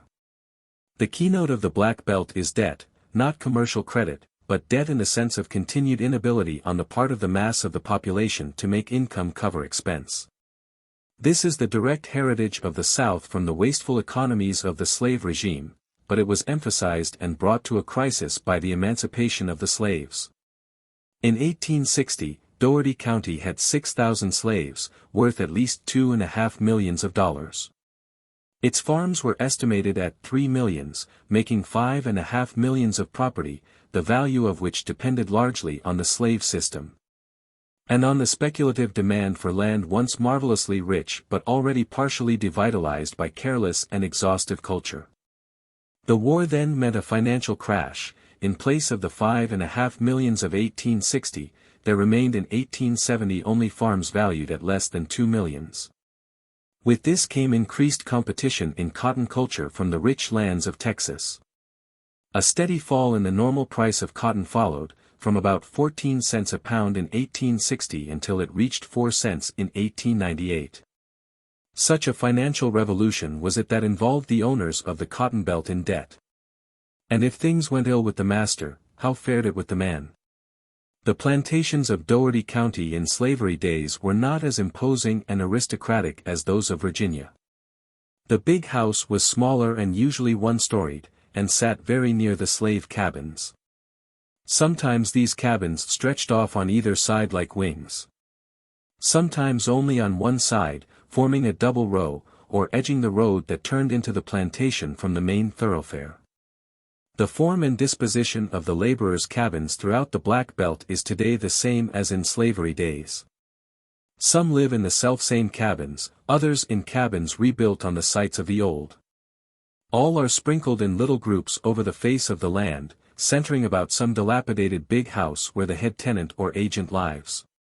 The general character and arrangement of these dwellings remains on the whole unaltered. There were in the county, outside the corporate town of Albany, about 1,500 Negro families in 1898. Out of all these, only a single family occupied a house with 7 rooms, only 14 have 5 rooms or more. The mass live in 1- and 2-room homes. The size and arrangements of a people's homes are no unfair index of their condition. If, then, we inquire more carefully into these Negro homes, we find much that is unsatisfactory. All over the face of the land is the one-room cabin, now standing in the shadow of the big house, now staring at the dusty road, now rising dark and somber amid the green of the cotton fields. It is nearly always old and bare, built of rough boards, and neither plastered nor ceiled.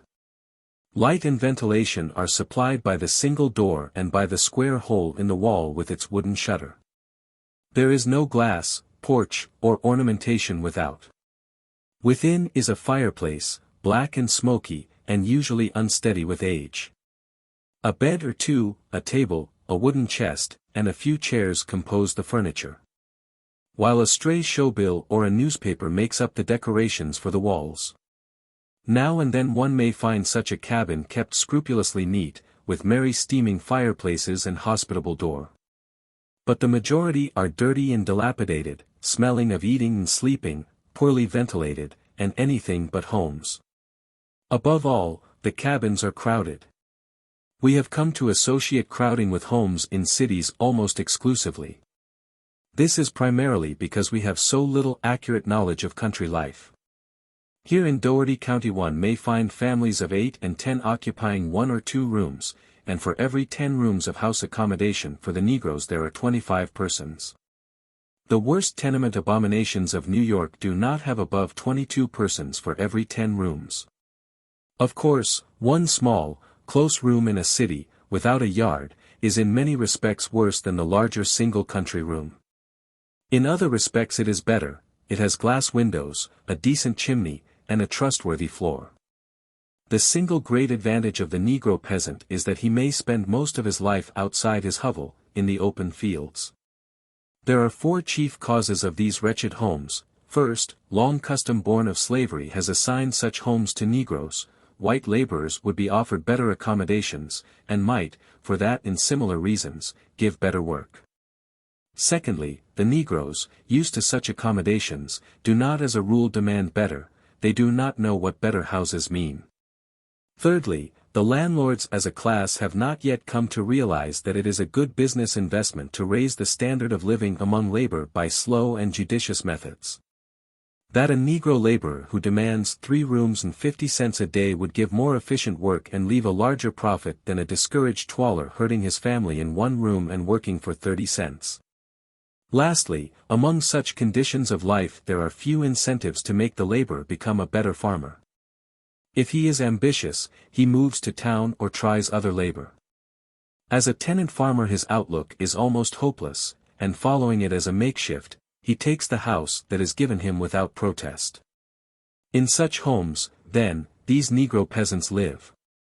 The families are both small and large. There are many single tenants, widows and bachelors, and remnants of broken groups. The system of labor and the size of the houses both tend to the breaking up of family groups. The grown children go away as contract hands or migrate to town, the sister goes into service.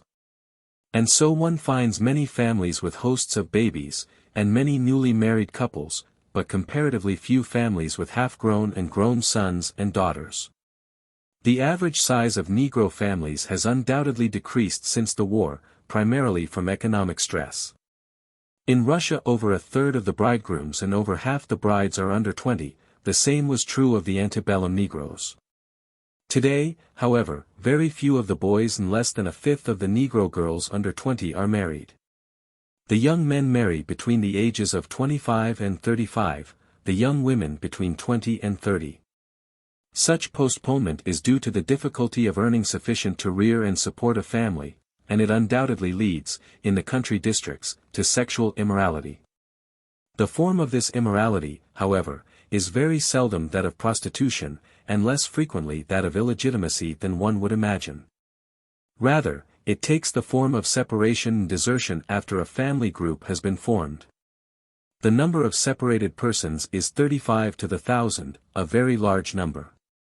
It would of course be unfair to compare this number with divorce statistics, for many of these separated women are in reality widowed, were the truth known, and in other cases the separation is not permanent. Nevertheless, here lies the seat of greatest moral danger. There is little or no prostitution among these Negroes, and over 3/4 of the families, as found by house-to-house investigation, deserve to be classed as decent people with considerable regard for female chastity. To be sure, the ideas of the mass would not suit New England, and there are many loose habits and notions. Yet the rate of illegitimacy is undoubtedly lower than in Austria or Italy, and the women as a class are modest. The plague spot in sexual relations is easy marriage and easy separation. This is no sudden development, nor the fruit of emancipation.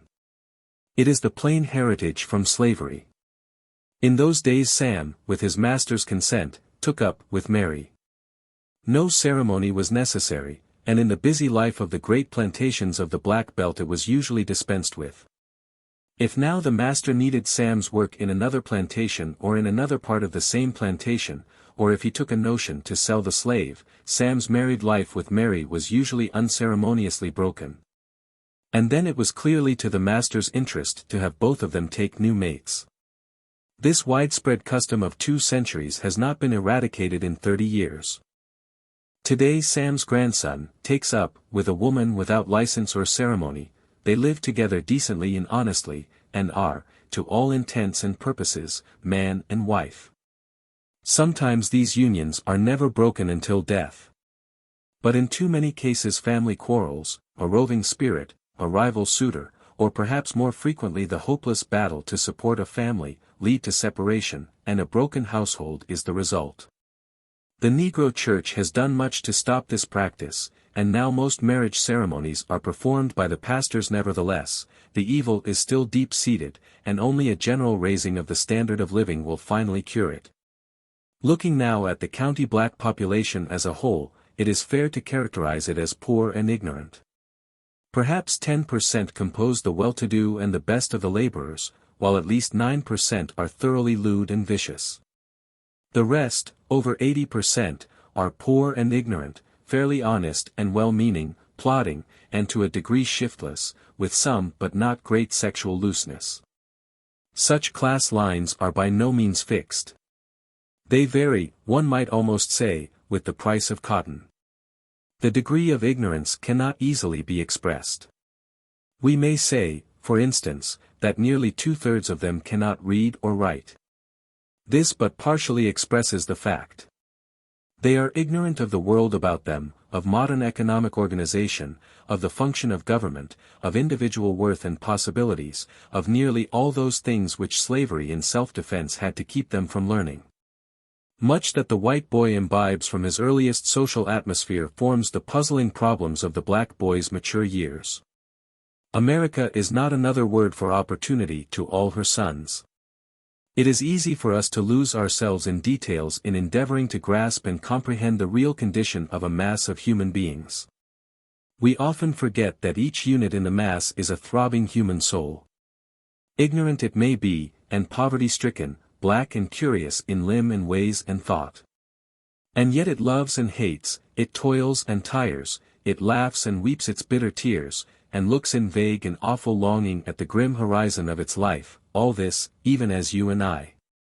These black thousands are not in reality lazy. They are improvident and careless, they insist on breaking the monotony of toil with a glimpse at the great town world on Saturday, they have their loafers and their rascals.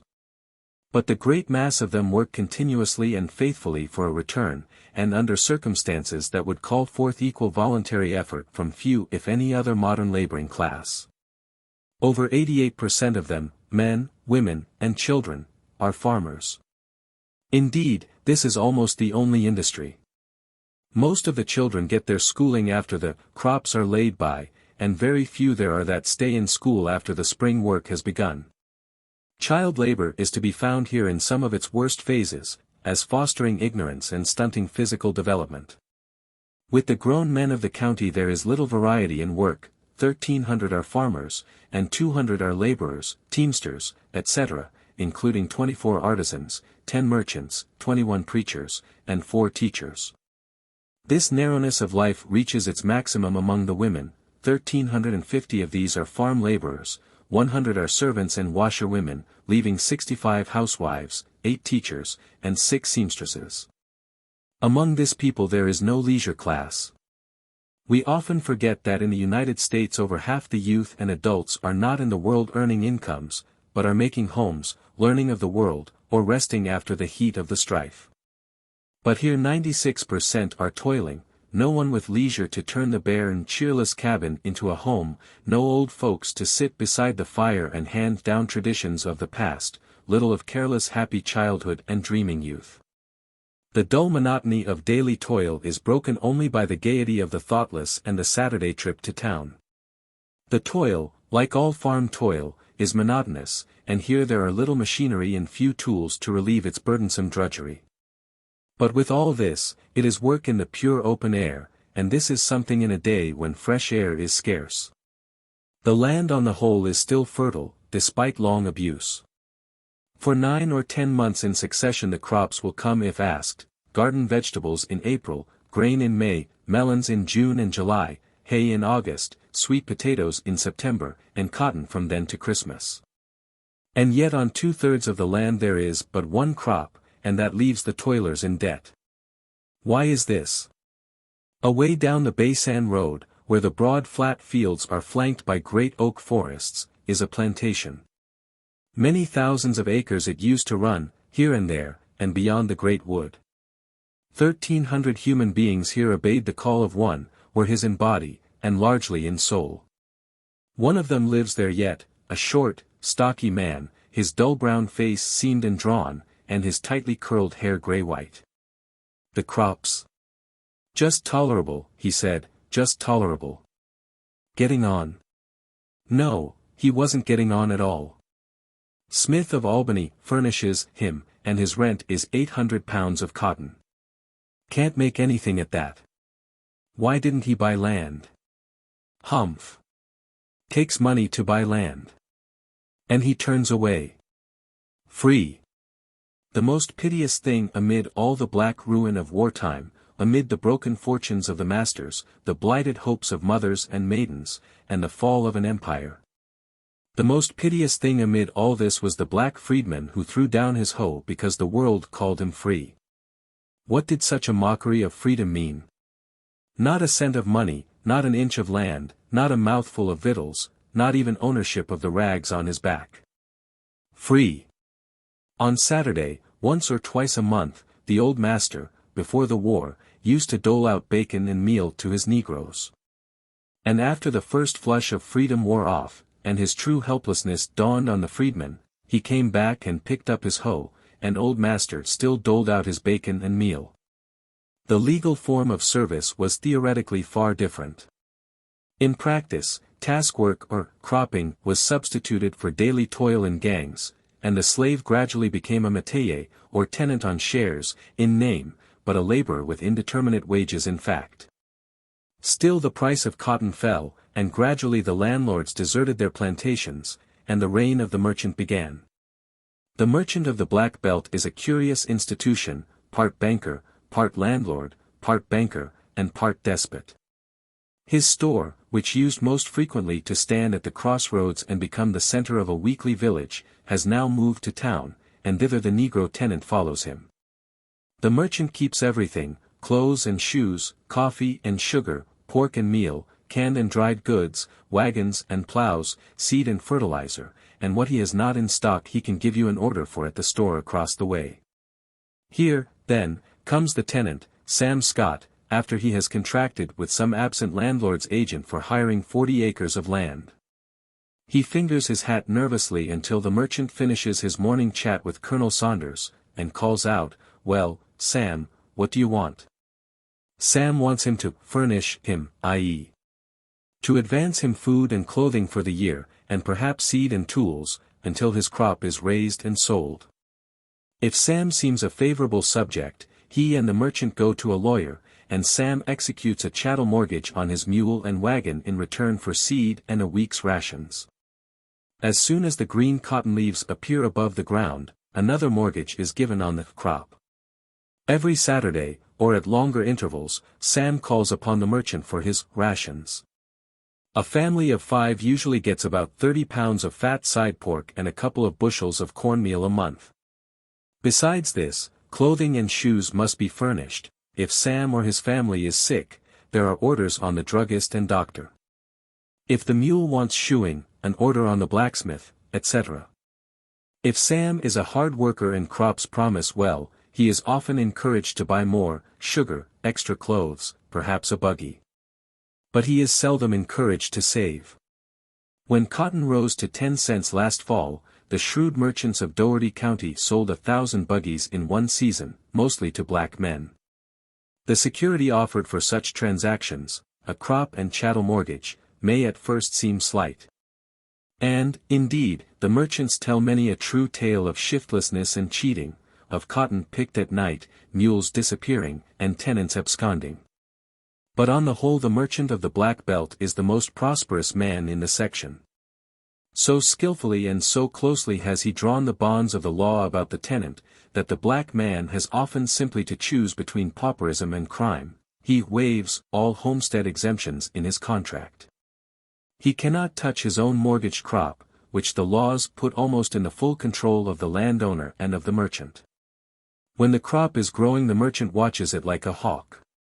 As soon as it is ready for market he takes possession of it, sells it, pays the landowner his rent, subtracts his bill for supplies, and if, as sometimes happens, there is anything left, he hands it over to the black serf for his Christmas celebration. The direct result of this system is an all-cotton scheme of agriculture and the continued bankruptcy of the tenant. The currency of the Black Belt is cotton. It is a crop always saleable for ready money, not usually subject to great yearly fluctuations in price, and one which the Negroes know how to raise. The landlord therefore demands his rent in cotton, and the merchant will accept mortgages on no other crop. There is no use asking the black tenant, then, to diversify his crops, he cannot under this system. Moreover, the system is bound to bankrupt the tenant. I remember once meeting a little one-mule wagon on the river road. A young black fellow sat in it driving listlessly, his elbows on his knees. His dark-faced wife sat beside him, stolid, silent. "Hello," cried my driver, "he has a most imprudent way of addressing these people, though they seem used to it. What have you got there?" "Meat and meal," answered the man, stopping. The meat lay uncovered in the bottom of the wagon, a great thin side of fat pork covered with salt. The meal was in a white bushel bag. "What did you pay for that meat?" 10 cents a pound. It could have been bought for 6 or 7 cents cash. "And the meal?" $2. $1.10 is the cash price in town. Here was a man paying $5 for goods which he could have bought for $3 cash, and raised for $1 or $1.50. Yet it is not wholly his fault. The Negro farmer started behind, started in debt. This was not his choosing, but the crime of this happy-go-lucky nation which goes blundering along with its Reconstruction tragedies, its Spanish War interludes and Philippine matinees, just as though God really were dead. Once in debt, it is no easy matter for a whole race to emerge. In the year of low-priced cotton, 1898, out of 300 tenant families 175 ended their year's work in debt to the extent of $14,000. 50 cleared nothing, and the remaining 75 made a total profit of $1,600. The net indebtedness of the black tenant families of the whole county must have been at least $60,000. In a more prosperous year the situation is far better, but on the average the majority of tenants end the year even, or in debt, which means that they work for board and clothes. Such an economic organization is radically wrong. Whose is the blame? The underlying causes of this situation are complicated but discernible. And one of the chief, outside the carelessness of the nation in letting the slaves start with nothing, is the widespread opinion among the merchants and employers of the Black Belt that only by the slavery of debt can the Negro be kept at work. Without doubt, some pressure was necessary at the beginning of the free labor system to keep the listless and lazy at work, and even today the mass of the Negro laborers need stricter guardianship than most northern laborers. Behind this honest and widespread opinion dishonesty and cheating of the ignorant laborers have a good chance to take refuge. And to all this must be added the obvious fact that a slave ancestry and a system of unrequited toil has not improved the efficiency or temper of the mass of black laborers. Nor is this peculiar to Sambo. It has in history been just as true of John and Hans, of Jacques and Pat, of all ground-down peasantries. Such is the situation of the mass of the Negroes in the Black Belt today, and they are thinking about it. Crime, and a cheap and dangerous socialism, are the inevitable results of this pondering. I see now that ragged black man sitting on a log, aimlessly whittling a stick. He muttered to me with the murmur of many ages, when he said, "White man sit down whole year, nigger work day and night and make crop, nigger hardly gets bread and meat, white man sittin' down gets all. It's wrong. And what do the better classes of Negroes do to improve their situation? One of two things: if any way possible, they buy land; if not, they migrate to town. Just as centuries ago it was no easy thing for the serf to escape into the freedom of town life, even so today there are hindrances laid in the way of county laborers.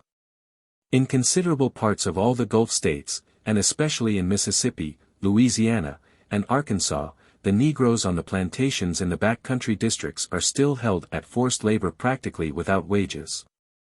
Especially is this true in districts where the farmers are composed of the more ignorant class of poor whites, and the Negroes are beyond the reach of schools and intercourse with their advancing fellows. If such a peon should run away, the sheriff, elected by white suffrage, can usually be depended on to catch the fugitive, return him, and ask no questions. If he escape to another county, a charge of petty thieving, easily true, can be depended upon to secure his return. Even if some unduly officious person insist upon a trial, neighborly comity will probably make his conviction sure, and then the labor due the county can easily be bought by the master. Such a system is impossible in the more civilized parts of the South, or near the large towns and cities, but in those vast stretches of land beyond the telegraph and the newspaper the spirit of the 13th Amendment is sadly broken. This represents the lowest economic depths of the black American peasant, and in a study of the rise and condition of the Negro freeholder we must trace his economic progress from the modern serfdom. Even in the better-ordered country districts of the South the free movement of agricultural laborers is hindered by the migration agent laws. The Associated Press recently informed the world of the arrest of a young white man in southern Georgia who represented the Atlantic Naval Supplies Company, and who was caught in the act of enticing hands from the turpentine farm of Mr. John Greer. The crime for which this young man was arrested is taxed $500 for each county in which the employment agent proposes to gather laborers for work outside the state. Thus the Negro's ignorance of the labor market outside his own vicinity is increased rather than diminished by the laws of nearly every southern state. Similar to such measures is the unwritten law of the back districts and small towns of the South, that the character of all Negroes unknown to the mass of the community must be vouched for by some white man. This is really a revival of the old Roman idea of the patron under whose protection the new-made freedman was put. In many instances this system has been of great good to the Negro, and very often under the protection and guidance of the former master's family, or other white friends, the freedman progressed in wealth and morality. But the same system has in other cases resulted in the refusal of whole communities to recognize the right of a Negro to change his habitation and to be master of his own fortunes. A black stranger in Baker County, Georgia, for instance, is liable to be stopped anywhere on the public highway and made to state his business to the satisfaction of any white interrogator. If he fails to give a suitable answer, or seems too independent or sassy, he may be arrested or summarily driven away. Thus it is that in the country districts of the South, by written or unwritten law, peonage, hindrances to the migration of labor, and a system of white patronage exists over large areas. Besides this, the chance for lawless oppression and illegal exactions is vastly greater in the country than in the city. And nearly all the more serious race disturbances of the last decade have arisen from disputes in the county between master and man, as, for instance, the Sam Hose affair. As a result of such a situation, there arose, first, the Black Belt, and, second, the migration to town. The Black Belt was not, as many assumed, a movement toward fields of labor under more genial climatic conditions. It was primarily a huddling for self-protection, a massing of the black population for mutual defense in order to secure the peace and tranquility necessary to economic advance. This movement took place between emancipation and 1880, and only partially accomplished the desired results. The rush to town since 1880 is the counter-movement of men disappointed in the economic opportunities of the Black Belt. In Dougherty County, Georgia, one can see easily the results of this experiment in huddling for protection. Only 10% of the adult population was born in the county, and yet the blacks outnumber the whites 4 or 5 to 1. There is undoubtedly a security to the blacks in their very numbers, a personal freedom from arbitrary treatment, which makes hundreds of laborers cling to Doherty in spite of low wages and economic distress. But a change is coming, and slowly but surely even here the agricultural laborers are drifting to town and leaving the broad acres behind. Why is this? Why do not the Negroes become landowners, and build up the black landed peasantry, which has for a generation and more been the dream of philanthropist and statesman? To the car window sociologist, to the man who seeks to understand and know the South by devoting the few leisure hours of a holiday trip to unraveling the snarl of centuries. To such men very often the whole trouble with the black field hand may be summed up by Aunt Ophelia's word, shiftless. They have noted repeatedly scenes like one I saw last summer. We were riding along the high road to town at the close of a long hot day. A couple of young black fellows passed us in a mule team, with several bushels of loose corn in the ear. One was driving, listlessly bent forward, his elbows on his knees, a happy-go-lucky, careless picture of irresponsibility. The other was fast asleep in the bottom of the wagon. As we passed we noticed an ear of corn fall from the wagon. They never saw it, not they. A rod farther on we noted another ear on the ground, and between that creeping mule and town we counted 26 ears of corn. Shiftless? Yes, the personification of shiftlessness. And yet follow those boys, they are not lazy. Tomorrow morning they'll be up with the sun, they work hard when they do work, and they work willingly. They have no sordid, selfish, money-getting ways, but rather a fine disdain for mere cash. They'll loaf before your face and work behind your back with good-natured honesty. They'll steal a watermelon, and hand you back your lost purse intact. Their great defect as laborers lies in their lack of incentive beyond the mere pleasure of physical exertion. They are careless because they have not found that it pays to be careful. They are improvident because the improvident ones of their acquaintance get on about as well as the provident. Above all, they cannot see why they should take unusual pains to make the white man's land better, or to fatten his mule, or save his corn. On the other hand, the white landowner argues that any attempt to improve these laborers by increased responsibility, or higher wages, or better homes, or land of their own, would be sure to result in failure. He shows his northern visitor the scarred and wretched land, the ruined mansions, the worn-out soil and mortgaged acres, and says, "This is Negro freedom." Now it happens that both master and man have just enough argument on their respective sides to make it difficult for them to understand each other. The Negro dimly personifies in the white man all his ills and misfortunes. If he is poor, it is because the white man seizes the fruit of his toil; if he is ignorant, it is because the white man gives him neither time nor facilities to learn. And, indeed, if any misfortune happens to him, it is because of some hidden machinations of white folks. On the other hand, the masters and the masters' sons have never been able to see why the Negro, instead of settling down to be day laborers for bread and clothes, are infected with a silly desire to rise in the world, and why they are sulky, dissatisfied, and careless, where their fathers were happy and dumb and faithful. "Why, you niggers have an easier time than I do," said a puzzled Albany merchant to his black customer. "Yes," he replied, "and so does yo' hogs." Taking, then, the dissatisfied and shiftless field hand as a starting point, let us inquire how the black thousands of Doherty have struggled from him up toward their ideal, and what that ideal is. All social struggle is evidenced by the rise, first of economic, then of social classes, among a homogeneous population. Today the following economic classes are plainly differentiated among these Negroes. A submerged tenth of croppers, with a few paupers, 40% who are métayers and 39% of semi-métayers and wage laborers. There are left 5% of money renters and 6% of freeholders, the upper 10, of the land. The croppers are entirely without capital, even in the limited sense of food or money to keep them from seed time to harvest. All they furnish is their labor, the landowner furnishes land, stock, tools, seed, and house, and at the end of the year the laborer gets from a third to a half of the crop. Out of his share, however, comes pay and interest for food and clothing advanced him during the year.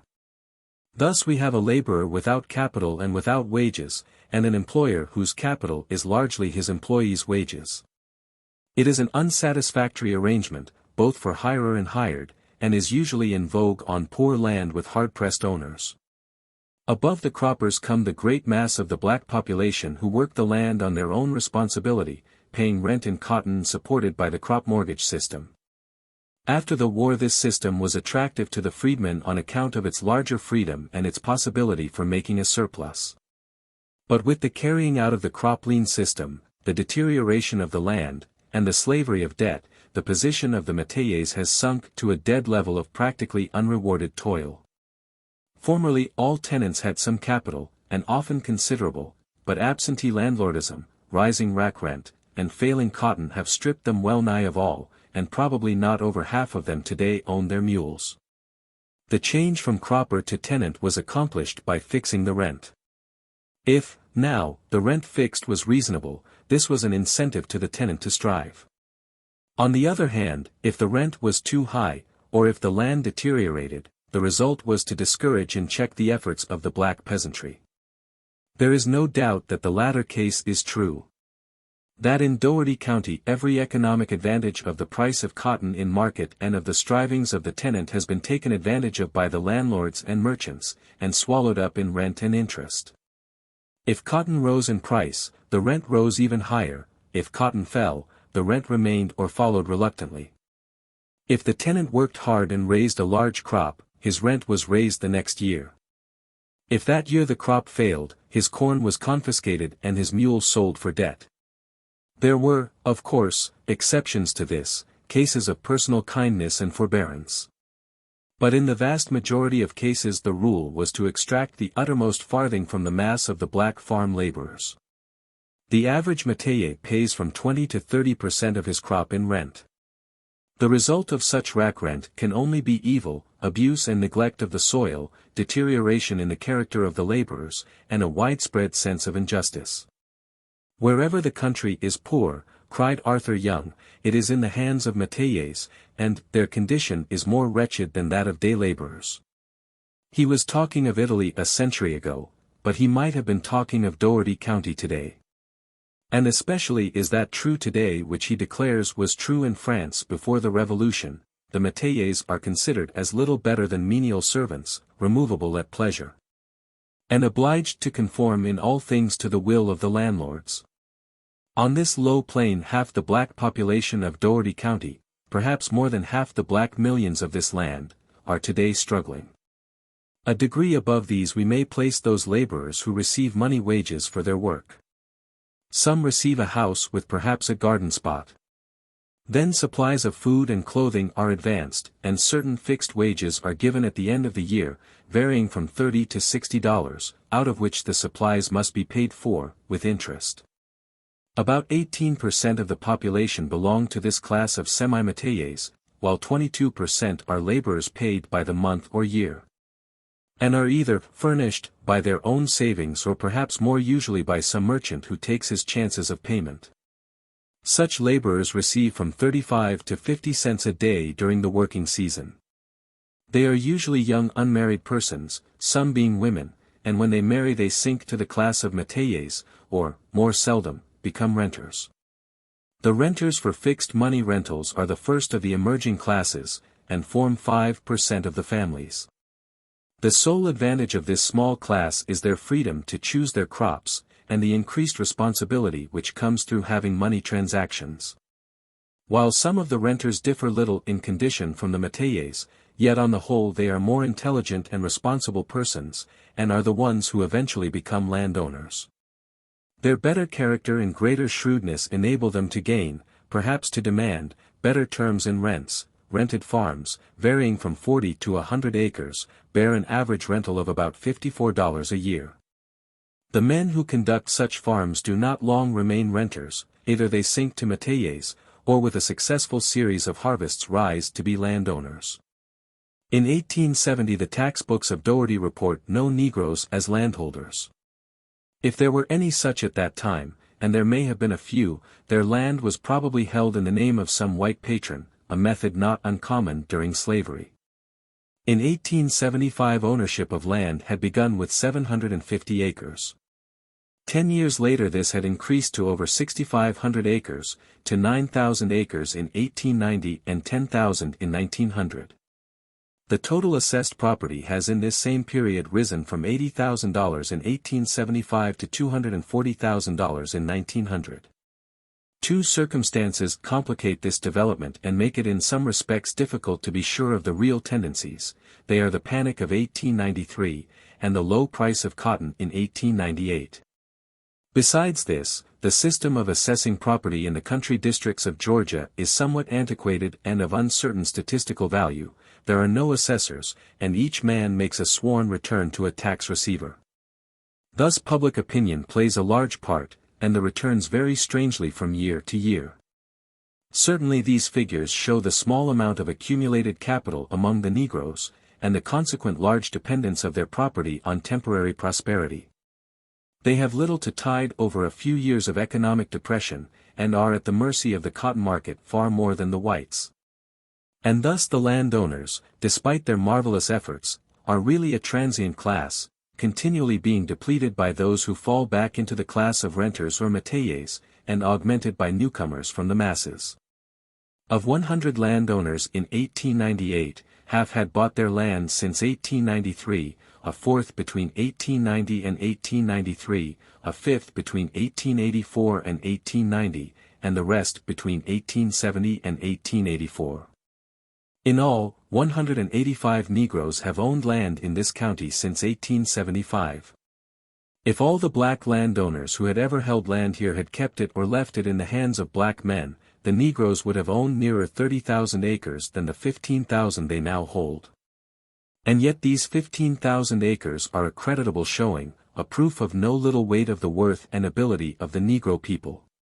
If they had been given an economic start at emancipation, if they had been in an enlightened and rich community which really desired their best good, then we might perhaps call such a result small or even insignificant. But for a few thousand poor ignorant field hands, in the face of poverty, a falling market, and social stress, to save and capitalize $200,000 in a generation has meant a tremendous effort. The rise of a nation, the pressing forward of a social class, means a bitter struggle, a hard and soul-sickening battle with the world such as few of the more favored classes know or appreciate. Out of the hard economic conditions of this portion of the Black Belt, only 6% of the population have succeeded in emerging into peasant proprietorship. And these are not all firmly fixed, but grow and shrink in number with the wavering of the cotton market. Fully 94% have struggled for land and failed, and half of them sit in hopeless serfdom. For these there is one other avenue of escape toward which they have turned in increasing numbers, namely, migration to town. A glance at the distribution of land among the black owners curiously reveals this fact. In 1898 the holdings were as follows: under 40 acres, 49 families, 40 to 250 acres, 17 families, 250 to 1,000 acres, 13 families, 1,000 or more acres, 2 families.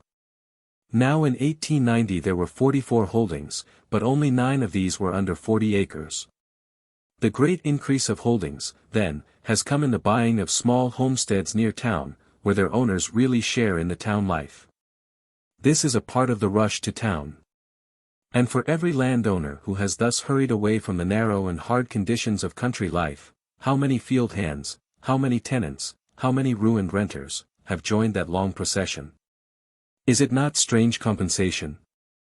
The sin of the country districts is visited on the town, and the social sores of city life today may, here in Dougherty County, and perhaps in many places near and far, look for their final healing without the city walls. 9. Of the sons of master and man. Life treads on life, and heart on heart, we press too close in church and mart to keep a dream or grave apart. Mrs. Browning. The world-old phenomenon of the contact of diverse races of men is to have new exemplification during the new century. Indeed, the characteristic of our age is the contact of European civilization with the world's undeveloped peoples. Whatever we may say of the results of such contact in the past, it certainly forms a chapter in human action not pleasant to look back upon. War, murder, slavery, extermination, and debauchery, this has again and again been the result of carrying civilization and the blessed gospel to the isles of the sea and the heathen without the law.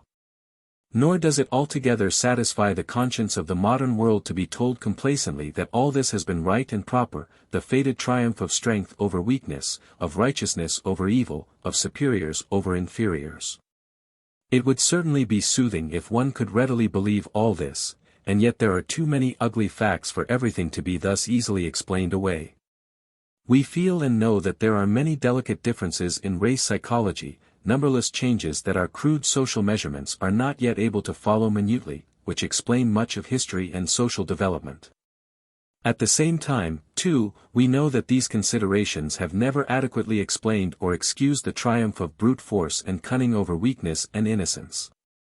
It is, then, the strife of all honorable men of the 20th century to see that in the future competition of races the survival of the fittest shall mean the triumph of the good, the beautiful, and the true. That we may be able to preserve for future civilization all that is really fine and noble and strong, and not continue to put a premium on greed and impudence and cruelty. To bring this hope to fruition, we are compelled daily to turn more and more to a conscientious study of the phenomena of race contact, to a study frank and fair, and not falsified and colored by our wishes or our fears.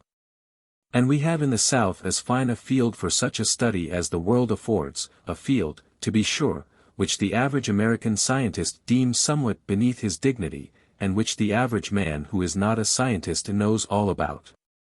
But nevertheless a line of study which by reason of the enormous race complications with which God seems about to punish this nation must increasingly claim our sober attention, study, and thought.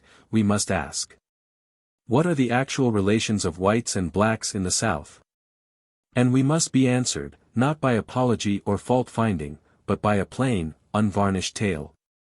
In the civilized life of today the contact of men and their relations to each other fall in a few main lines of action and communication. There is, first, the physical proximity of home and dwelling places. The way in which neighborhoods group themselves, and the contiguity of neighborhoods. Secondly, and in our age chiefest, there are the economic relations, the methods by which individuals cooperate for earning a living, for the mutual satisfaction of wants, for the production of wealth. Next, there are the political relations, the cooperation in social control, in group government, in laying and paying the burden of taxation. In the fourth place there are the less tangible but highly important forms of intellectual contact and commerce, the interchange of ideas through conversation and conference, through periodicals and libraries. And, above all, the gradual formation for each community of that curious tertium quid which we call public opinion. Closely allied with this come the various forms of social contact in everyday life, in travel, in theaters, in house gatherings, in marrying and giving in marriage. Finally, there are the varying forms of religious enterprise, of moral teaching and benevolent endeavor. These are the principal ways in which men living in the same communities are brought into contact with each other. It is my present task, therefore, to indicate, from my point of view, how the black race in the South meet and mingle with the whites in these matters of everyday life. First, as to physical dwelling. It is usually possible to draw in nearly every Southern community a physical color line on the map, on the one side of which whites dwell and on the other Negroes. The winding and intricacy of the geographical color line varies, of course, in different communities. I know some towns where a straight line drawn through the middle of the main street separates 9/10 of the whites from 9/10 of the blacks. In other towns the older settlement of whites has been encircled by a broad band of blacks. In still other cases little settlements or nuclei of blacks have sprung up amid surrounding whites. Usually in cities each street has its distinctive color, and only now and then do the colors meet in close proximity.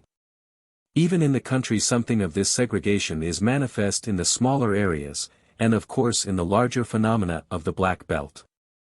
All this segregation by color is largely independent of that natural clustering by social grades common to all communities.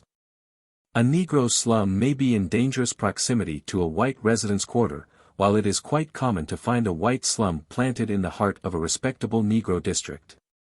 One thing, however, seldom occurs: the best of the whites and the best of the Negroes almost never live in anything like close proximity. It thus happens that in nearly every Southern town and city, both whites and blacks see commonly the worst of each other.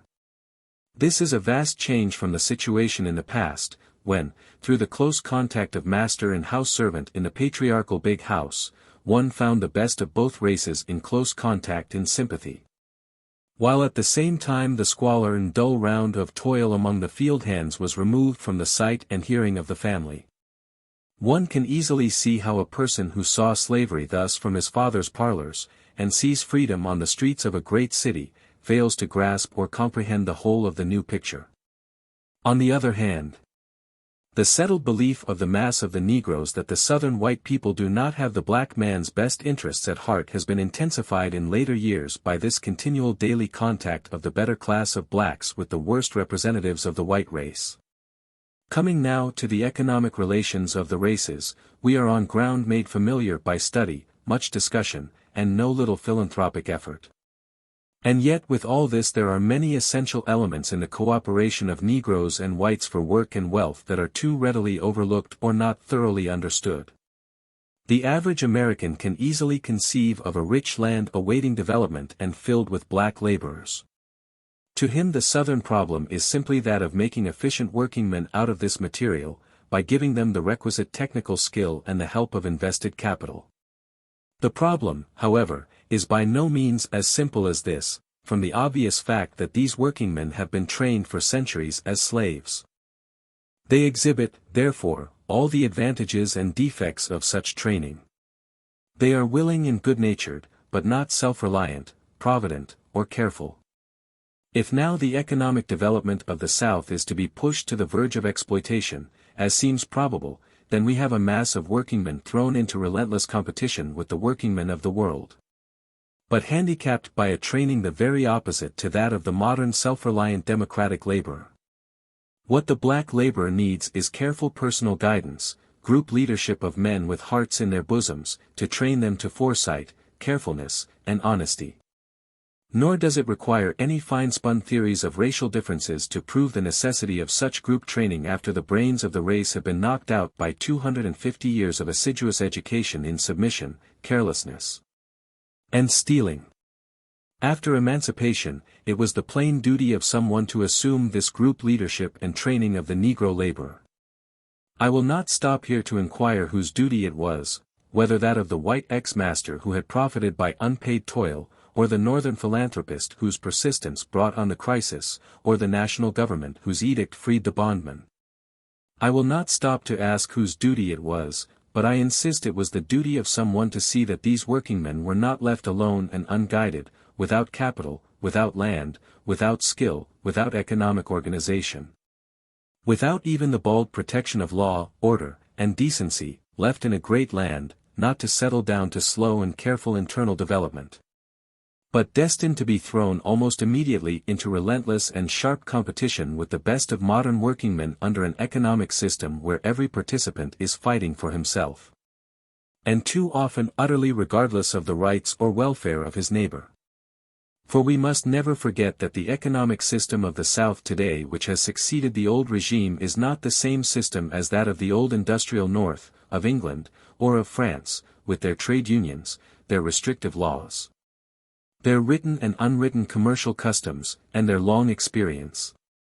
It is, rather, a copy of that England of the early 19th century, before the Factory Acts, the England that wrung pity from thinkers and fired the wrath of Carlyle. The rod of empire that passed from the hands of Southern gentlemen in 1865, partly by force, partly by their own petulance, has never returned to them. Rather it has passed to those men who have come to take charge of the industrial exploitation of the New South, the sons of poor whites fired with a new thirst for wealth and power, thrifty and avaricious Yankees, and unscrupulous immigrants.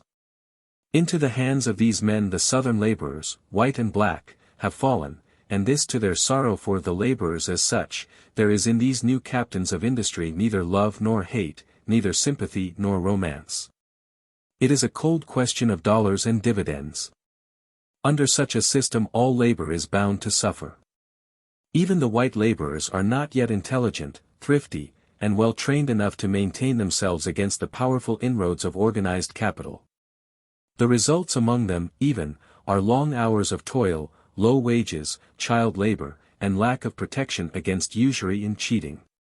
But among the black laborers all this is aggravated, first, by a race prejudice which varies from a doubt and distrust among the best element of whites to a frenzied hatred among the worst. And, secondly, it is aggravated, as I have said before, by the wretched economic heritage of the freedman from slavery. With this training it is difficult for the freedman to learn to grasp the opportunities already open to him, and the new opportunities are seldom given him, but go by favor to the whites. Left by the best elements of the South with little protection or oversight, he has been made in law and custom the victim of the worst and most unscrupulous men in each community. The cropland system which is depopulating the fields of the South is not simply the result of shiftlessness on the part of Negroes, but is also the result of cunningly devised laws as to mortgages, liens, and misdemeanors, which can be made by conscienceless men to entrap and snare the unwary until escape is impossible, further toil a farce, and protest a crime. I have seen, in the Black Belt of Georgia, an ignorant, honest Negro buy and pay for a farm in installments 3 separate times. And then in the face of law and decency the enterprising American who sold it to him pocketed the money and deed and left the black man landless, to labor on his own land at 30 cents a day. I have seen a black farmer fall in debt to a white storekeeper, and that storekeeper go to his farm and strip it of every single marketable article, mules, plows, stored crops, tools, furniture, bedding, clocks, looking-glass. And all this without a sheriff or officer, in the face of the law for homestead exemptions, and without rendering to a single responsible person any account or reckoning. And such proceedings can happen, and will happen, in any community where a class of ignorant toilers are placed by custom and race prejudice beyond the pale of sympathy and race brotherhood. So long as the best elements of a community do not feel in duty bound to protect and train and care for the weaker members of their group, they leave them to be preyed upon by these swindlers and rascals. This unfortunate economic situation does not mean the hindrance of all advance in the black South, or the absence of a class of black landlords and mechanics who, in spite of disadvantages, are accumulating property in making good citizens. But it does mean that this class is not nearly so large as a fairer economic system might easily make it, that those who survive in the competition are handicapped so as to accomplish much less than they deserve to, and that, above all, the personnel of the successful class is left to chance and accident, and not to any intelligent culling or reasonable methods of selection. As a remedy for this, there is but one possible procedure.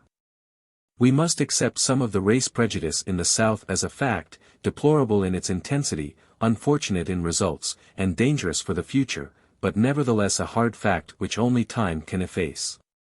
We cannot hope, then, in this generation, or for several generations, that the mass of the whites can be brought to assume that close sympathetic and self-sacrificing leadership of the blacks which their present situation so eloquently demands. Such leadership, such social teaching and example, must come from the blacks themselves. For some time men doubted as to whether the Negro could develop such leaders. But today no one seriously disputes the capability of individual Negroes to assimilate the culture and common sense of modern civilization, and to pass it on, to some extent at least, to their fellows. If this is true, then here is the path out of the economic situation, and here is the imperative demand for trained Negro leaders of character and intelligence, men of skill, men of light and leading, college-bred men, black captains of industry, and missionaries of culture.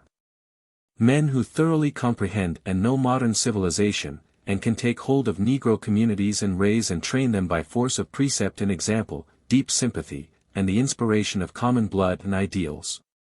But if such men are to be effective they must have some power, they must be backed by the best public opinion of these communities, and able to wield for their objects and aims such weapons as the experience of the world has taught are indispensable to human progress. Of such weapons the greatest, perhaps, in the modern world is the power of the ballot, and this brings me to a consideration of the third form of contact between whites and blacks in the South, political activity. In the attitude of the American mind toward Negro suffrage can be traced with unusual accuracy the prevalent conceptions of government. In the 50s we were near enough the echoes of the French Revolution to believe pretty thoroughly in universal suffrage. We argued, as we thought then rather logically, that no social class was so good, so true, and so disinterested as to be trusted wholly with the political destiny of its neighbors. That in every state the best arbiters of their own welfare are the persons directly affected. Consequently that it is only by arming every hand with a ballot, with the right to have a voice in the policy of the state, that the greatest good to the greatest number could be attained. To be sure, there were objections to these arguments, but we thought we had answered them tersely and convincingly. If someone complained of the ignorance of voters, we answered, educate them. If another complained of their venality, we replied, disfranchise them or put them in jail. And, finally, to the men who feared demagogues and the natural perversity of some human beings we insisted that time and bitter experience would teach the most hard-headed. It was at this time that the question of Negro suffrage in the South was raised. Here was a defenseless people suddenly made free. How were they to be protected from those who did not believe in their freedom and were determined to thwart it? Not by force, said the North, not by government guardianship, said the South, then by the ballot, the sole and legitimate defense of a free people, said the common sense of the nation. No one thought, at the time, that the ex-slaves could use the ballot intelligently or very effectively. But they did think that the possession of so great power by a great class in the nation would compel their fellows to educate this class to its intelligent use. Meantime, new thoughts came to the nation, the inevitable period of moral retrogression and political trickery that ever follows in the wake of war overtook us. So flagrant became the political scandals that reputable men began to leave politics alone, and politics consequently became disreputable. Men began to pride themselves on having nothing to do with their own government, and to agree tacitly with those who regarded public office as a private perquisite. In this state of mind it became easy to wink at the suppression of the Negro vote in the South, and to advise self-respecting Negroes to leave politics entirely alone. The decent and reputable citizens of the North who neglected their own civic duties grew hilarious over the exaggerated importance with which the Negro regarded the franchise. Thus it easily happened that more and more the better class of Negroes followed the advice from abroad and the pressure from home, and took no further interest in politics, leaving to the careless and the venal of their race the exercise of their rights as voters. The black vote that still remained was not trained and educated, but further debauched by open and unblushing bribery, or force and fraud. Until the Negro voter was thoroughly inoculated with the idea that politics was a method of private gain by disreputable means. And finally, now, today, when we are awakening to the fact that the perpetuity of republican institutions on this continent depends on the purification of the ballot, the civic training of voters, and the raising of voting to the plane of a solemn duty which a patriotic citizen neglects to his peril and to the peril of his children's children, in this day, when we are striving for a renaissance of civic virtue. What are we going to say to the black voter of the South? Are we going to tell him still that politics is a disreputable and useless form of human activity? Are we going to induce the best class of Negroes to take less and less interest in government, and to give up their right to take such an interest, without a protest? I am not saying a word against all legitimate efforts to purge the ballot of ignorance, pauperism, and crime. But few have pretended that the present movement for disfranchisement in the South is for such a purpose. It has been plainly and frankly declared in nearly every case that the object of the disfranchising laws is the elimination of the black man from politics. Now, is this a minor matter which has no influence on the main question of the industrial and intellectual development of the Negro? Can we establish a mass of black laborers and artisans and landholders in the South who, by law and public opinion, have absolutely no voice in shaping the laws under which they live and work? Can the modern organization of industry, assuming as it does free democratic government and the power and ability of the laboring classes to compel respect for their welfare, Can this system be carried out in the South when half its laboring force is voiceless in the public councils and powerless in its own defense?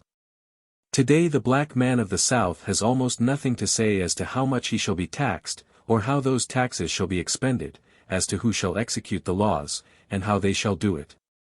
As to who shall make the laws, and how they shall be made. It is pitiable that frantic efforts must be made at critical times to get lawmakers in some states even to listen to the respectful presentation of the black man's side of a current controversy. Daily the Negro is coming more and more to look upon law and justice, not as protecting safeguards, but as sources of humiliation and oppression. The laws are made by men who have little interest in him. They are executed by men who have absolutely no motive for treating the black people with courtesy or consideration. And, finally, the accused lawbreaker is tried, not by his peers, but too often by men who would rather punish 10 innocent Negroes than let one guilty one escape. I should be the last one to deny the patent weaknesses and shortcomings of the Negro people. I should be the last to withhold sympathy from the white South in its efforts to solve its intricate social problems. I freely acknowledge that it is possible, and sometimes best, that a partially undeveloped people should be ruled by the best of their stronger and better neighbors for their own good. Until such time as they can start and fight the world's battles alone. I have already pointed out how sorely in need of such economic and spiritual guidance the emancipated Negro was. And I am quite willing to admit that if the representatives of the best white Southern public opinion were the ruling and guiding powers in the South today, the conditions indicated would be fairly well fulfilled. But the point I have insisted upon and now emphasize again, is that the best opinion of the South today is not the ruling opinion. That to leave the Negro helpless and without a ballot today is to leave him not to the guidance of the best, but rather to the exploitation and debauchement of the worst. That this is no truer of the South than of the North than of Europe, in any land, in any country under modern free competition, to lay any class of weak and despised people, be they white, black, or blue, at the political mercy of their stronger, richer, and more resourceful fellows, is a temptation which human nature seldom has withstood and seldom will withstand. Moreover, the political status of the Negro in the South is closely connected with the question of Negro crime. There can be no doubt that crime among Negroes has sensibly increased in the last 30 years, and that there has appeared in the slums of great cities a distinct criminal class among the blacks. In explaining this unfortunate development, we must note two things: 1, that the inevitable result of emancipation was to increase crime and criminals, and, 2, that the police system of the South was primarily designed to control slaves. As to the first point, we must not forget that under a strict slave system there can scarcely be such a thing as crime. But when these variously constituted human particles are suddenly thrown broadcast on the sea of life, some swim, some sink, and some hang suspended, to be forced up or down by the chance currents of a busy hurrying world. So great an economic and social revolution as swept the South in '63 meant a weeding out among the Negroes of the incompetents and vicious, the beginning of a differentiation of social grades. Now a rising group of people are not lifted bodily from the ground like an inert solid mass, but rather stretch upward like a living plant with its roots still clinging in the mold. The appearance, therefore, of the Negro criminal was a phenomenon to be awaited, and while it causes anxiety, it should not occasion surprise. Here again the hope for the future depended peculiarly on careful and delicate dealing with these criminals. Their offenses at first were those of laziness, carelessness, and impulse, rather than of malignity or ungoverned viciousness. Such misdemeanors needed discriminating treatment, firm but reformatory, with no hint of injustice, and full proof of guilt. For such dealing with criminals, white or black, the South had no machinery, no adequate jails or reformatories.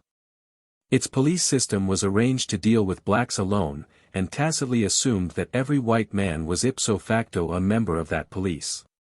Thus grew up a double system of justice, which erred on the white side by undue leniency and the practical immunity of red-handed criminals, and erred on the black side by undue severity, injustice, and lack of discrimination. For, as I have said, the police system of the South was originally designed to keep track of all Negroes, not simply of criminals. And when the Negroes were freed and the whole South was convinced of the impossibility of free Negro labor, the first and almost universal device was to use the courts as a means of re-enslaving the blacks. It was not then a question of crime, but rather one of color, that settled a man's conviction on almost any charge. Thus Negroes came to look upon courts as instruments of injustice and oppression, and upon those convicted in them as martyrs and victims.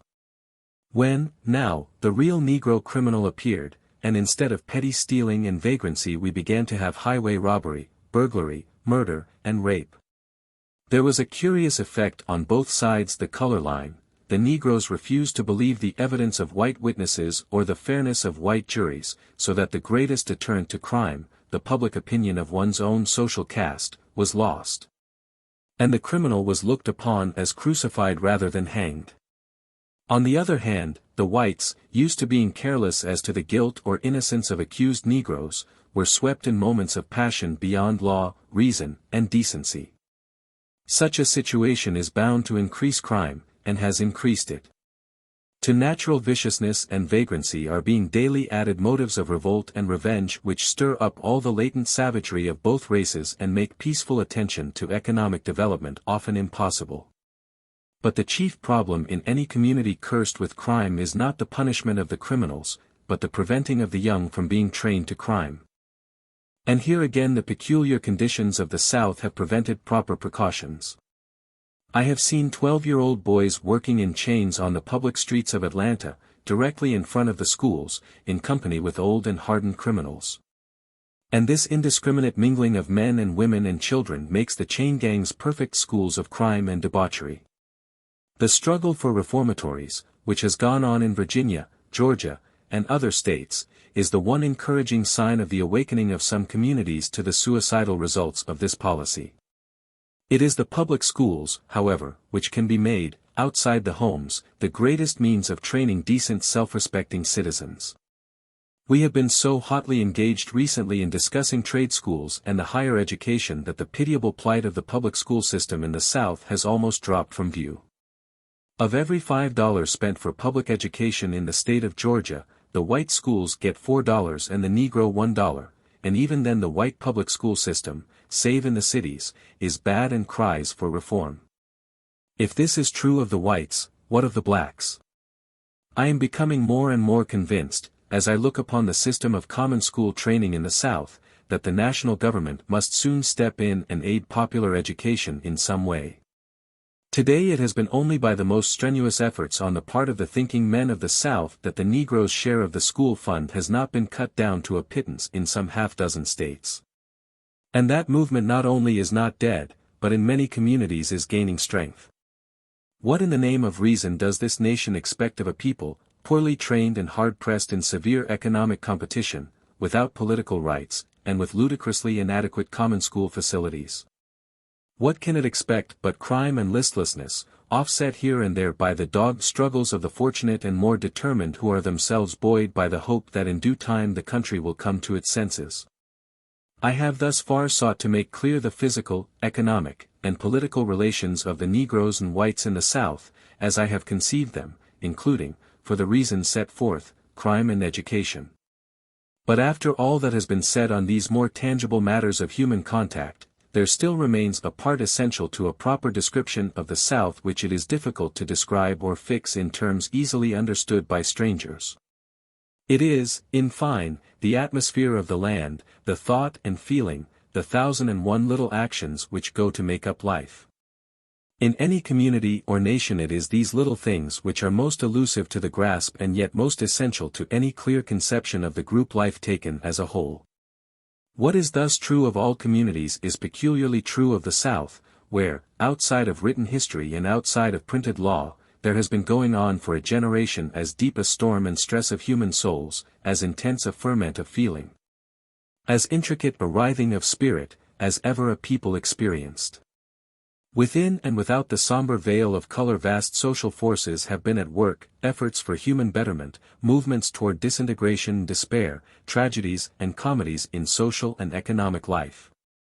And a swaying and lifting and sinking of human hearts which have made this land a land of mingled sorrow and joy, of change and excitement and unrest. The center of this spiritual turmoil has ever been the millions of black freedmen and their sons, whose destiny is so fatefully bound up with that of the nation, and yet the casual observer visiting the South sees at first little of this.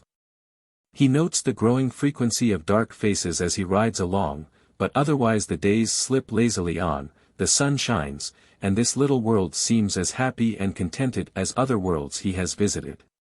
Indeed, on the question of questions, the Negro problem, he hears so little that there almost seems to be a conspiracy of silence. The morning papers seldom mention it, and then usually in a far-fetched academic way, and indeed almost every one seems to forget and ignore the darker half of the land.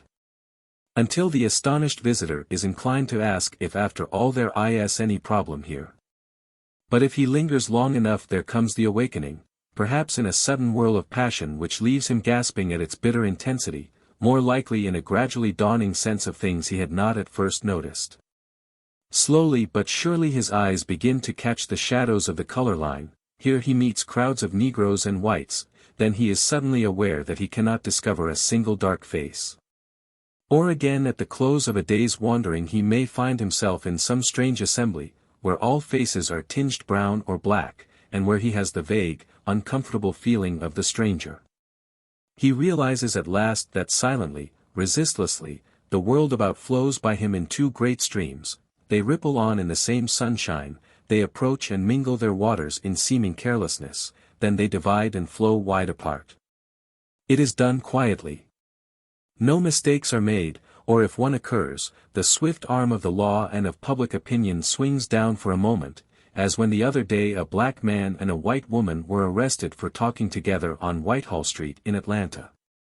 Now if one notices carefully one will see that between these two worlds, despite much physical contact and daily intermingling, there is almost no community of intellectual life or point of transference where the thoughts and feelings of one race can come into direct contact and sympathy with the thoughts and feelings of the other.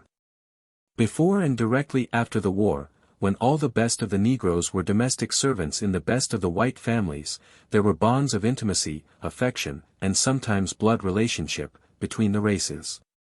They lived in the same home, shared in the family life, often attended the same church, and talked and conversed with each other. But the increasing civilization of the Negro since then has naturally meant the development of higher classes. There are increasing numbers of ministers, teachers, physicians, merchants, mechanics, and independent farmers, who by nature and training are the aristocracy and leaders of the blacks. Between them, however, and the best element of the whites, there is little or no intellectual commerce. They go to separate churches, they live in separate sections, they are strictly separated in all public gatherings, they travel separately, and they are beginning to read different papers and books. To most libraries, lectures, concerts, and museums, Negroes are either not admitted at all, or on terms peculiarly galling to the pride of the very classes who might otherwise be attracted. The daily paper chronicles the doings of the black world from afar with no great regard for accuracy. And so on, throughout the category of means for intellectual communication, schools, conferences, efforts for social betterment, and the like, it is usually true that the very representatives of the two races, who for mutual benefit and the welfare of the land ought to be in complete understanding and sympathy, are so far strangers that one side thinks all whites are narrow and prejudiced, and the other thinks educated Negroes dangerous and insolent. Moreover, in a land where the tyranny of public opinion and the intolerance of criticism is for obvious historical reasons so strong as in the South, such a situation is extremely difficult to correct. The white man, as well as the Negro, is bound and barred by the color line, and many a scheme of friendliness and philanthropy, of broad-minded sympathy and generous fellowship between the two has dropped stillborn because some busybody has forced the color question to the front and brought the tremendous force of unwritten law against the innovators. It is hardly necessary for me to add very much in regard to the social contact between the races. Nothing has come to replace that finer sympathy and love between some masters and house servants which the radical and more uncompromising drawing of the color line in recent years has caused almost completely to disappear. In a world where it means so much to take a man by the hand and sit beside him, to look frankly into his eyes and feel his heart beating with red blood, In a world where a social cigar or a cup of tea together means more than legislative halls and magazine articles and speeches, one can imagine the consequences of the almost utter absence of such social amenities between estranged races, whose separation extends even to parks and streetcars. Here there can be none of that social going down to the people, the opening of heart and hand of the best to the worst, in generous acknowledgement of a common humanity and a common destiny. On the other hand, in matters of simple almsgiving, where there can be no question of social contact, and in the succor of the aged and sick, the South, as if stirred by a feeling of its unfortunate limitations, is generous to a fault. The black beggar is never turned away without a good deal more than a crust, and a call for help for the unfortunate meets quick response. I remember, one cold winter, in Atlanta, when I refrained from contributing to a public relief fund lest Negroes should be discriminated against, I afterward inquired of a friend, were any black people receiving aid? Why, said he, they were all black. And yet this does not touch the kernel of the problem. Human advancement is not a mere question of almsgiving, but rather of sympathy and cooperation among classes who would scorn charity. And here is a land where, in the higher walks of life, in all the higher striving for the good and noble and true, the color line comes to separate natural friends and co-workers. While at the bottom of the social group, in the saloon, the gambling hell, and the brothel, that same line wavers and disappears. I have sought to paint an average picture of real relations between the sons of master and man in the South. I have not glossed over matters for policy's sake, for I fear we have already gone too far in that sort of thing. On the other hand, I have sincerely sought to let no unfair exaggerations creep in. I do not doubt that in some Southern communities conditions are better than those I have indicated, while I am no less certain that in other communities they are far worse. Nor does the paradox and danger of this situation fail to interest and perplex the best conscience of the South. Deeply religious and intensely democratic as are the mass of the whites, they feel acutely the false position in which the Negro problems place them. Such an essentially honest-hearted and generous people cannot cite the caste-leveling precepts of Christianity, or believe in equality of opportunity for all men, without coming to feel more and more with each generation that the present drawing of the color line is a flat contradiction to their beliefs and professions. But just as often as they come to this point, the present social condition of the Negro stands as a menace and a portent before even the most open-minded. If there were nothing to charge against the Negro but his blackness or other physical peculiarities, they argue, the problem would be comparatively simple. But what can we say to his ignorance, shiftlessness, poverty, and crime? Can a self-respecting group hold anything but the least possible fellowship with such persons and survive? And shall we let a mawkish sentiment sweep away the culture of our fathers or the hope of our children? The argument so put is of great strength, but it is not a whit stronger than the argument of thinking Negroes. Granted, they reply, that the condition of our masses is bad. There is certainly on the one hand adequate historical cause for this, and unmistakable evidence that no small number have, in spite of tremendous disadvantages, risen to the level of American civilization. And when, by proscription and prejudice, these same Negroes are classed with and treated like the lowest of their people, simply because they are Negroes, such a policy not only discourages thrift and intelligence among black men, but puts a direct premium on the very things you complain of, inefficiency and crime. Draw lines of crime, of incompetency, of vice, as tightly and uncompromisingly as you will, for these things must be proscribed, but a color line not only does not accomplish this purpose, but thwarts it. In the face of two such arguments, the future of the South depends on the ability of the representatives of these opposing views to see and appreciate and sympathize with each other's position. For the Negro to realize more deeply than he does at present the need of uplifting the masses of his people. For the white people to realize more vividly than they have yet done the deadening and disastrous effect of a color prejudice that classes Phyllis Wheatley and Sam Hose in the same despised class. It is not enough for the Negroes to declare that color prejudice is the sole cause of their social condition, nor for the white South to reply that their social condition is the main cause of prejudice. They both act as reciprocal cause and effect, and a change in neither alone will bring the desired effect. Both must change, or neither can improve to any great extent.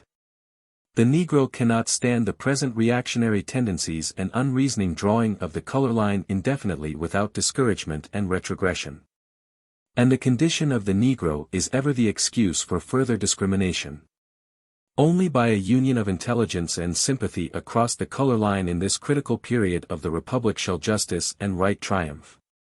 That mind and soul according well, may make one music as before, but vaster. X. Of the faith of the fathers.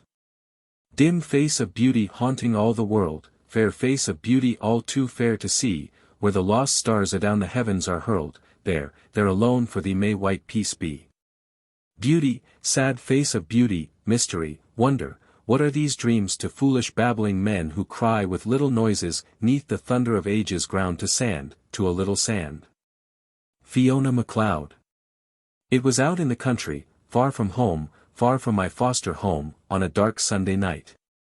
The road wandered from our rambling log house up the stony bed of a creek, past wheat and corn, until we could hear dimly across the fields a rhythmic cadence of song, soft, thrilling, powerful, that swelled and died sorrowfully in our ears.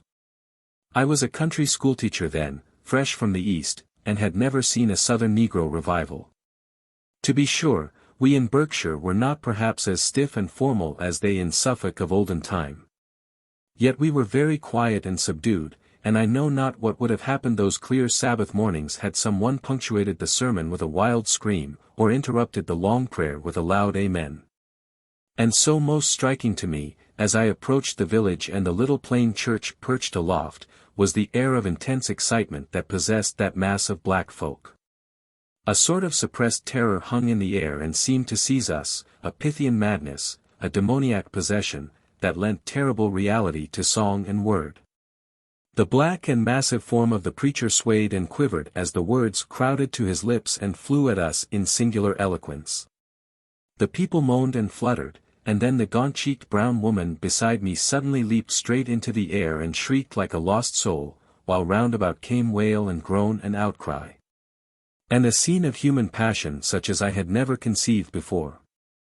Those who have not thus witnessed the frenzy of a Negro revival in the untouched backwoods of the South can but dimly realize the religious feeling of the slave. As described, such scenes appear grotesque and funny, but as seen they are awful. Three things characterize this religion of the slave: the preacher, the music, and the frenzy. The preacher is the most unique personality developed by the Negro on American soil. A leader, a politician, an orator, boss, an intriguer, an idealist, all these he is, and ever, too, the center of a group of men, now 20, now 1,000 in number. The combination of a certain adroitness with deep-seated earnestness, of tact with consummate ability, gave him his preeminence, and helps him maintain it. The type, of course, varies according to time and place, from the West Indies in the 16th century to New England in the 19th, and from the Mississippi bottoms to cities like New Orleans or New York. The music of Negro religion is that plaintive rhythmic melody, with its touching minor cadences, which, despite caricature and defilement, still remains the most original and beautiful expression of human life and longing yet born on American soil. Sprung from the African forests, where its counterpart can still be heard, it was adapted, changed, and intensified by the tragic soul life of the slave, until, under the stress of law and whip, it became the one true expression of a people's sorrow, despair, and hope. Finally, the frenzy of shouting, when the Spirit of the Lord passed by, and, seizing the devotee, made him mad with supernatural joy, was the last essential of Negro religion and the one more devoutly believed in than all the rest. It varied in expression from the silent rapt countenance or the low murmur and moan to the mad abandon of physical fervor, the stamping, shrieking, and shouting, the rushing to and fro and wild waving of arms, the weeping and laughing, the vision and the trance. All this is nothing new in the world, but old as religion, as Delphi and Ender. And so firm a hold did it have on the Negro, that many generations firmly believed that without this visible manifestation of the God there could be no true communion with the invisible. These were the characteristics of Negro religious life as developed up to the time of emancipation. Since under the peculiar circumstances of the black man's environment they were the one expression of his higher life, they are of deep interest to the student of his development, both socially and psychologically. Numerous are the attractive lines of inquiry that here group themselves. What did slavery mean to the African savage? What was his attitude toward the world and life? What seemed to him good and evil, God and devil? Whither went his longings and strivings, and wherefore were his heartburnings and disappointments? Answers to such questions can come only from a study of Negro religion as a development, through its gradual changes from the heathenism of the Gold Coast to the institutional Negro Church of Chicago. Moreover, the religious growth of millions of men, even though they be slaves, cannot be without potent influence upon their contemporaries. The Methodists and Baptists of America owe much of their condition to the silent but potent influence of their millions of Negro converts. Especially is this noticeable in the South, where theology and religious philosophy are on this account a long way behind the North, and where the religion of the poor whites is a plain copy of Negro thought and methods. The mass of gospel hymns which has swept through American churches and well-nigh ruined our sense of song consists largely of debased imitations of Negro melodies made by ears that caught the jingle but not the music, the body but not the soul of the Jubilee songs. It is thus clear that the study of Negro religion is not only a vital part of the history of the Negro in America, but no uninteresting part of American history. The Negro Church of today is the social center of Negro life in the United States, and the most characteristic expression of African character. Take a typical church in a small Virginia town, it is the First Baptist, a roomy brick edifice seating 500 or more persons, tastefully finished in Georgia pine, with a carpet, a small organ, and stained glass windows. Underneath is a large assembly room with benches. This building is the central clubhouse of a community of 1,000 or more Negroes. Various organizations meet here, the church proper, the Sunday school, 2 or 3 insurance societies, women's societies, secret societies, and mass meetings of various kinds. Entertainments, suppers, and lectures are held beside the 5 or 6 regular weekly religious services. Considerable sums of money are collected and expended here, employment is found for the idle, strangers are introduced, news is disseminated and charity distributed. At the same time this social, intellectual, and economic center is a religious center of great power. Depravity, sin, redemption, heaven, hell, and damnation are preached twice a Sunday after the crops are laid by. And few indeed of the community have the hardihood to withstand conversion. Back of this more formal religion, the church often stands as a real conserver of morals, a strengthener of family life, and the final authority on what is good and right. Thus one can see in the Negro church today, reproduced in microcosm, all the great world from which the Negro is cut off by color prejudice and social condition. In the great city churches the same tendency is noticeable and in many respects emphasized. A great church like the Bethel of Philadelphia has over 1,100 members, an edifice seating 1,500 persons and valued at $100,000, an annual budget of $5,000. And a government consisting of a pastor with several assisting local preachers, an executive and legislative board, financial boards and tax collectors. General church meetings for making laws, subdivided groups led by class leaders, a company of militia, and 24 auxiliary societies. The activity of a church like this is immense and far-reaching, and the bishops who preside over these organizations throughout the land are among the most powerful Negro rulers in the world.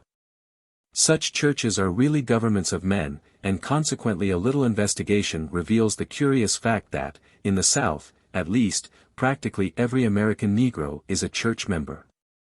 Some, to be sure, are not regularly enrolled, and a few do not habitually attend services, but, practically, a proscribed people must have a social center, and that center for this people is the Negro Church.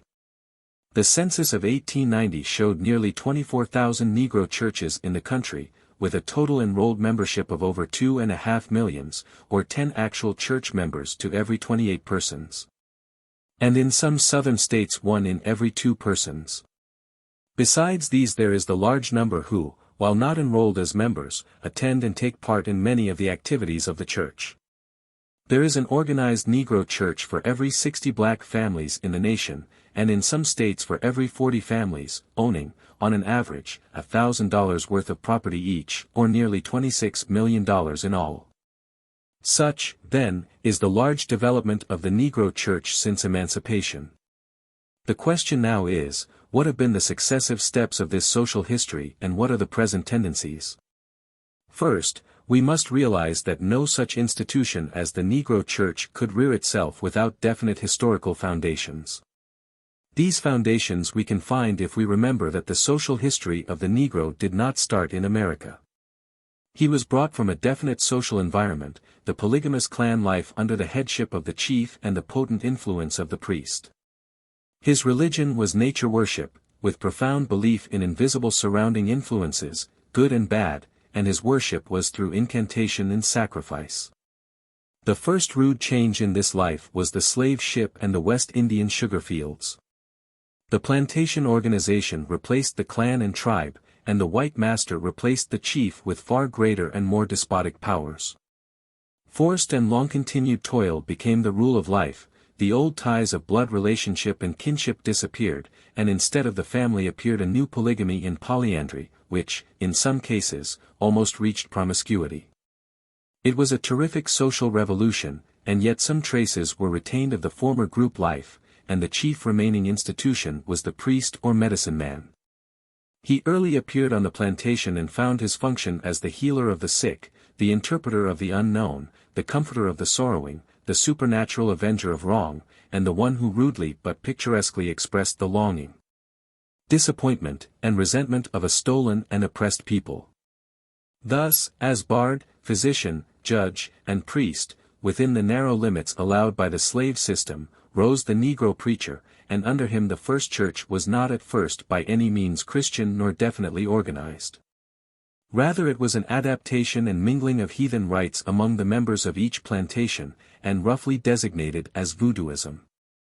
Association with the masters, missionary effort and motives of expediency gave these rites an early veneer of Christianity, and after the lapse of many generations the Negro Church became Christian. Two characteristic things must be noticed in regard to the Church. First, it became almost entirely Baptist and Methodist in faith. Secondly, as a social institution it antedated by many decades the monogamic Negro home. From the very circumstances of its beginning, the church was confined to the plantation, and consisted primarily of a series of disconnected units. Although, later on, some freedom of movement was allowed, still this geographical limitation was always important and was one cause of the spread of the decentralized and democratic Baptist faith among the slaves. At the same time, the visible rite of baptism appealed strongly to their mystic temperament. Today the Baptist Church is still largest in membership among Negroes, and has 1.5 million communicants.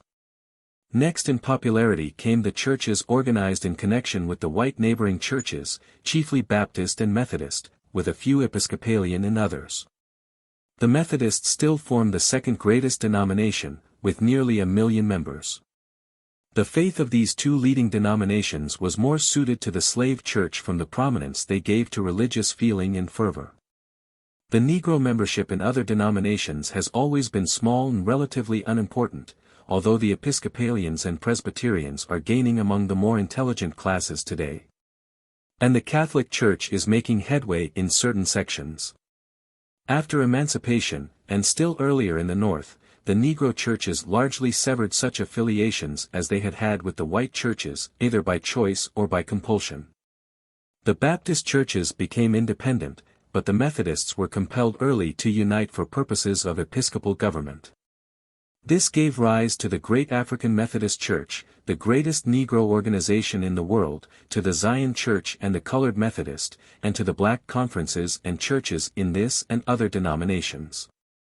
The second fact noted, namely, that the Negro Church antedates the Negro home, leads to an explanation of much that is paradoxical in this communistic institution and in the morals of its members. But especially it leads us to regard this institution as peculiarly the expression of the inner ethical life of a people in a sense seldom true elsewhere. Let us turn, then, from the outer physical development of the Church to the more important inner ethical life of the people who compose it. The Negro has already been pointed out many times as a religious animal, a being of that deep emotional nature which turns instinctively toward the supernatural.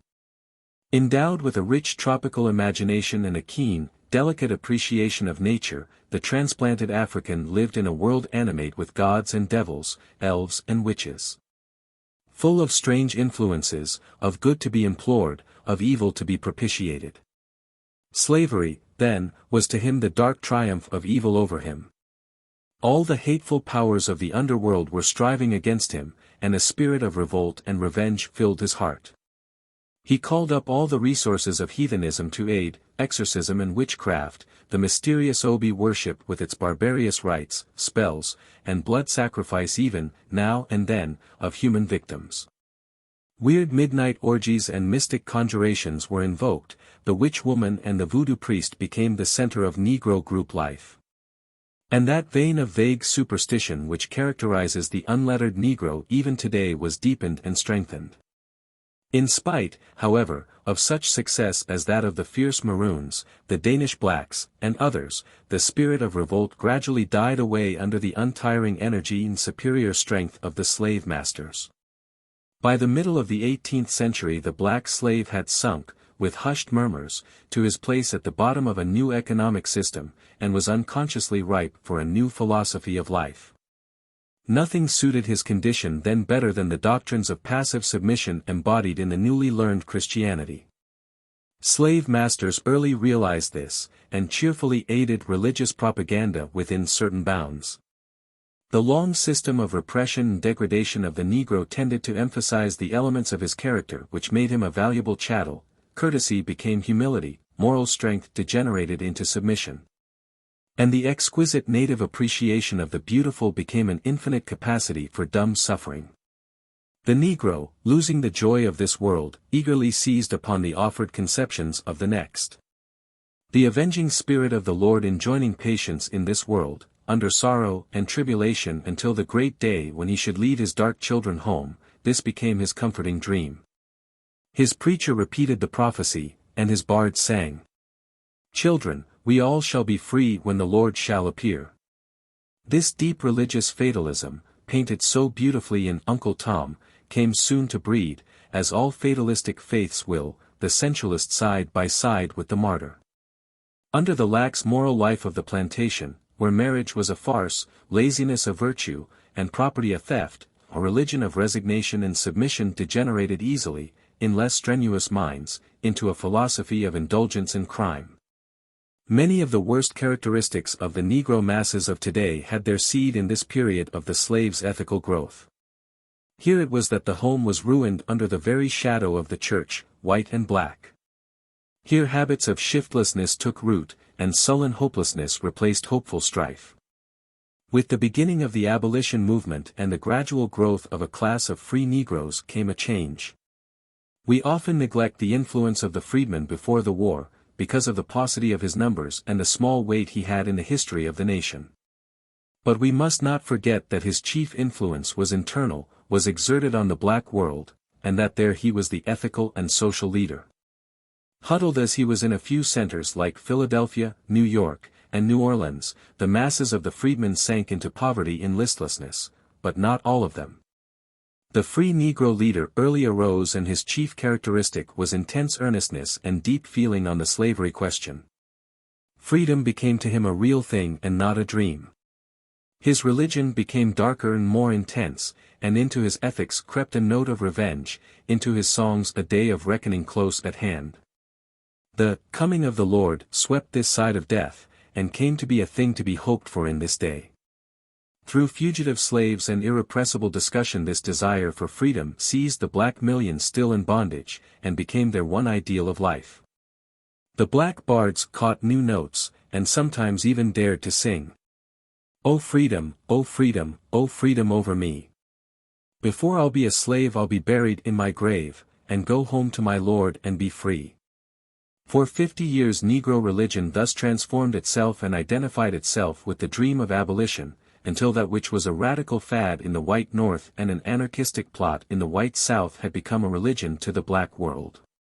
Thus, when emancipation finally came, it seemed to the freedman a literal coming of the Lord. His fervid imagination was stirred as never before, by the tramp of armies, the blood and dust of battle, and the wail and whirl of social upheaval. He stood dumb and motionless before the whirlwind. What had he to do with it? Was it not the Lord's doing, and marvelous in his eyes? Joyed and bewildered with what came, he stood awaiting new wonders till the inevitable age of reaction swept over the nation and brought the crisis of today. It is difficult to explain clearly the present critical stage of Negro religion. First, we must remember that living as the blacks do in close contact with a great modern nation, and sharing, although imperfectly, the soul life of that nation, they must necessarily be affected more or less directly by all the religious and ethical forces that are today moving the United States. These questions and movements are, however, overshadowed and dwarfed by the, to them, all-important question of their civil, political, and economic status.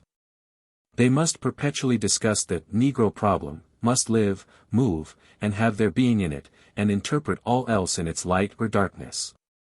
With this come, too, peculiar problems of their inner life, of the status of women, the maintenance of home, the training of children, the accumulation of wealth, and the prevention of crime.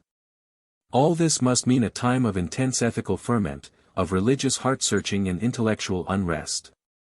From the double life every American Negro must live, as a Negro and as an American, as swept on by the current of the 19th while yet struggling in the eddies of the 15th century, from this must arise a painful self-consciousness, an almost morbid sense of personality and a moral hesitancy which is fatal to self-confidence.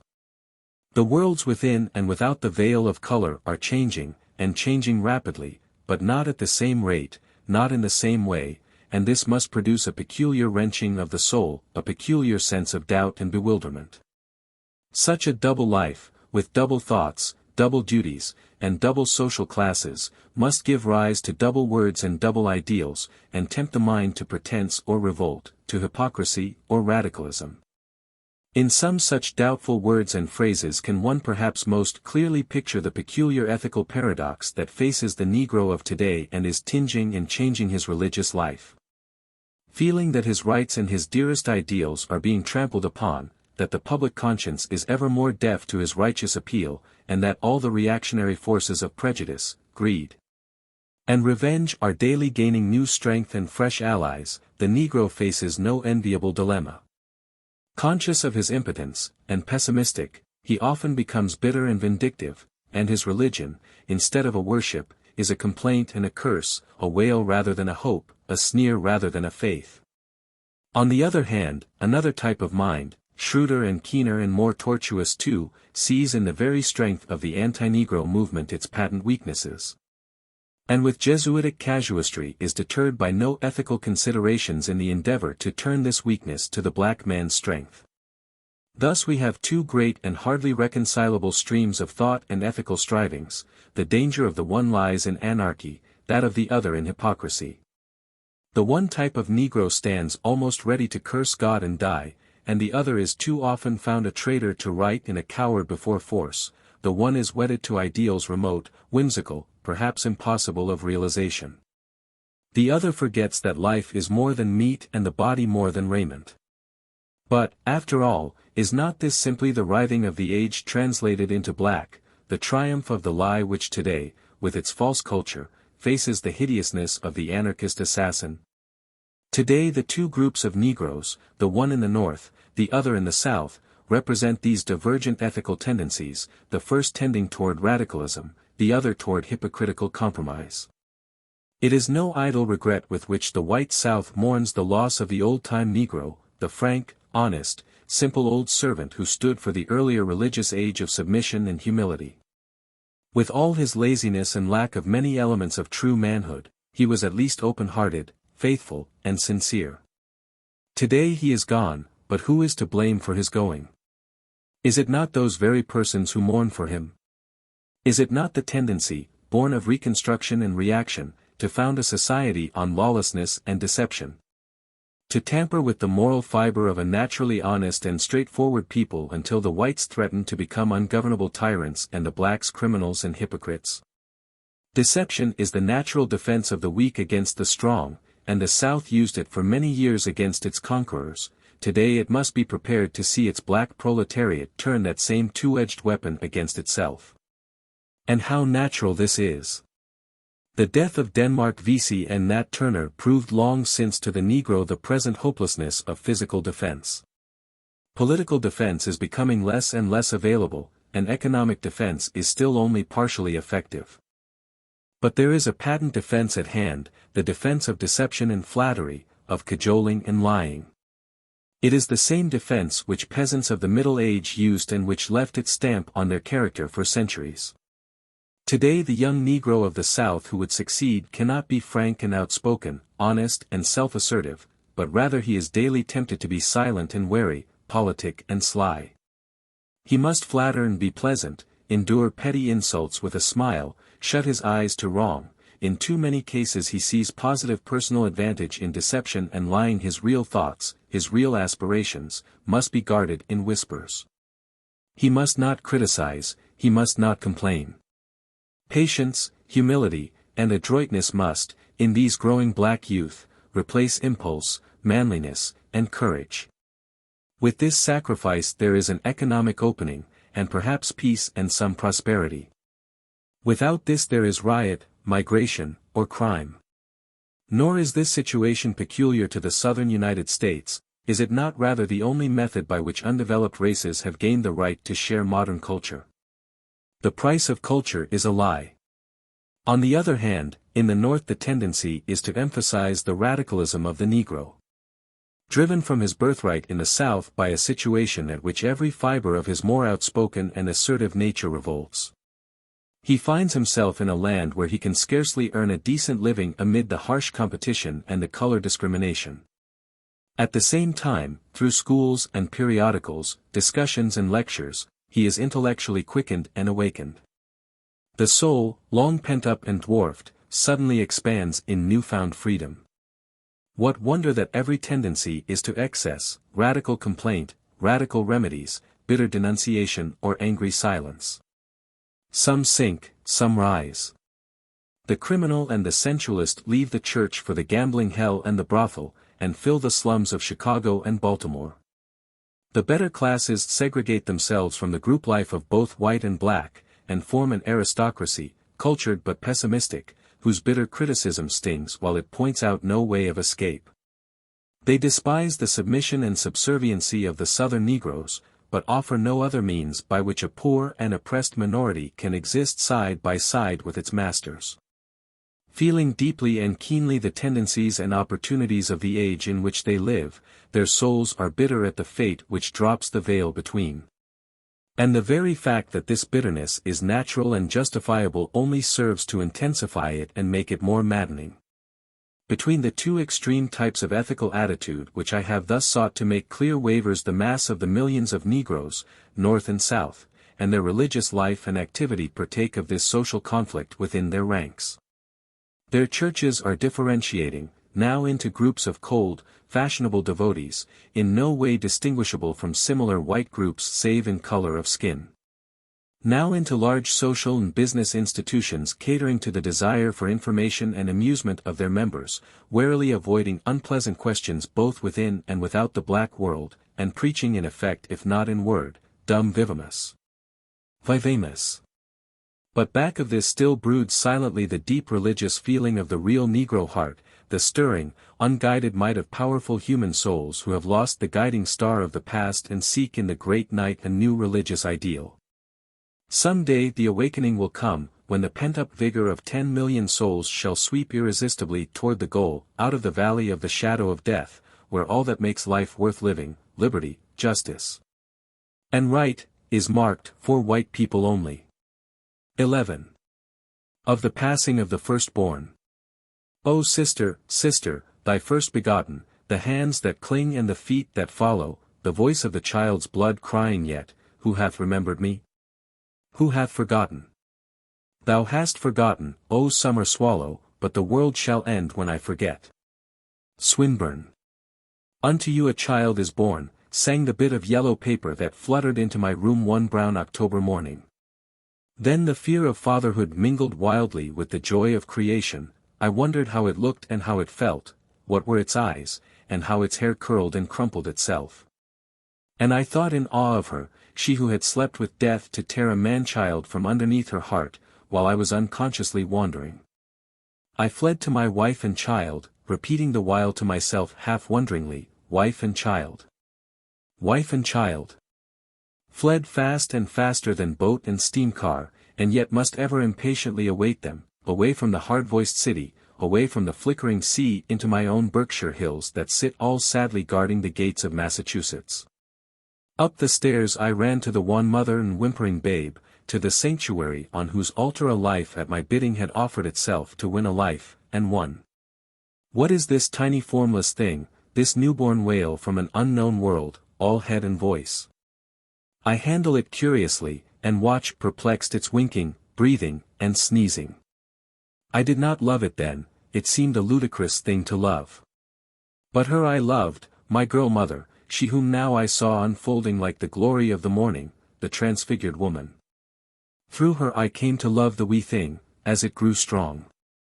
As its little soul unfolded itself in twitter and cry and half-formed word, and as its eyes caught the gleam and flash of life. How beautiful he was, with his olive-tinted flesh and dark gold ringlets, his eyes of mingled blue and brown, his perfect little limbs, and the soft voluptuous roll which the blood of Africa had molded into his features. I held him in my arms, after we had sped far away from our southern home, held him, and glanced at the hot red soil of Georgia and the breathless city of 100 hills, and felt a vague unrest. Why was his hair tinted with gold? An evil omen was golden hair in my life. Why had not the brown of his eyes crushed out and killed the blue, for brown were his father's eyes, and his father's father's. And thus in the land of the color line I saw, as it fell across my baby, the shadow of the veil. Within the veil was he born, said I, and there within shall he live, a Negro and a Negro's son. Holding in that little head, ah, bitterly. He unbowed pride of a hunted race, clinging with that tiny dimpled hand, ah, wearily. To a hope not hopeless but unhopeful, and seeing with those bright wondering eyes that peer into my soul a land whose freedom is to us a mockery and whose liberty a lie. I saw the shadow of the veil as it passed over my baby, I saw the cold city towering above the blood-red land. I held my face beside his little cheek, showed him the star-children and the twinkling lights as they began to flash, and stilled with an even song the unvoiced terror of my life. So sturdy and masterful he grew, so filled with bubbling life, so tremulous with the unspoken wisdom of a life but 18 months distant from the all-life, we were not far from worshipping this revelation of the divine, my wife and I. Her own life builded and molded itself upon the child, he tinged her every dream and idealized her every effort. No hands but hers must touch and garnish those little limbs, no dress or frill must touch them that had not wearied her fingers. No voice but hers could coax him off to dreamland, and she and he together spoke some soft and unknown tongue and in it held communion. I too mused above his little white bed. Saw the strength of my own arm stretched onward through the ages through the newer strength of his, saw the dream of my black fathers stagger a step onward in the wild phantasm of the world. Heard in his baby voice the voice of the prophet that was to rise within the veil. And so we dreamed and loved and planned by fall and winter, and the full flush of the long southern spring, till the hot winds rolled from the fetid gulf. Till the roses shivered and the still stern sun quivered its awful light over the hills of Atlanta. And then one night the little feet pattered wearily to the wee white bed, and the tiny hands trembled, and a warm flushed face tossed on the pillow, and we knew baby was sick. 10 days he lay there, a swift week and 3 endless days, wasting away. Cheerily the mother nursed him the first days, and laughed into the little eyes that smiled again. Tenderly then she hovered round him, till the smile fled away and fear crouched beside the little bed. Then the day ended not, and night was a dreamless terror, and joy and sleep slipped away. I hear now that voice at midnight calling me from dull and dreamless trance, crying, the shadow of death. The shadow of death. Out into the starlight I crept, to rouse the grey physician, the shadow of death, the shadow of death. The hours trembled on, the night listened, the ghastly dawn glided like a tired thing across the lamplight. Then we two alone looked upon the child as he turned toward us with great eyes, and stretched his string-like hands, the shadow of death. And we spoke no word, and turned away. He died at eventide, when the sun lay like a brooding sorrow above the western hills, veiling its face, when the wind spoke not, and the trees, the great green trees he loved, stood motionless. I saw his breath beat quicker and quicker, pause, and then his little soul leapt like a star that travels in the night and left a world of darkness in its train. The day changed not. The same tall trees peeped in at the windows, the same green grass glinted in the setting sun. Only in the chamber of death writhed the world's most piteous thing, a childless mother. I shirk not. I long for work. I pant for a life full of striving. I am no coward, to shrink before the rugged rush of the storm, nor even quail before the awful shadow of the veil. But hearken, O death! Is not this my life hard enough, is not that dull land that stretches its sneering web about me cold enough, is not all the world beyond these four little walls pitiless enough, but that thou must needs enter here, thou, O death? About my head the thundering storm beat like a heartless voice, and the crazy forest pulsed with the curses of the weak, but what cared I, within my home beside my wife and baby boy? Wast thou so jealous of one little coin of happiness that thou must needs enter there, thou, O death?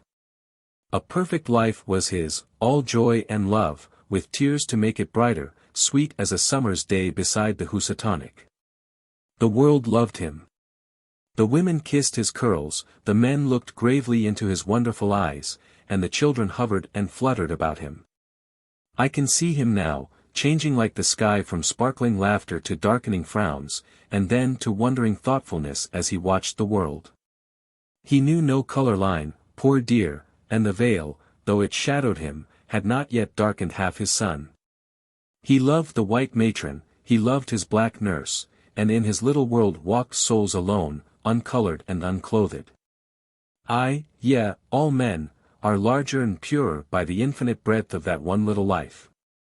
She who in simple clearness of vision sees beyond the stars said when he had flown, he will be happy there, he ever loved beautiful things. And I, far more ignorant, and blind by the web of mine own weaving, sit alone winding words and muttering, if still he be, and he be there, and there be a there, let him be happy, O fate. Blithe was the morning of his burial, with bird and song and sweet-smelling flowers. The trees whispered to the grass, but the children sat with hushed faces. And yet it seemed a ghostly unreal day, the wraith of life. We seemed to rumble down an unknown street behind a little white bundle of posies, with the shadow of a song in our ears. The busy city dinned about us, they did not say much, those pale-faced hurrying men and women. They did not say much, they only glanced and said, niggers. We could not lay him in the ground there in Georgia, for the earth there is strangely red, so we bore him away to the northward, with his flowers in his little folded hands. In vain, for where, O God? Beneath thy broad blue sky shall my dark baby rest in peace, where reverence dwells, and goodness, and a freedom that is free? All that day and all that night there sat an awful gladness in my heart, nay, blame me not if I see the world thus darkly through the veil, and my soul whispers ever to me saying, not dead, but escaped, not bond, but free. No bitter meanness now shall sicken his baby heart till it die a living death, no taunt shall madden his happy boyhood. Fool that I was to think or wish that this little soul should grow choked and deformed within the veil. I might have known that yonder deep unworldly look that ever and anon floated past his eyes was peering far beyond this narrow now. In the poise of his little curl-crowned head did there not sit all that wild pride of being which his father had hardly crushed in his own heart? For what, forsooth, shall a Negro want with pride amid the studied humiliations of 50 million fellows? Well sped, my boy, before the world had dubbed your ambition insolence, had held your ideals unattainable, and taught you to cringe and bow. Better far this nameless void that stops my life than a sea of sorrow for you. Idle words, he might have borne his burden more bravely than we, and found it lighter too, some day, for surely, surely this is not the end. Surely there shall yet dawn some mighty morning to lift the veil and set the prison free. Not for me, I shall die in my bonds, but for fresh young souls who have not known the night and wakened to the morning. A morning when men ask of the workman, not, is he white, but, can he work? When men ask artists, not, are they black, but, do they know? Some morning this may be, long, long years to come. But now there wails, on that dark shore within the veil, the same deep voice, thou shalt forego. And all have I foregone at that command, and with small complaint, all save that fair young form that lies so coldly wed with death in the nest I had builded. If one must have gone, why not I? Why may I not rest me from this restlessness and sleep from this wide waking? Was not the world's alembic, time, in his young hands, and is not my time waning? Are there so many workers in the vineyard that the fair promise of this little body could lightly be tossed away? The wretched of my race that line the alleys of the nation sit fatherless and unmothered. But love sat beside his cradle, and in his ear wisdom waited to speak. Perhaps now he knows the all-love, and needs not to be wise. Sleep, then, child, sleep till I sleep and waken to a baby voice and the ceaseless patter of little feet, above the veil. 12. Of Alexander Crummell. Then from the dawn it seemed there came, but faint as from beyond the limit of the world, like the last echo born of a great cry, sounds, as if some fair city were one voice around a king returning from his wars. Tennyson. This is the story of a human heart, the tale of a black boy who many long years ago began to struggle with life that he might know the world and know himself. 3 temptations he met on those dark dunes that lay grey and dismal before the wonder eyes of the child, the temptation of hate, that stood out against the red dawn, the temptation of despair, that darkened noonday. And the temptation of doubt, that ever steals along with twilight.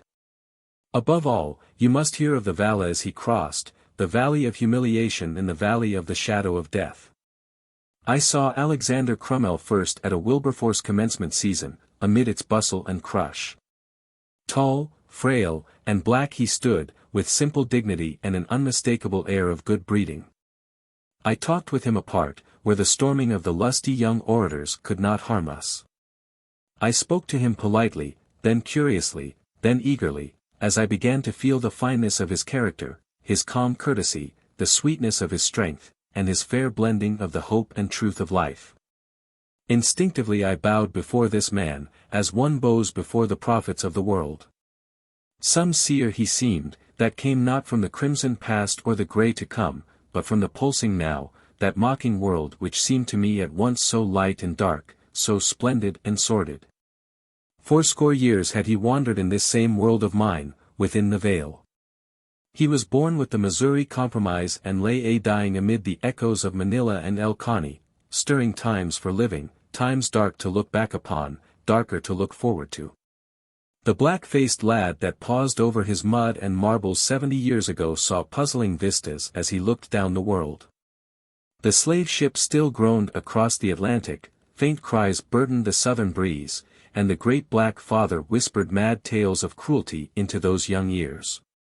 From the low doorway the mother silently watched her boy at play, and at nightfall sought him eagerly lest the shadows bear him away to the land of slaves. So his young mind worked and winced and shaped curiously a vision of life. And in the midst of that vision ever stood one dark figure alone, ever with the hard, thick countenance of that bitter father, and a form that fell in vast and shapeless folds.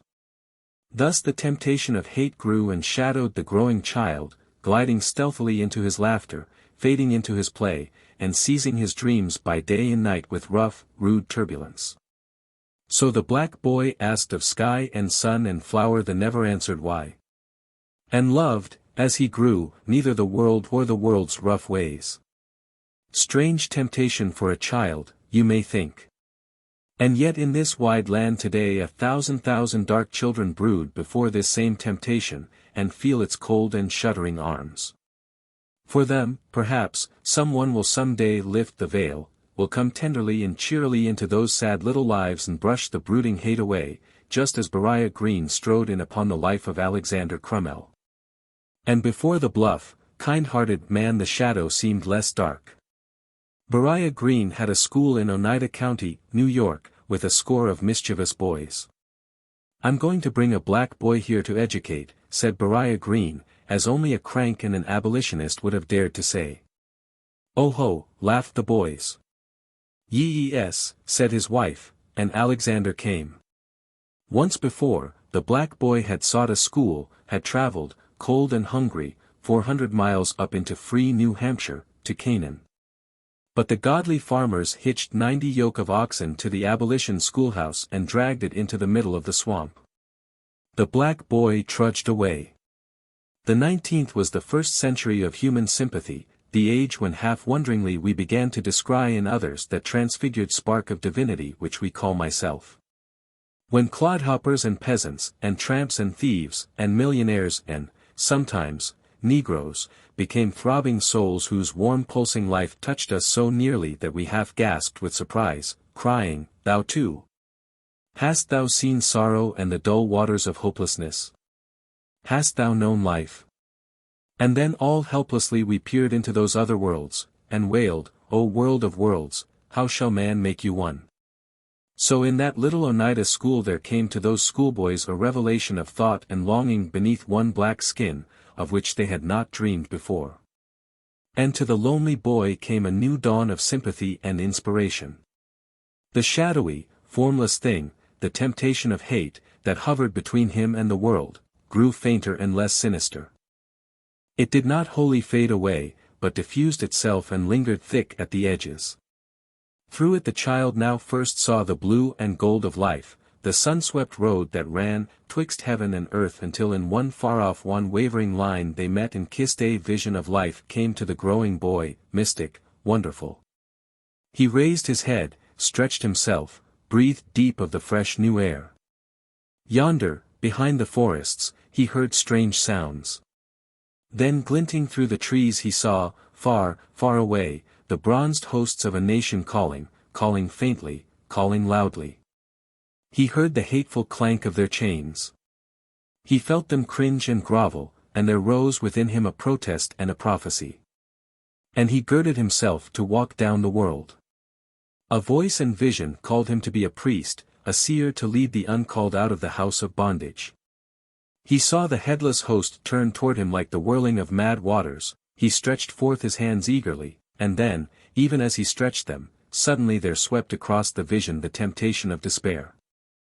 They were not wicked men, the problem of life is not the problem of the wicked, they were calm, good men, bishops of the Apostolic Church of God, and strove toward righteousness. They said slowly, "It is all very natural, it is even commendable. But the General Theological Seminary of the Episcopal Church cannot admit a Negro." And when that thin, half-grotesque figure still haunted their doors, they put their hands kindly, half sorrowfully, on his shoulders, and said, "Now, of course, we know how you feel about it.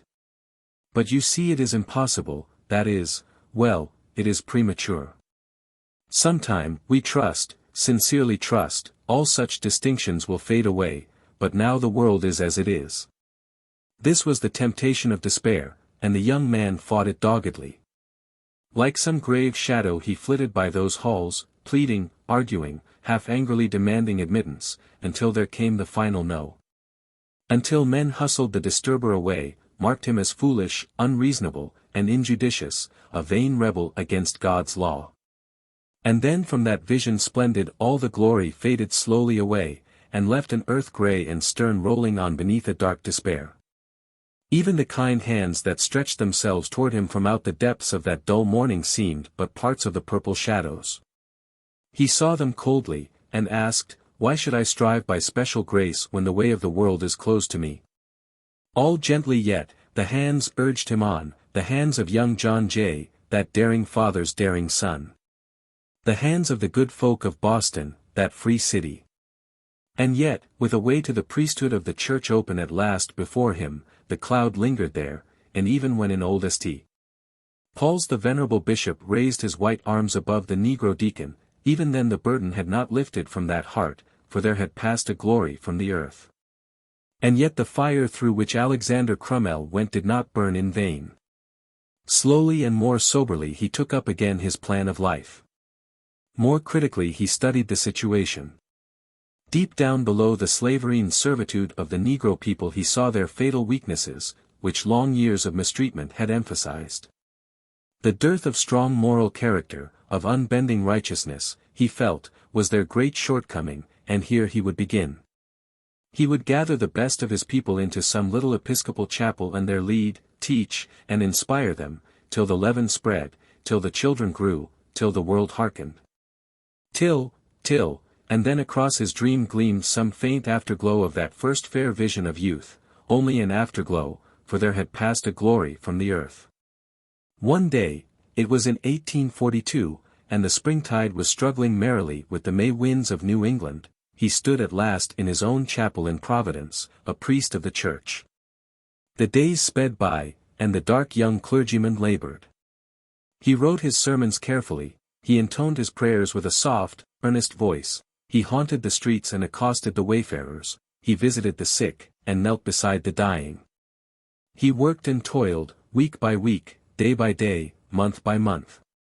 And yet month by month the congregation dwindled, week by week the hollow walls echoed more sharply, day by day the calls came fewer and fewer, and day by day the third temptation sat clearer and still more clearly within the veil. A temptation, as it were, bland and smiling, with just a shade of mockery in its smooth tones. First it came casually, in the cadence of a voice, "Oh, colored folks." Yes. Or perhaps more definitely, "What do you expect?" In voice and gesture lay the doubt, the temptation of doubt. How he hated it, and stormed at it furiously. Of course they are capable, he cried. Of course they can learn and strive and achieve, and, of course, added the temptation softly, they do nothing of the sort. Of all the three temptations, this one struck the deepest. Hate.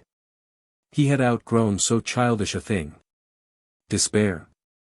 He had steeled his right arm against it, and fought it with the vigor of determination. But to doubt the worth of his life work, to doubt the destiny and capability of the race his soul loved because it was his. To find listless squalor instead of eager endeavor, to hear his own lips whispering, "They do not care, they cannot know, they are dumb-driven cattle, why cast your pearls before swine?" This seemed more than man could bear. And he closed the door, and sank upon the steps of the chancel, and cast his robe upon the floor and writhed. The evening sunbeams had set the dust to dancing in the gloomy chapel when he arose. He folded his vestments, put away the hymn books, and closed the great Bible. He stepped out into the twilight, looked back upon the narrow little pulpit with a weary smile, and locked the door. Then he walked briskly to the bishop, and told the bishop what the bishop already knew. "I have failed," he said simply. And gaining courage by the confession, he added, "What I need is a larger constituency. There are comparatively few Negroes here, and perhaps they are not of the best. I must go where the field is wider, and try again." So the bishop sent him to Philadelphia, with a letter to Bishop Onderdonk.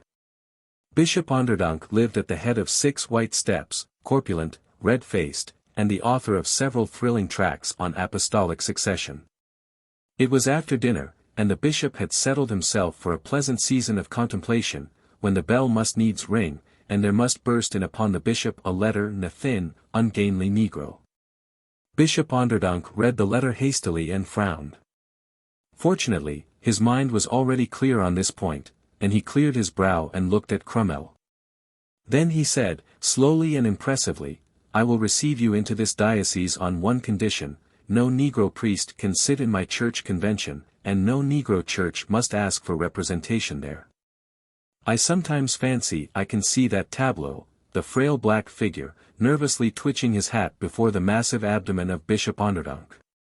His threadbare coat thrown against the dark woodwork of the bookcases, where Fox's Lives of the Martyrs nestled happily beside The Whole Duty of Man. I seem to see the wide eyes of the Negro wander past the bishop's broadcloth to where the swinging glass doors of the cabinet glow in the sunlight. A little blue fly is trying to cross the yawning keyhole. He marches briskly up to it, peers into the chasm in a surprised sort of way, and rubs his feelers reflectively, then he essays its depths, and, finding it bottomless, draws back again. The dark-faced priest finds himself wondering if the fly too has faced its valley of humiliation, and if it will plunge into it, when lo! It spreads its tiny wings and buzzes merrily across, leaving the watcher wingless and alone. Then the full weight of his burden fell upon him. The rich walls wheeled away, and before him lay the cold rough moor winding on through life, cut in twain by one thick granite ridge, here, the valley of humiliation. Yonder, the valley of the shadow of death. And I know not which be darker, no, not I. But this I know, in yonder vale of the humble stand today a million swarthy men, who willingly would bear the whips and scorns of time, the oppressor's wrong, the proud man's contumely, the pangs of despised love, the law's delay, the insolence of office, and the spurns that patient merit of the unworthy takes. All this and more would they bear did they but know that this were sacrifice and not a meaner thing. So surged the thought within that lone black breast. The bishop cleared his throat suggestively, then, recollecting that there was really nothing to say, considerately said nothing, only sat tapping his foot impatiently. But Alexander Crummell said, slowly and heavily, I will never enter your diocese on such terms. And saying this, he turned and passed into the valley of the shadow of death. You might have noted only the physical dying, the shattered frame and hacking cough, but in that soul lay deeper death than that. He found a chapel in New York, the church of his father. He labored for it in poverty and starvation, scorned by his fellow priests. Half in despair, he wandered across the sea, a beggar with outstretched hands. Englishmen clasped them, Wilberforce and Stanley, Thirlwell and Ingalls, and even Froude and Macaulay. Sir Benjamin Brodie bade him rest a while at Queen's College in Cambridge, and there he lingered, struggling for health of body and mind, until he took his degree in '53. Restless still, and unsatisfied, he turned toward Africa, and for long years, amid the spawn of the slave smugglers, sought a new heaven and a new earth. So the man groped for light. All this was not life, it was the world-wandering of a soul in search of itself, the striving of one who vainly sought his place in the world, ever haunted by the shadow of a death that is more than death. The passing of a soul that has missed its duty. 20 years he wandered, 20 years and more, and yet the hard-rasping question kept gnawing within him, what, in God's name, am I on earth for? In the narrow New York parish his soul seemed cramped and smothered. In the fine old air of the English university he heard the millions wailing over the sea. In the wild fever-cursed swamps of West Africa he stood helpless and alone. You will not wonder at his weird pilgrimage, you who in the swift whirl of living, amid its cold paradox and marvelous vision, have fronted life and asked its riddle face to face. And if you find that riddle hard to read, remember that yonder black boy finds it just a little harder. If it is difficult for you to find and face your duty, it is a shade more difficult for him. If your heart sickens in the blood and dust of battle, remember that to him the dust is thicker and the battle fiercer. No wonder the wanderers fall. No wonder we point to thief and murderer, and haunting prostitute, and the never-ending throng of unhearsed dead. The valley of the shadow of death gives few of its pilgrims back to the world. But Alexander Crummell it gave back. Out of the temptation of hate, and burned by the fire of despair, triumphant over doubt, and steeled by sacrifice against humiliation, he turned at last home across the waters, humble and strong, gentle and determined. He bent to all the jibes and prejudices, to all hatred and discrimination, with that rare courtesy which is the armor of pure souls.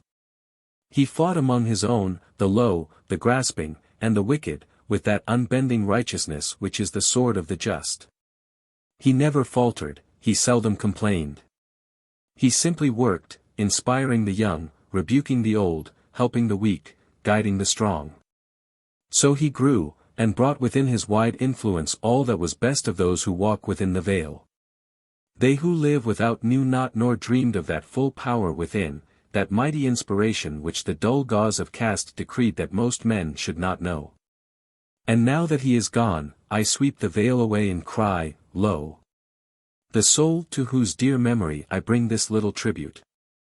I can see his face still, dark and heavy-lined beneath his snowy hair. Lighting and shading, now with inspiration for the future, now in innocent pain at some human wickedness, now with sorrow at some hard memory from the past. The more I met Alexander Crummell, the more I felt how much that world was losing which knew so little of him. In another age he might have sat among the elders of the land in purple-bordered toga. In another country mothers might have sung him to the cradles. He did his work, he did it nobly and well, and yet I sorrow that here he worked alone, with so little human sympathy. His name today, in this broad land, means little, and comes to 50 million ears laden with no incense of memory or emulation. And herein lies the tragedy of the age, not that men are poor, all men know something of poverty. Not that men are wicked, who is good? Not that men are ignorant, what is truth? Nay, but that men know so little of men. He sat one morning gazing toward the sea.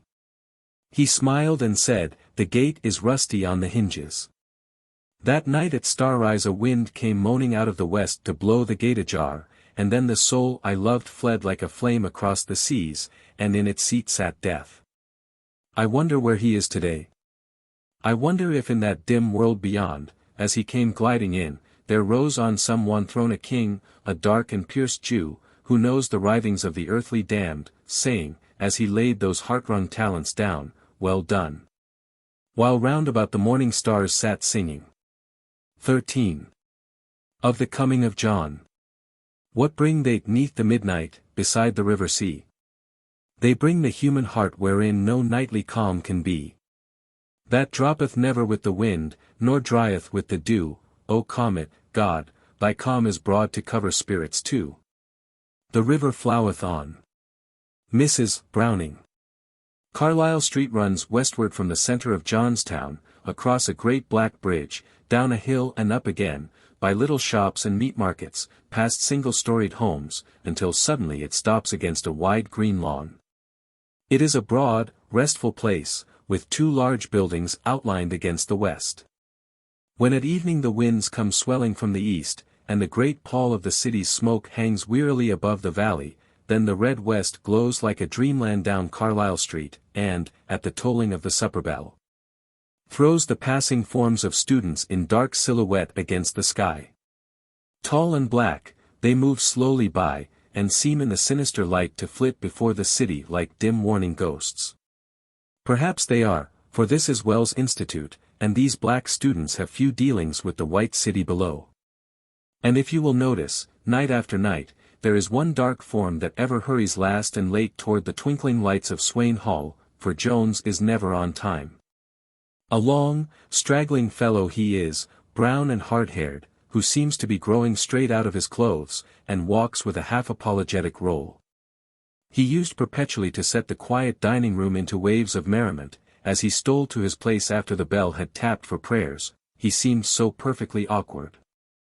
And yet one glance at his face made one forgive him much, that broad, good-natured smile in which lay no bit of art or artifice, but seemed just bubbling good nature and genuine satisfaction with the world. He came to us from Altamaha, away down there beneath the gnarled oaks of southeastern Georgia, where the sea croons to the sands and the sands listen till they sink half-drowned beneath the waters, rising only here and there in long, low islands. The white folk of Altamaha voted John a good boy, fine plowhand, good in the rice fields, handy everywhere, and always good-natured and respectful. But they shook their heads when his mother wanted to send him off to school.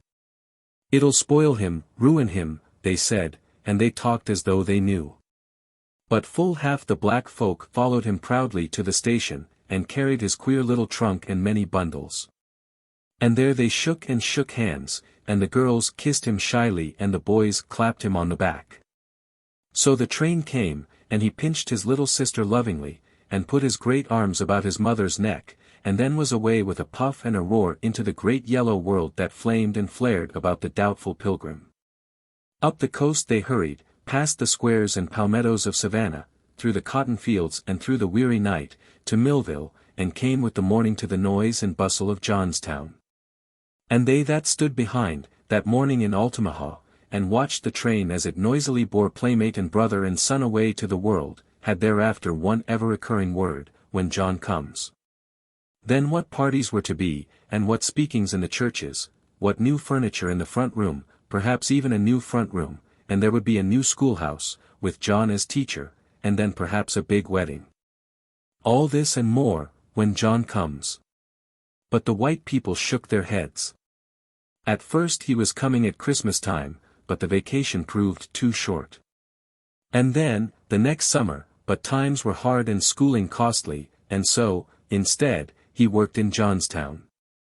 And so it drifted to the next summer, and the next, till playmates scattered, and mother grew gray, and sister went up to the judge's kitchen to work. And still the legend lingered, "When John comes." Up at the judge's they rather liked this refrain, for they too had a John, a fair-haired, smooth-faced boy, who had played many a long summer's day to its close with his darker namesake. "Yes, sir. John is at Princeton, sir," said the broad-shouldered gray-haired judge every morning as he marched down to the post office. "Showing the Yankees what a Southern gentleman can do," he added, and strode home again with his letters and papers. Up at the great pillared house they lingered long over the Princeton letter, the judge and his frail wife, his sister and growing daughters. "It'll make a man of him," said the judge, "college is the place."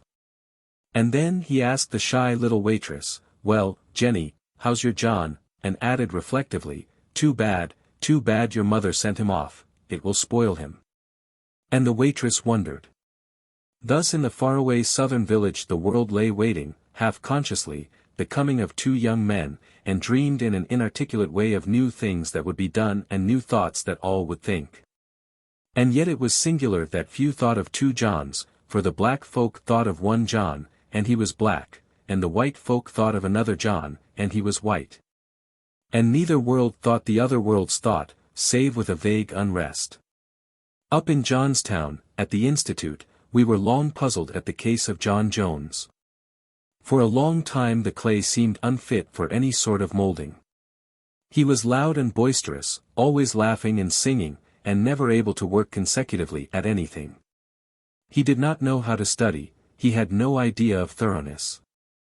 And with his tardiness, carelessness, and appalling good humor, we were sore perplexed.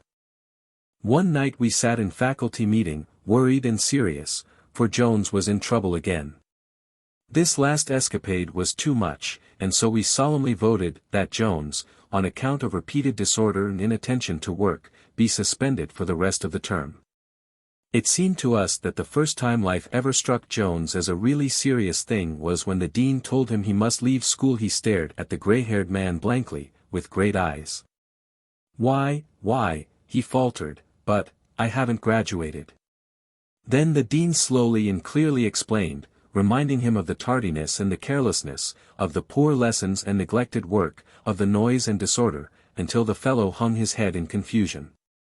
Then he said quickly, "But you won't tell Mammy and sister, you won't write Mammy, now will you? For if you won't I'll go out into the city and work, and come back next term and show you something." So the dean promised faithfully, and John shouldered his little trunk, giving neither word nor look to the giggling boys, and walked down Carlisle Street to the great city, with sober eyes and a set and serious face. Perhaps we imagined it, but someway it seemed to us that the serious look that crept over his boyish face that afternoon never left it again. When he came back to us he went to work with all his rugged strength. It was a hard struggle, for things did not come easily to him, few crowding memories of early life and teaching came to help him on his new way, but all the world toward which he strove was of his own building, and he builded slow and hard. As the light dawned lingeringly on his new creations, he sat rapt and silent before the vision, or wandered alone over the green campus peering through and beyond the world of men into a world of thought. And the thoughts at times puzzled him sorely, he could not see just why the circle was not square, and carried it out 56 decimal places one midnight, would have gone further, indeed, had not the matron rapped for lights out. He caught terrible colds lying on his back in the meadows of nights, trying to think out the solar system. He had grave doubts as to the ethics of the fall of Rome, and strongly suspected the Germans of being thieves and rascals, despite his textbooks. He pondered long over every new Greek word, and wondered why this meant that and why it couldn't mean something else, and how it must have felt to think all things in Greek. So he thought and puzzled along for himself, pausing perplexed where others skipped merrily, and walking steadily through the difficulties where the rest stopped and surrendered. Thus he grew in body and soul, and with him his clothes seemed to grow and arrange themselves, coat sleeves got longer, cuffs appeared, and collars got less soiled. Now and then his boots shone, and a new dignity crept into his walk. And we who saw daily a new thoughtfulness growing in his eyes began to expect something of this plodding boy. Thus he passed out of the preparatory school into college, and we who watched him felt 4 more years of change, which almost transformed the tall, grave man who bowed to us commencement morning. He had left his queer thought world and come back to a world of motion and of men. He looked now for the first time sharply about him, and wondered he had seen so little before. He grew slowly to feel almost for the first time the veil that lay between him and the white world.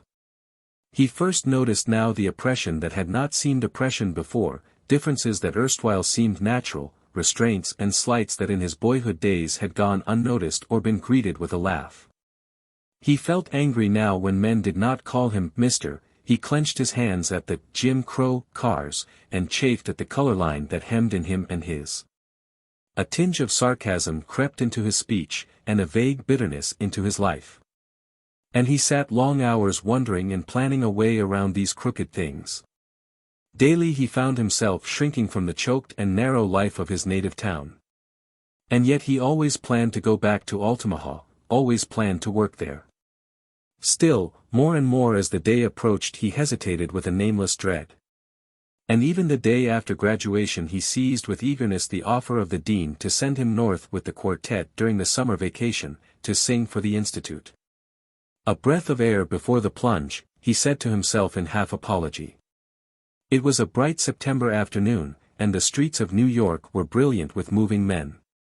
They reminded John of the sea, as he sat in the square and watched them, so changelessly changing, so bright and dark, so grave and gay. He scanned their rich and faultless clothes, the way they carried their hands, the shape of their hats, he peered into the hurrying carriages. Then, leaning back with a sigh, he said, "This is the world." The notion suddenly seized him to see where the world was going, since many of the richer and brighter seemed hurrying all one way. So when a tall, light-haired young man and a little talkative lady came by, he rose half hesitatingly and followed them. Up the street they went, past stores and gay shops, across a broad square, until with 100 others they entered the high portal of a great building. He was pushed toward the ticket office with the others, and felt in his pocket for the new $5 bill he had hoarded. There seemed really no time for hesitation, so he drew it bravely out, passed it to the busy clerk, and received simply a ticket but no change. When at last he realized that he had paid $5 to enter he knew not what, he stood stockstill amazed. "Be careful," said a low voice behind him. "You must not lynch the colored gentleman simply because he's in your way," and a girl looked up roguishly into the eyes of her fair-haired escort. A shade of annoyance passed over the escort's face.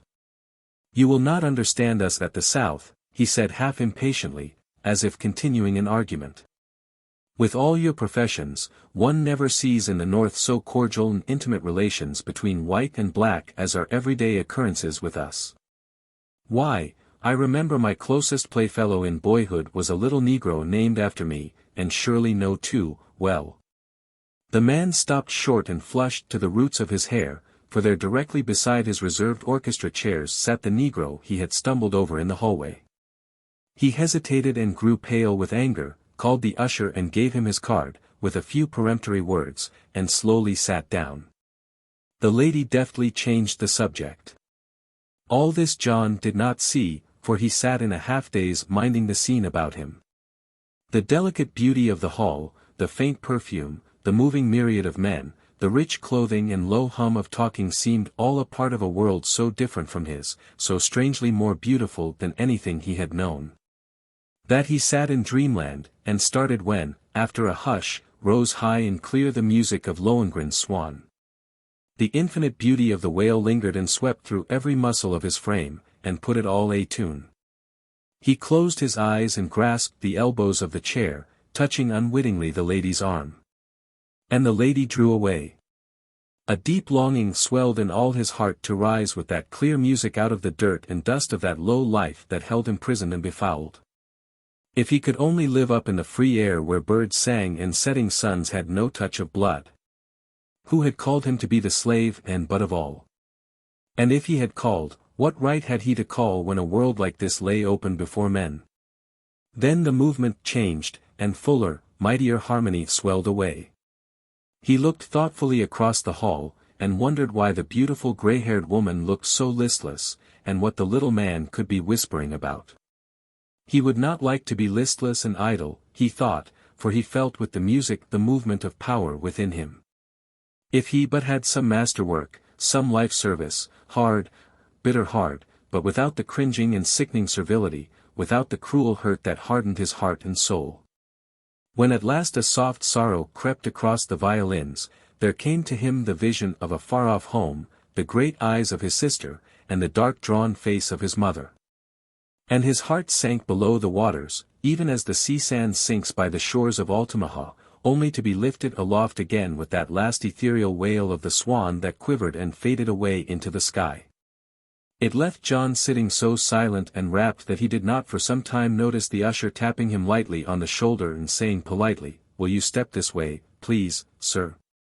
A little surprised, he arose quickly at the last tap, and, turning to leave his seat, looked full into the face of the fair-haired young man.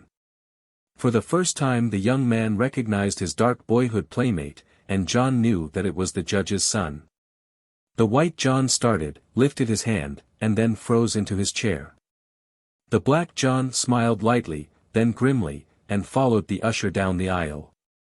The manager was sorry, very, very sorry, but he explained that some mistake had been made in selling the gentleman a seat already disposed of.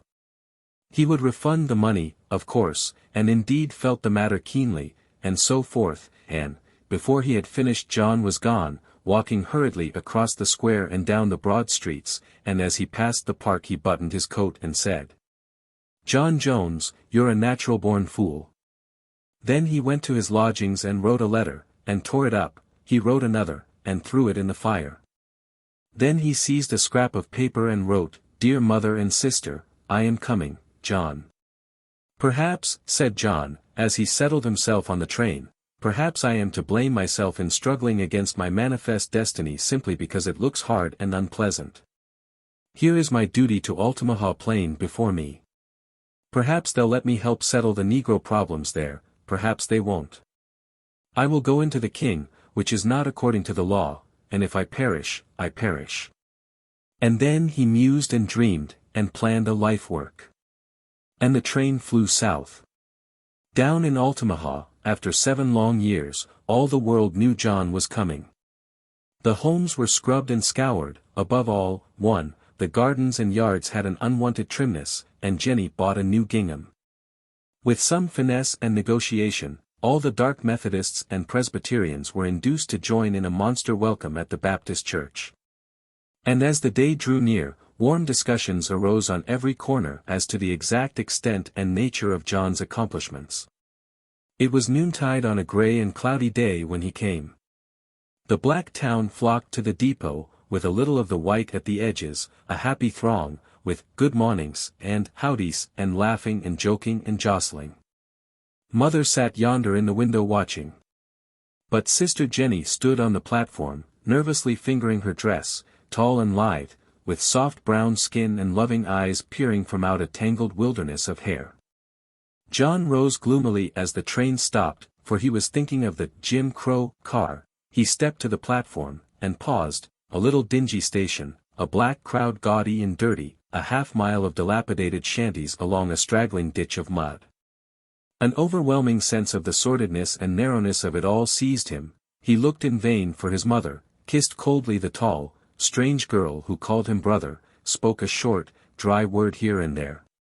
Then, lingering neither for handshaking nor gossip, started silently up the street, raising his hat merely to the last eager old auntie, to her open-mouthed astonishment. The people were distinctly bewildered. This silent, cold man, was this John? Where was his smile and hearty hand grasp? Pared kind, oh, down in the mouth, said the Methodist preacher thoughtfully. Seemed monstrous stuck up, complained a Baptist sister. But the white postmaster from the edge of the crowd expressed the opinion of his folks plainly.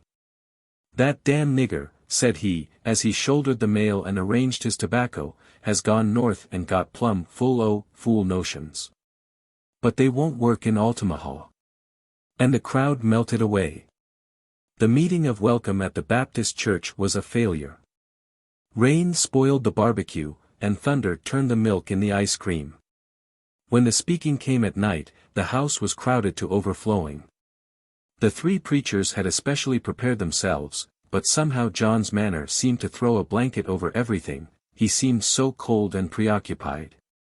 And had so strange an air of restraint that the Methodist brother could not warm up to his theme and elicited not a single amen. The Presbyterian prayer was but feebly responded to, and even the Baptist preacher, though he wakened faint enthusiasm, got so mixed up in his favorite sentence that he had to close it by stopping fully 15 minutes sooner than he meant. The people moved uneasily in their seats as John rose to reply. He spoke slowly and methodically. The age, he said, demanded new ideas. We were far different from those men of the 17th and 18th centuries, with broader ideas of human brotherhood and destiny. Then he spoke of the rise of charity in popular education, and particularly of the spread of wealth and work. The question was, then, he added reflectively, looking at the low discolored ceiling, what part the Negroes of this land would take in the striving of the new century. He sketched in vague outline the new industrial school that might rise among these pines, he spoke in detail of the charitable and philanthropic work that might be organized, of money that might be saved for banks and business. Finally he urged unity, and deprecated especially religious and denominational bickering. Today, he said, with a smile, the world cares little whether a man be Baptist or Methodist, or indeed a churchman at all, so long as he is good and true. What difference does it make whether a man be baptized in river or washbowl, or not at all? Let's leave all that littleness, and look higher. Then, thinking of nothing else, he slowly sat down. A painful hush seized that crowded mass. Little had they understood of what he said, for he spoke an unknown tongue, save the last word about baptism, that they knew, and they sat very still while the clock ticked. Then at last a low suppressed snarl came from the amen corner, and an old bent man arose, walked over the seats, and climbed straight up into the pulpit. He was wrinkled and black, with scant gray and tufted hair. His voice and hands shook as with palsy, but on his face lay the intense rapt look of the religious fanatic. He seized the Bible with his rough, huge hands. Twice he raised it inarticulate, and then fairly burst into words, with rude and awful eloquence. He quivered, swayed, and bent. Then rose aloft in perfect majesty, till the people moaned and wept, wailed and shouted, and a wild shrieking arose from the corners where all the pent-up feeling of the hour gathered itself and rushed into the air. John never knew clearly what the old man said. He only felt himself held up to scorn and scathing denunciation for trampling on the true religion, and he realized with amazement that all unknowingly he had put rough, rude hands on something this little world held sacred. He arose silently, and passed out into the night. Down toward the sea he went, in the fitful starlight, half conscious of the girl who followed timidly after him. When at last he stood upon the bluff, he turned to his little sister and looked upon her sorrowfully, remembering with sudden pain how little thought he had given her. He put his arm about her and let her passion of tears spend itself on his shoulder. Long they stood together, peering over the gray unresting water. "John," she said, "does it make everyone unhappy when they study and learn lots of things?" He paused and smiled. "I am afraid it does," he said. "And, John, are you glad you studied?" "Yes," came the answer, slowly but positively. She watched the flickering lights upon the sea, and said thoughtfully, "I wish I was unhappy, and, putting both arms about his neck, "I think I am, a little, John." It was several days later that John walked up to the judge's house to ask for the privilege of teaching the Negro school. The judge himself met him at the front door, stared a little hard at him, and said brusquely, "Go round to the kitchen door, John, and wait." Sitting on the kitchen steps, John stared at the corn, thoroughly perplexed. What on earth had come over him? Every step he made offended someone. He had come to save his people, and before he left the depot he had hurt them. He sought to teach them at the church, and had outraged their deepest feelings. He had schooled himself to be respectful to the judge, and then blundered into his front door. And all the time he had meant right, and yet, somehow he found it so hard and strange to fit his old surroundings again, to find his place in the world about him. He could not remember that he used to have any difficulty in the past, when life was glad and gay. The world seemed smooth and easy then. Perhaps, but his sister came to the kitchen door just then and said the judge awaited him. The judge sat in the dining room amid his morning's mail, and he did not ask John to sit down. He plunged squarely into the business. "You've come for the school, I suppose." "Well, John, I want to speak to you plainly. You know I'm a friend to your people. I've helped you and your family, and would have done more if you hadn't got the notion of going off. Now I like the colored people, and sympathize with all their reasonable aspirations. But you and I both know, John, that in this country the Negro must remain subordinate, and can never expect to be the equal of white men. In their place, your people can be honest and respectful, and God knows, I'll do what I can to help them. But when they want to reverse nature, and rule white men, and marry white women, and sit in my parlor, then, by God, we'll hold them under if we have to lynch every nigger in the land. Now, John, the question is, are you, with your education and northern notions, going to accept the situation and teach the darkies to be faithful servants and laborers as your fathers were? I knew your father, John, he belonged to my brother. And he was a good nigger. Well, are you going to be like him, or are you going to try to put fool ideas of rising and equality into these folks' heads, and make them discontented and unhappy? I am going to accept the situation, Judge Henderson, answered John, with a brevity that did not escape the keen old man. He hesitated a moment, and then said shortly, "Very well, we'll try you a while. Good morning." It was a full month after the opening of the Negro school that the other John came home, tall, gay, and headstrong. The mother wept, the sisters sang. The whole white town was glad. A proud man was the judge, and it was a goodly sight to see the two swinging down Main Street together. And yet all did not go smoothly between them, for the younger man could not and did not veil his contempt for the little town, and plainly had his heart set on New York. Now the one cherished ambition of the judge was to see his son mayor of Altamaha, representative to the legislature, and, who could say, governor of Georgia. So the argument often waxed hot between them. "Good heavens, father," the younger man would say after dinner, as he lighted a cigar and stood by the fireplace. "You surely don't expect a young fellow like me to settle down permanently in this God-forgotten town with nothing but mud and Negroes?" "I did," the judge would answer laconically, and on this particular day it seemed from the gathering scowl that he was about to add something more emphatic, but neighbors had already begun to drop in to admire his son, and the conversation drifted. "Heah that John is livnin' things up at the darkest school," volunteered the postmaster, after a pause. "What now?" asked the judge, sharply. "Oh, nothin' in particular, just his almighty air and uppish ways. B'lieve I did heah somethin' about his givin' talks on the French Revolution, equality, and such like. He's what I call a dangerous nigger." "Have you heard him say anything out of the way?" "Why, no, but Sally, our girl, told my wife a lot of rot. Then, too, I don't need to heah, a nigger what won't say, sir, to a white man, or—" "Who is this John?" interrupted the son. "Why, it's little black John, Peggy's son, your old playfellow." The young man's face flushed angrily, and then he laughed.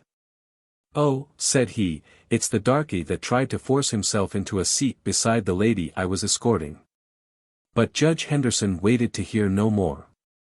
He had been nettled all day, and now at this he rose with a half-smothered oath, took his hat and cane, and walked straight to the schoolhouse.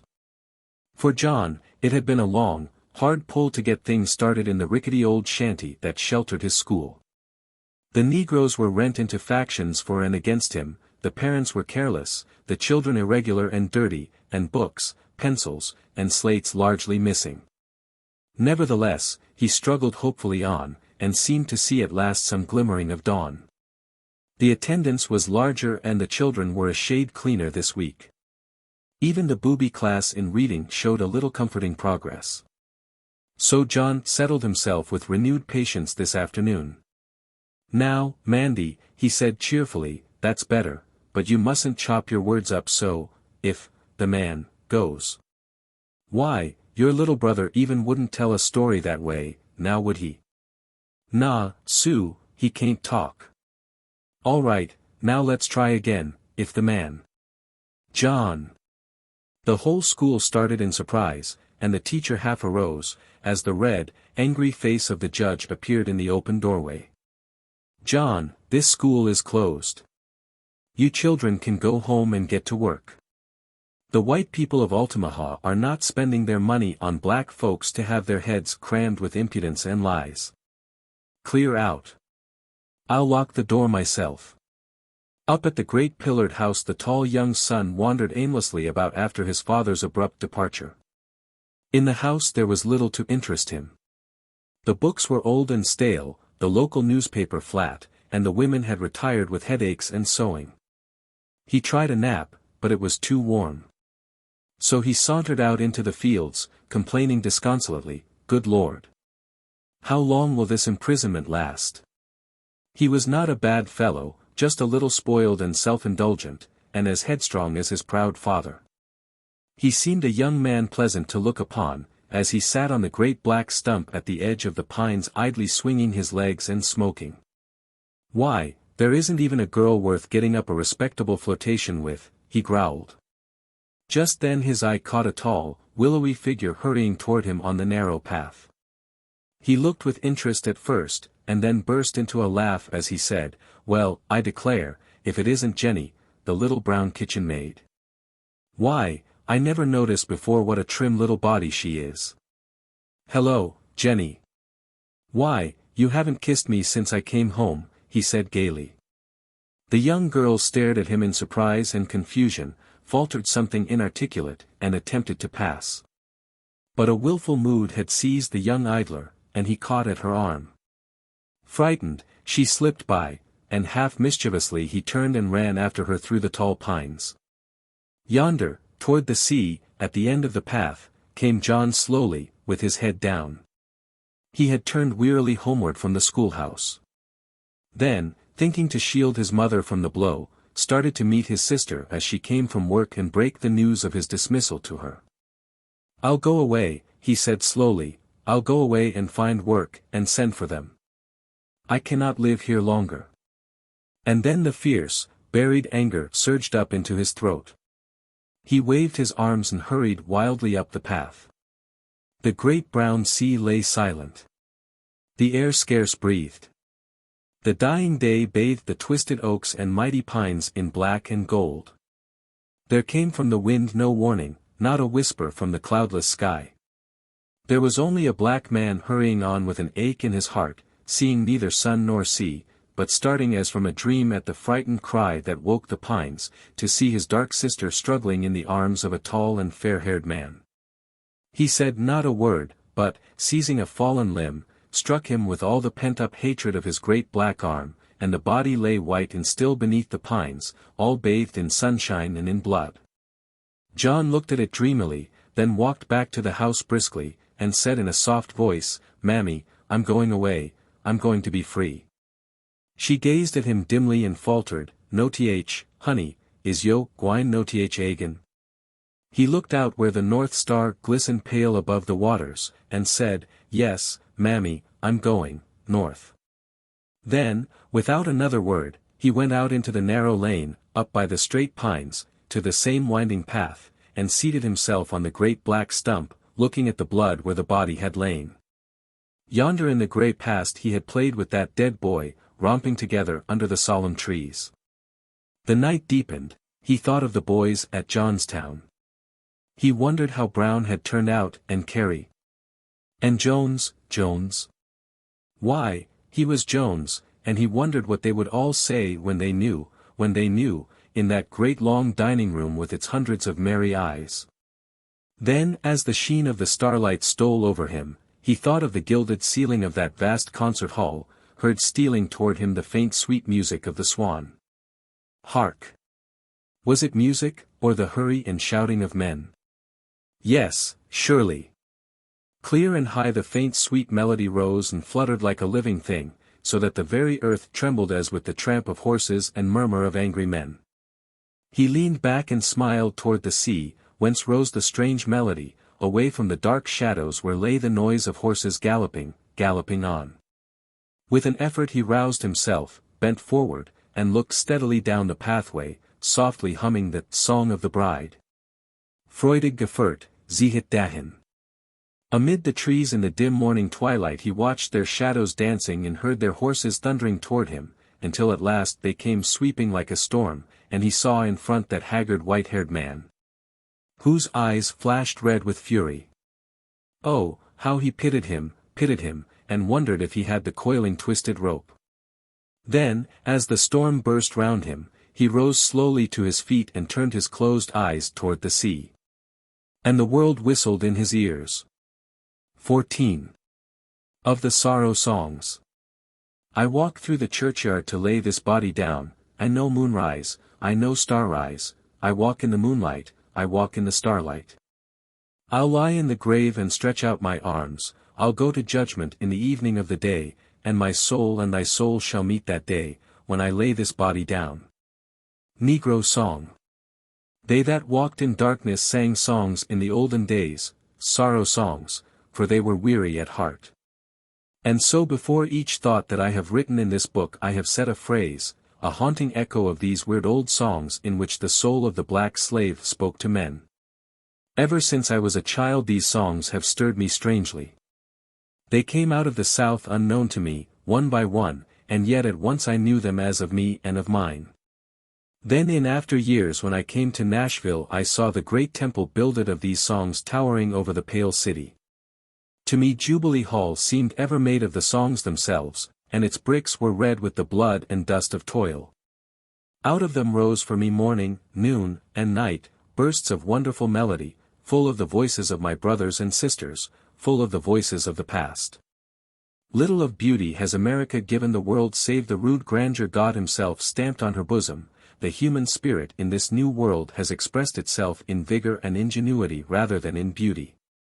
And so by fateful chance the Negro folk song, the rhythmic cry of the slave, stands today not simply as the sole American music, but as the most beautiful expression of human experience born this side the seas. It has been neglected, it has been, and is, half despised, and above all it has been persistently mistaken and misunderstood. But notwithstanding, it still remains as the singular spiritual heritage of the nation and the greatest gift of the Negro people. Away back in the 30s the melody of these slave songs stirred the nation, but the songs were soon half forgotten. Some, like Near the Lake Where Drooped the Willow, passed into current airs and their source was forgotten, others were caricatured on the minstrel stage and their memory died away. Then in wartime came the singular Port Royal experiment after the capture of Hilton Head, and perhaps for the first time the North met the Southern slave face to face and heart to heart with no third witness. The sea islands of the Carolinas, where they met, were filled with a black folk of primitive type, touched and molded less by the world about them than any others outside the Black Belt. Their appearance was uncouth, their language funny, but their hearts were human and their singing stirred men with a mighty power. Thomas Wentworth Higginson hastened to tell of these songs, and Miss McKim and others urged upon the world their rare beauty. But the world listened only half credulously until the Fisk Jubilee singers sang the slave songs so deeply into the world's heart that it can never wholly forget them again. There was once a blacksmith's son born at Cadiz, New York, who in the changes of time taught school in Ohio and helped defend Cincinnati from Kirby Smith. Then he fought at Chancellorsville and Gettysburg and finally served in the Freedmen's Bureau at Nashville. Here he formed a Sunday school class of black children in 1866, and sang with them and taught them to sing. And then they taught him to sing, and when once the glory of the Jubilee songs passed into the soul of George L. White, he knew his life work was to let those Negroes sing to the world as they had sung to him. So in 1871 the pilgrimage of the Fisk Jubilee singers began. North to Cincinnati they rode, for half-clothed black boys and 5 girl women, led by a man with a cause and a purpose. They stopped at Wilberforce, the oldest of Negro schools, where a black bishop blessed them. Then they went, fighting cold and starvation, shut out of hotels, and cheerfully sneered at, ever northward. And ever the magic of their song kept thrilling hearts, until a burst of applause in the Congregational Council at Oberlin revealed them to the world. They came to New York and Henry Ward Beecher dared to welcome them, even though the metropolitan dailies sneered at his nigger minstrels. So their songs conquered till they sang across the land and across the sea, before Queen and Kaiser, in Scotland and Ireland, Holland and Switzerland. 7 years they sang, and brought back $150,000 to found Fisk University. Since their day they have been imitated, sometimes well, by the singers of Hampton and Atlanta, sometimes ill, by straggling quartets. Caricature has sought again to spoil the quaint beauty of the music, and has filled the air with many debased melodies which vulgar ears scarce know from the real. But the true Negro folk song still lives in the hearts of those who have heard them truly sung and in the hearts of the Negro people. What are these songs, and what do they mean? I know little of music and can say nothing in technical phrase, but I know something of men, and knowing them, I know that these songs are the articulate message of the slave to the world. They tell us in these eager days that life was joyous to the black slave, careless and happy.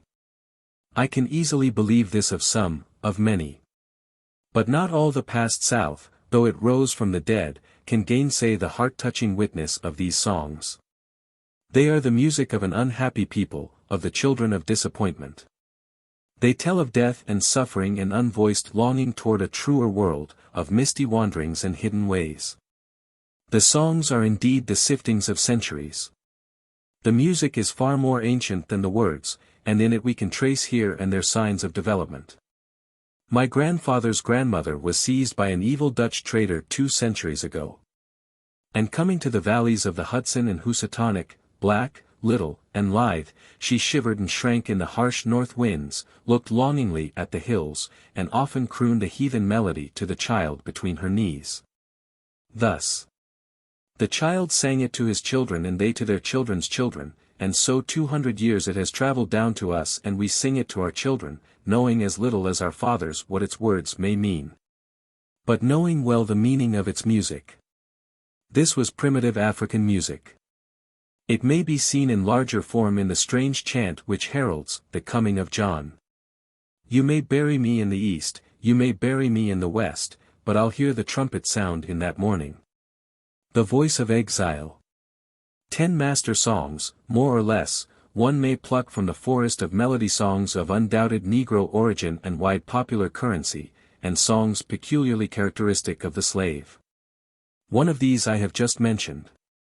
Another whose strains begin this book is, Nobody Knows the Trouble I've Seen.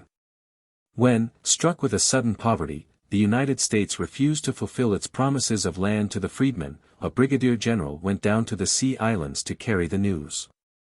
An old woman on the outskirts of the throng began singing this song. All the mass joined with her, swaying. And the soldier wept. The third song is the cradle song of death which all men know, Swing Low, Sweet Chariot, whose bars begin the life story of Alexander Crummell. Then there is the song of many waters, Roll, Jordan, Roll, a mighty chorus with minor cadences. There were many songs of the fugitive like that which opens, The Wings of Atlanta, and the more familiar, Been a Listening. The 7th is the song of the end and the beginning, My Lord, What a Morning. When the stars begin to fall, a strain of this is placed before the dawn of freedom. The song of groping, My Way's Cloudy, begins, the meaning of progress. The ninth is the song of this chapter, Restlin, Jacob, the day is a-breaking, a paean of hopeful strife. The last master song is the Song of Songs, Steal Away, sprung from the faith of the fathers. There are many others of the Negro folk songs as striking and characteristic as these, as, for instance, the three strains in the 3rd, 8th, and 9th chapters, and others I am sure could easily make a selection on more scientific principles. There are, too, songs that seem to be a step removed from the more primitive types. There is the maze-like medley, Bright Sparkles, one phrase of which heads, the Black Belt, the Easter Carol, Dust, Dust and Ashes. The dirge, My Mother's took her flight and gone home, and that burst of melody hovering over, the passing of the firstborn, I hope my mother will be there in that beautiful world on high.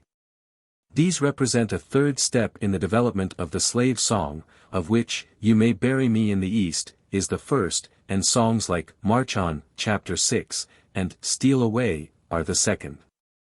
The first is African music, the second Afro-American, while the third is a blending of Negro music with the music heard in the foster land. The result is still distinctively Negro and the method of blending original, but the elements are both Negro and Caucasian. One might go further and find a fourth step in this development, where the songs of white America have been distinctively influenced by the slave songs or have incorporated whole phrases of Negro melody, as Swanee River, and Old Black Joe. Side by side, too, with the growth has gone the debasements and imitations, the Negro minstrel songs, many of the gospel hymns, and some of the contemporary coon songs. A mass of music in which the novice may easily lose himself and never find the real Negro melodies. In these songs, I have said, the slave spoke to the world. Such a message is naturally veiled and half-articulate. Words and music have lost each other and new and cant phrases of a dimly understood theology have displaced the older sentiment. Once in a while we catch a strange word of an unknown tongue, as the mighty Myo, which figures as a river of death. More often slight words or mere doggerel are joined to music of singular sweetness. Purely secular songs are few in number, partly because many of them were turned into hymns by a change of words, partly because the frolics were seldom heard by the stranger, and the music less often caught. Of nearly all the songs, however, the music is distinctly sorrowful. The 10 master songs I have mentioned tell in word and music of trouble and exile, of strife and hiding. They grope towards some unseen power and sigh for rest in the end. The words that are left to us are not without interest, and, cleared of evident dross, they conceal much of real poetry in meaning beneath conventional theology and unmeaning rhapsody. Like all primitive folk, the slave stood near to nature's heart. Life was a rough and rolling sea like the brown Atlantic of the Sea Islands, the wilderness was the home of God, and the lonesome valley led to the way of life. Winter'll soon be over, was the picture of life and death to a tropical imagination. The sudden wild thunderstorms of the South awed and impressed the Negroes, at times the rumbling seemed to them mournful, at times imperious. My Lord calls me, he calls me by the thunder, the trumpet sounds it in my soul. The monotonous toil and exposure is painted in many words. One sees the ploughman in the hot, moist furrow, singing. Dear's no rain to wet you, dear's no sun to burn you, oh, push along, believer, I want to go home. The bowed and bent old man cries, with thrice-repeated wail. O Lord, keep me from sinking down. And he rebukes the devil of doubt who can whisper. Jesus is dead and God's gone away. Yet the soul hunger is there, the restlessness of the savage, the wail of the wanderer, and the plaint is put in one little phrase. Over the inner thoughts of the slaves and their relations one with another the shadow of fear ever hung. So that we get but glimpses here and there, and also with them, eloquent omissions and silences. Mother and child are sung, but seldom father, fugitive and weary wanderer call for pity and affection, but there is little of wooing and wedding, the rocks and the mountains are well known, but home is unknown. Strange blending of love and helplessness sings through the refrain. Yonder's my ol' mudder, been waggin' at the hill so long, 'bout time she cross over, get home by'm by. Elsewhere comes the cry of the motherless and the farewell, farewell, my only child. Love songs are scarce and fall into two categories, the frivolous and light, and the sad. Of deep successful love there is ominous silence, and in one of the oldest of these songs there is a depth of history and meaning. A black woman said of the song, "It can't be sung without a full heart and a troubled spirit." The same voice sings here that sings in the German folk song. Jetzt geh I ans Brunel, trink aber net. Of death the Negro showed little fear, but talked of it familiarly and even fondly as simply a crossing of the waters, perhaps, who knows. Back to his ancient forests again later days transfigured his fatalism, and amid the dust and dirt the twaller sang. Dust, dust and ashes, fly over my grave, but the Lord shall bear my spirit home. The things evidently borrowed from the surrounding world undergo characteristic change when they enter the mouth of the slave. Especially is this true of Bible phrases. Weep, O captive daughter of Zion, is quaintly turned into Zion, weepalo, and the wheels of Ezekiel are turned every way in the mystic dreaming of the slave, till he says, "There's a little will aten in my heart." As in olden time, the words of these hymns were improvised by some leading minstrel of the religious band. The circumstances of the gathering, however, the rhythm of the songs, and the limitations of allowable thought, confined the poetry for the most part to single or double lines, and they seldom were expanded to quatrains or longer tales. Although there are some few examples of sustained efforts, chiefly paraphrases of the Bible. Three short series of verses have always attracted me, the one that heads this chapter, of one line of which Thomas Wentworth Higginson has fittingly said, "Never, it seems to me, since man first lived and suffered was his infinite longing for peace uttered more plaintively." The second and third are descriptions of the Last Judgment, the one a late improvisation, with some traces of outside influence. Oh, the stars and the elements are falling, and the moon drips away into blood. And the ransomed of the Lord are returning unto God, blessed be the name of the Lord. And the other earlier and homelier picture from the low coast lands. Michael, haul the boat ashore, then you'll hear the horn they blow, then you'll hear the trumpet sound the world around, trumpet sound for rich and poor. Trumpet sound the jubilee, trumpet sound for you and me. Through all the sorrow of the sorrow songs there breathes a hope, a faith in the ultimate justice of things. The minor cadences of despair change often to triumph and calm confidence. Sometimes it is faith in life, sometimes a faith in death, sometimes assurance of boundless justice in some fair world beyond. But whichever it is, the meaning is always clear, that sometime, somewhere, men will judge men by their souls and not by their skins. Is such a hope justified? Do the sorrow songs sing true? The silently growing assumption of this age is that the probation of races is past, and that the backward races of today are of proven inefficiency and not worth the saving. Such an assumption is the arrogance of peoples irreverent toward time and ignorant of the deeds of men. 1,000 years ago such an assumption, easily possible, would have made it difficult for the Teuton to prove his right to life. 2,000 years ago such dogmatism, readily welcome, would have scouted the idea of blonde races ever leading civilization. So woefully unorganized is sociological knowledge that the meaning of progress, the meaning of swift and slow in human doing, and the limits of human perfectibility, are veiled, unanswered sphinxes on the shores of science. Why should Aeschylus have sung 2,000 years before Shakespeare was born?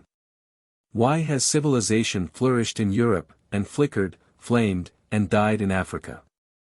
So long as the world stands meekly dumb before such questions, shall this nation proclaim its ignorance and unhallowed prejudices by denying freedom of opportunity to those who brought the sorrow songs to the seats of the mighty?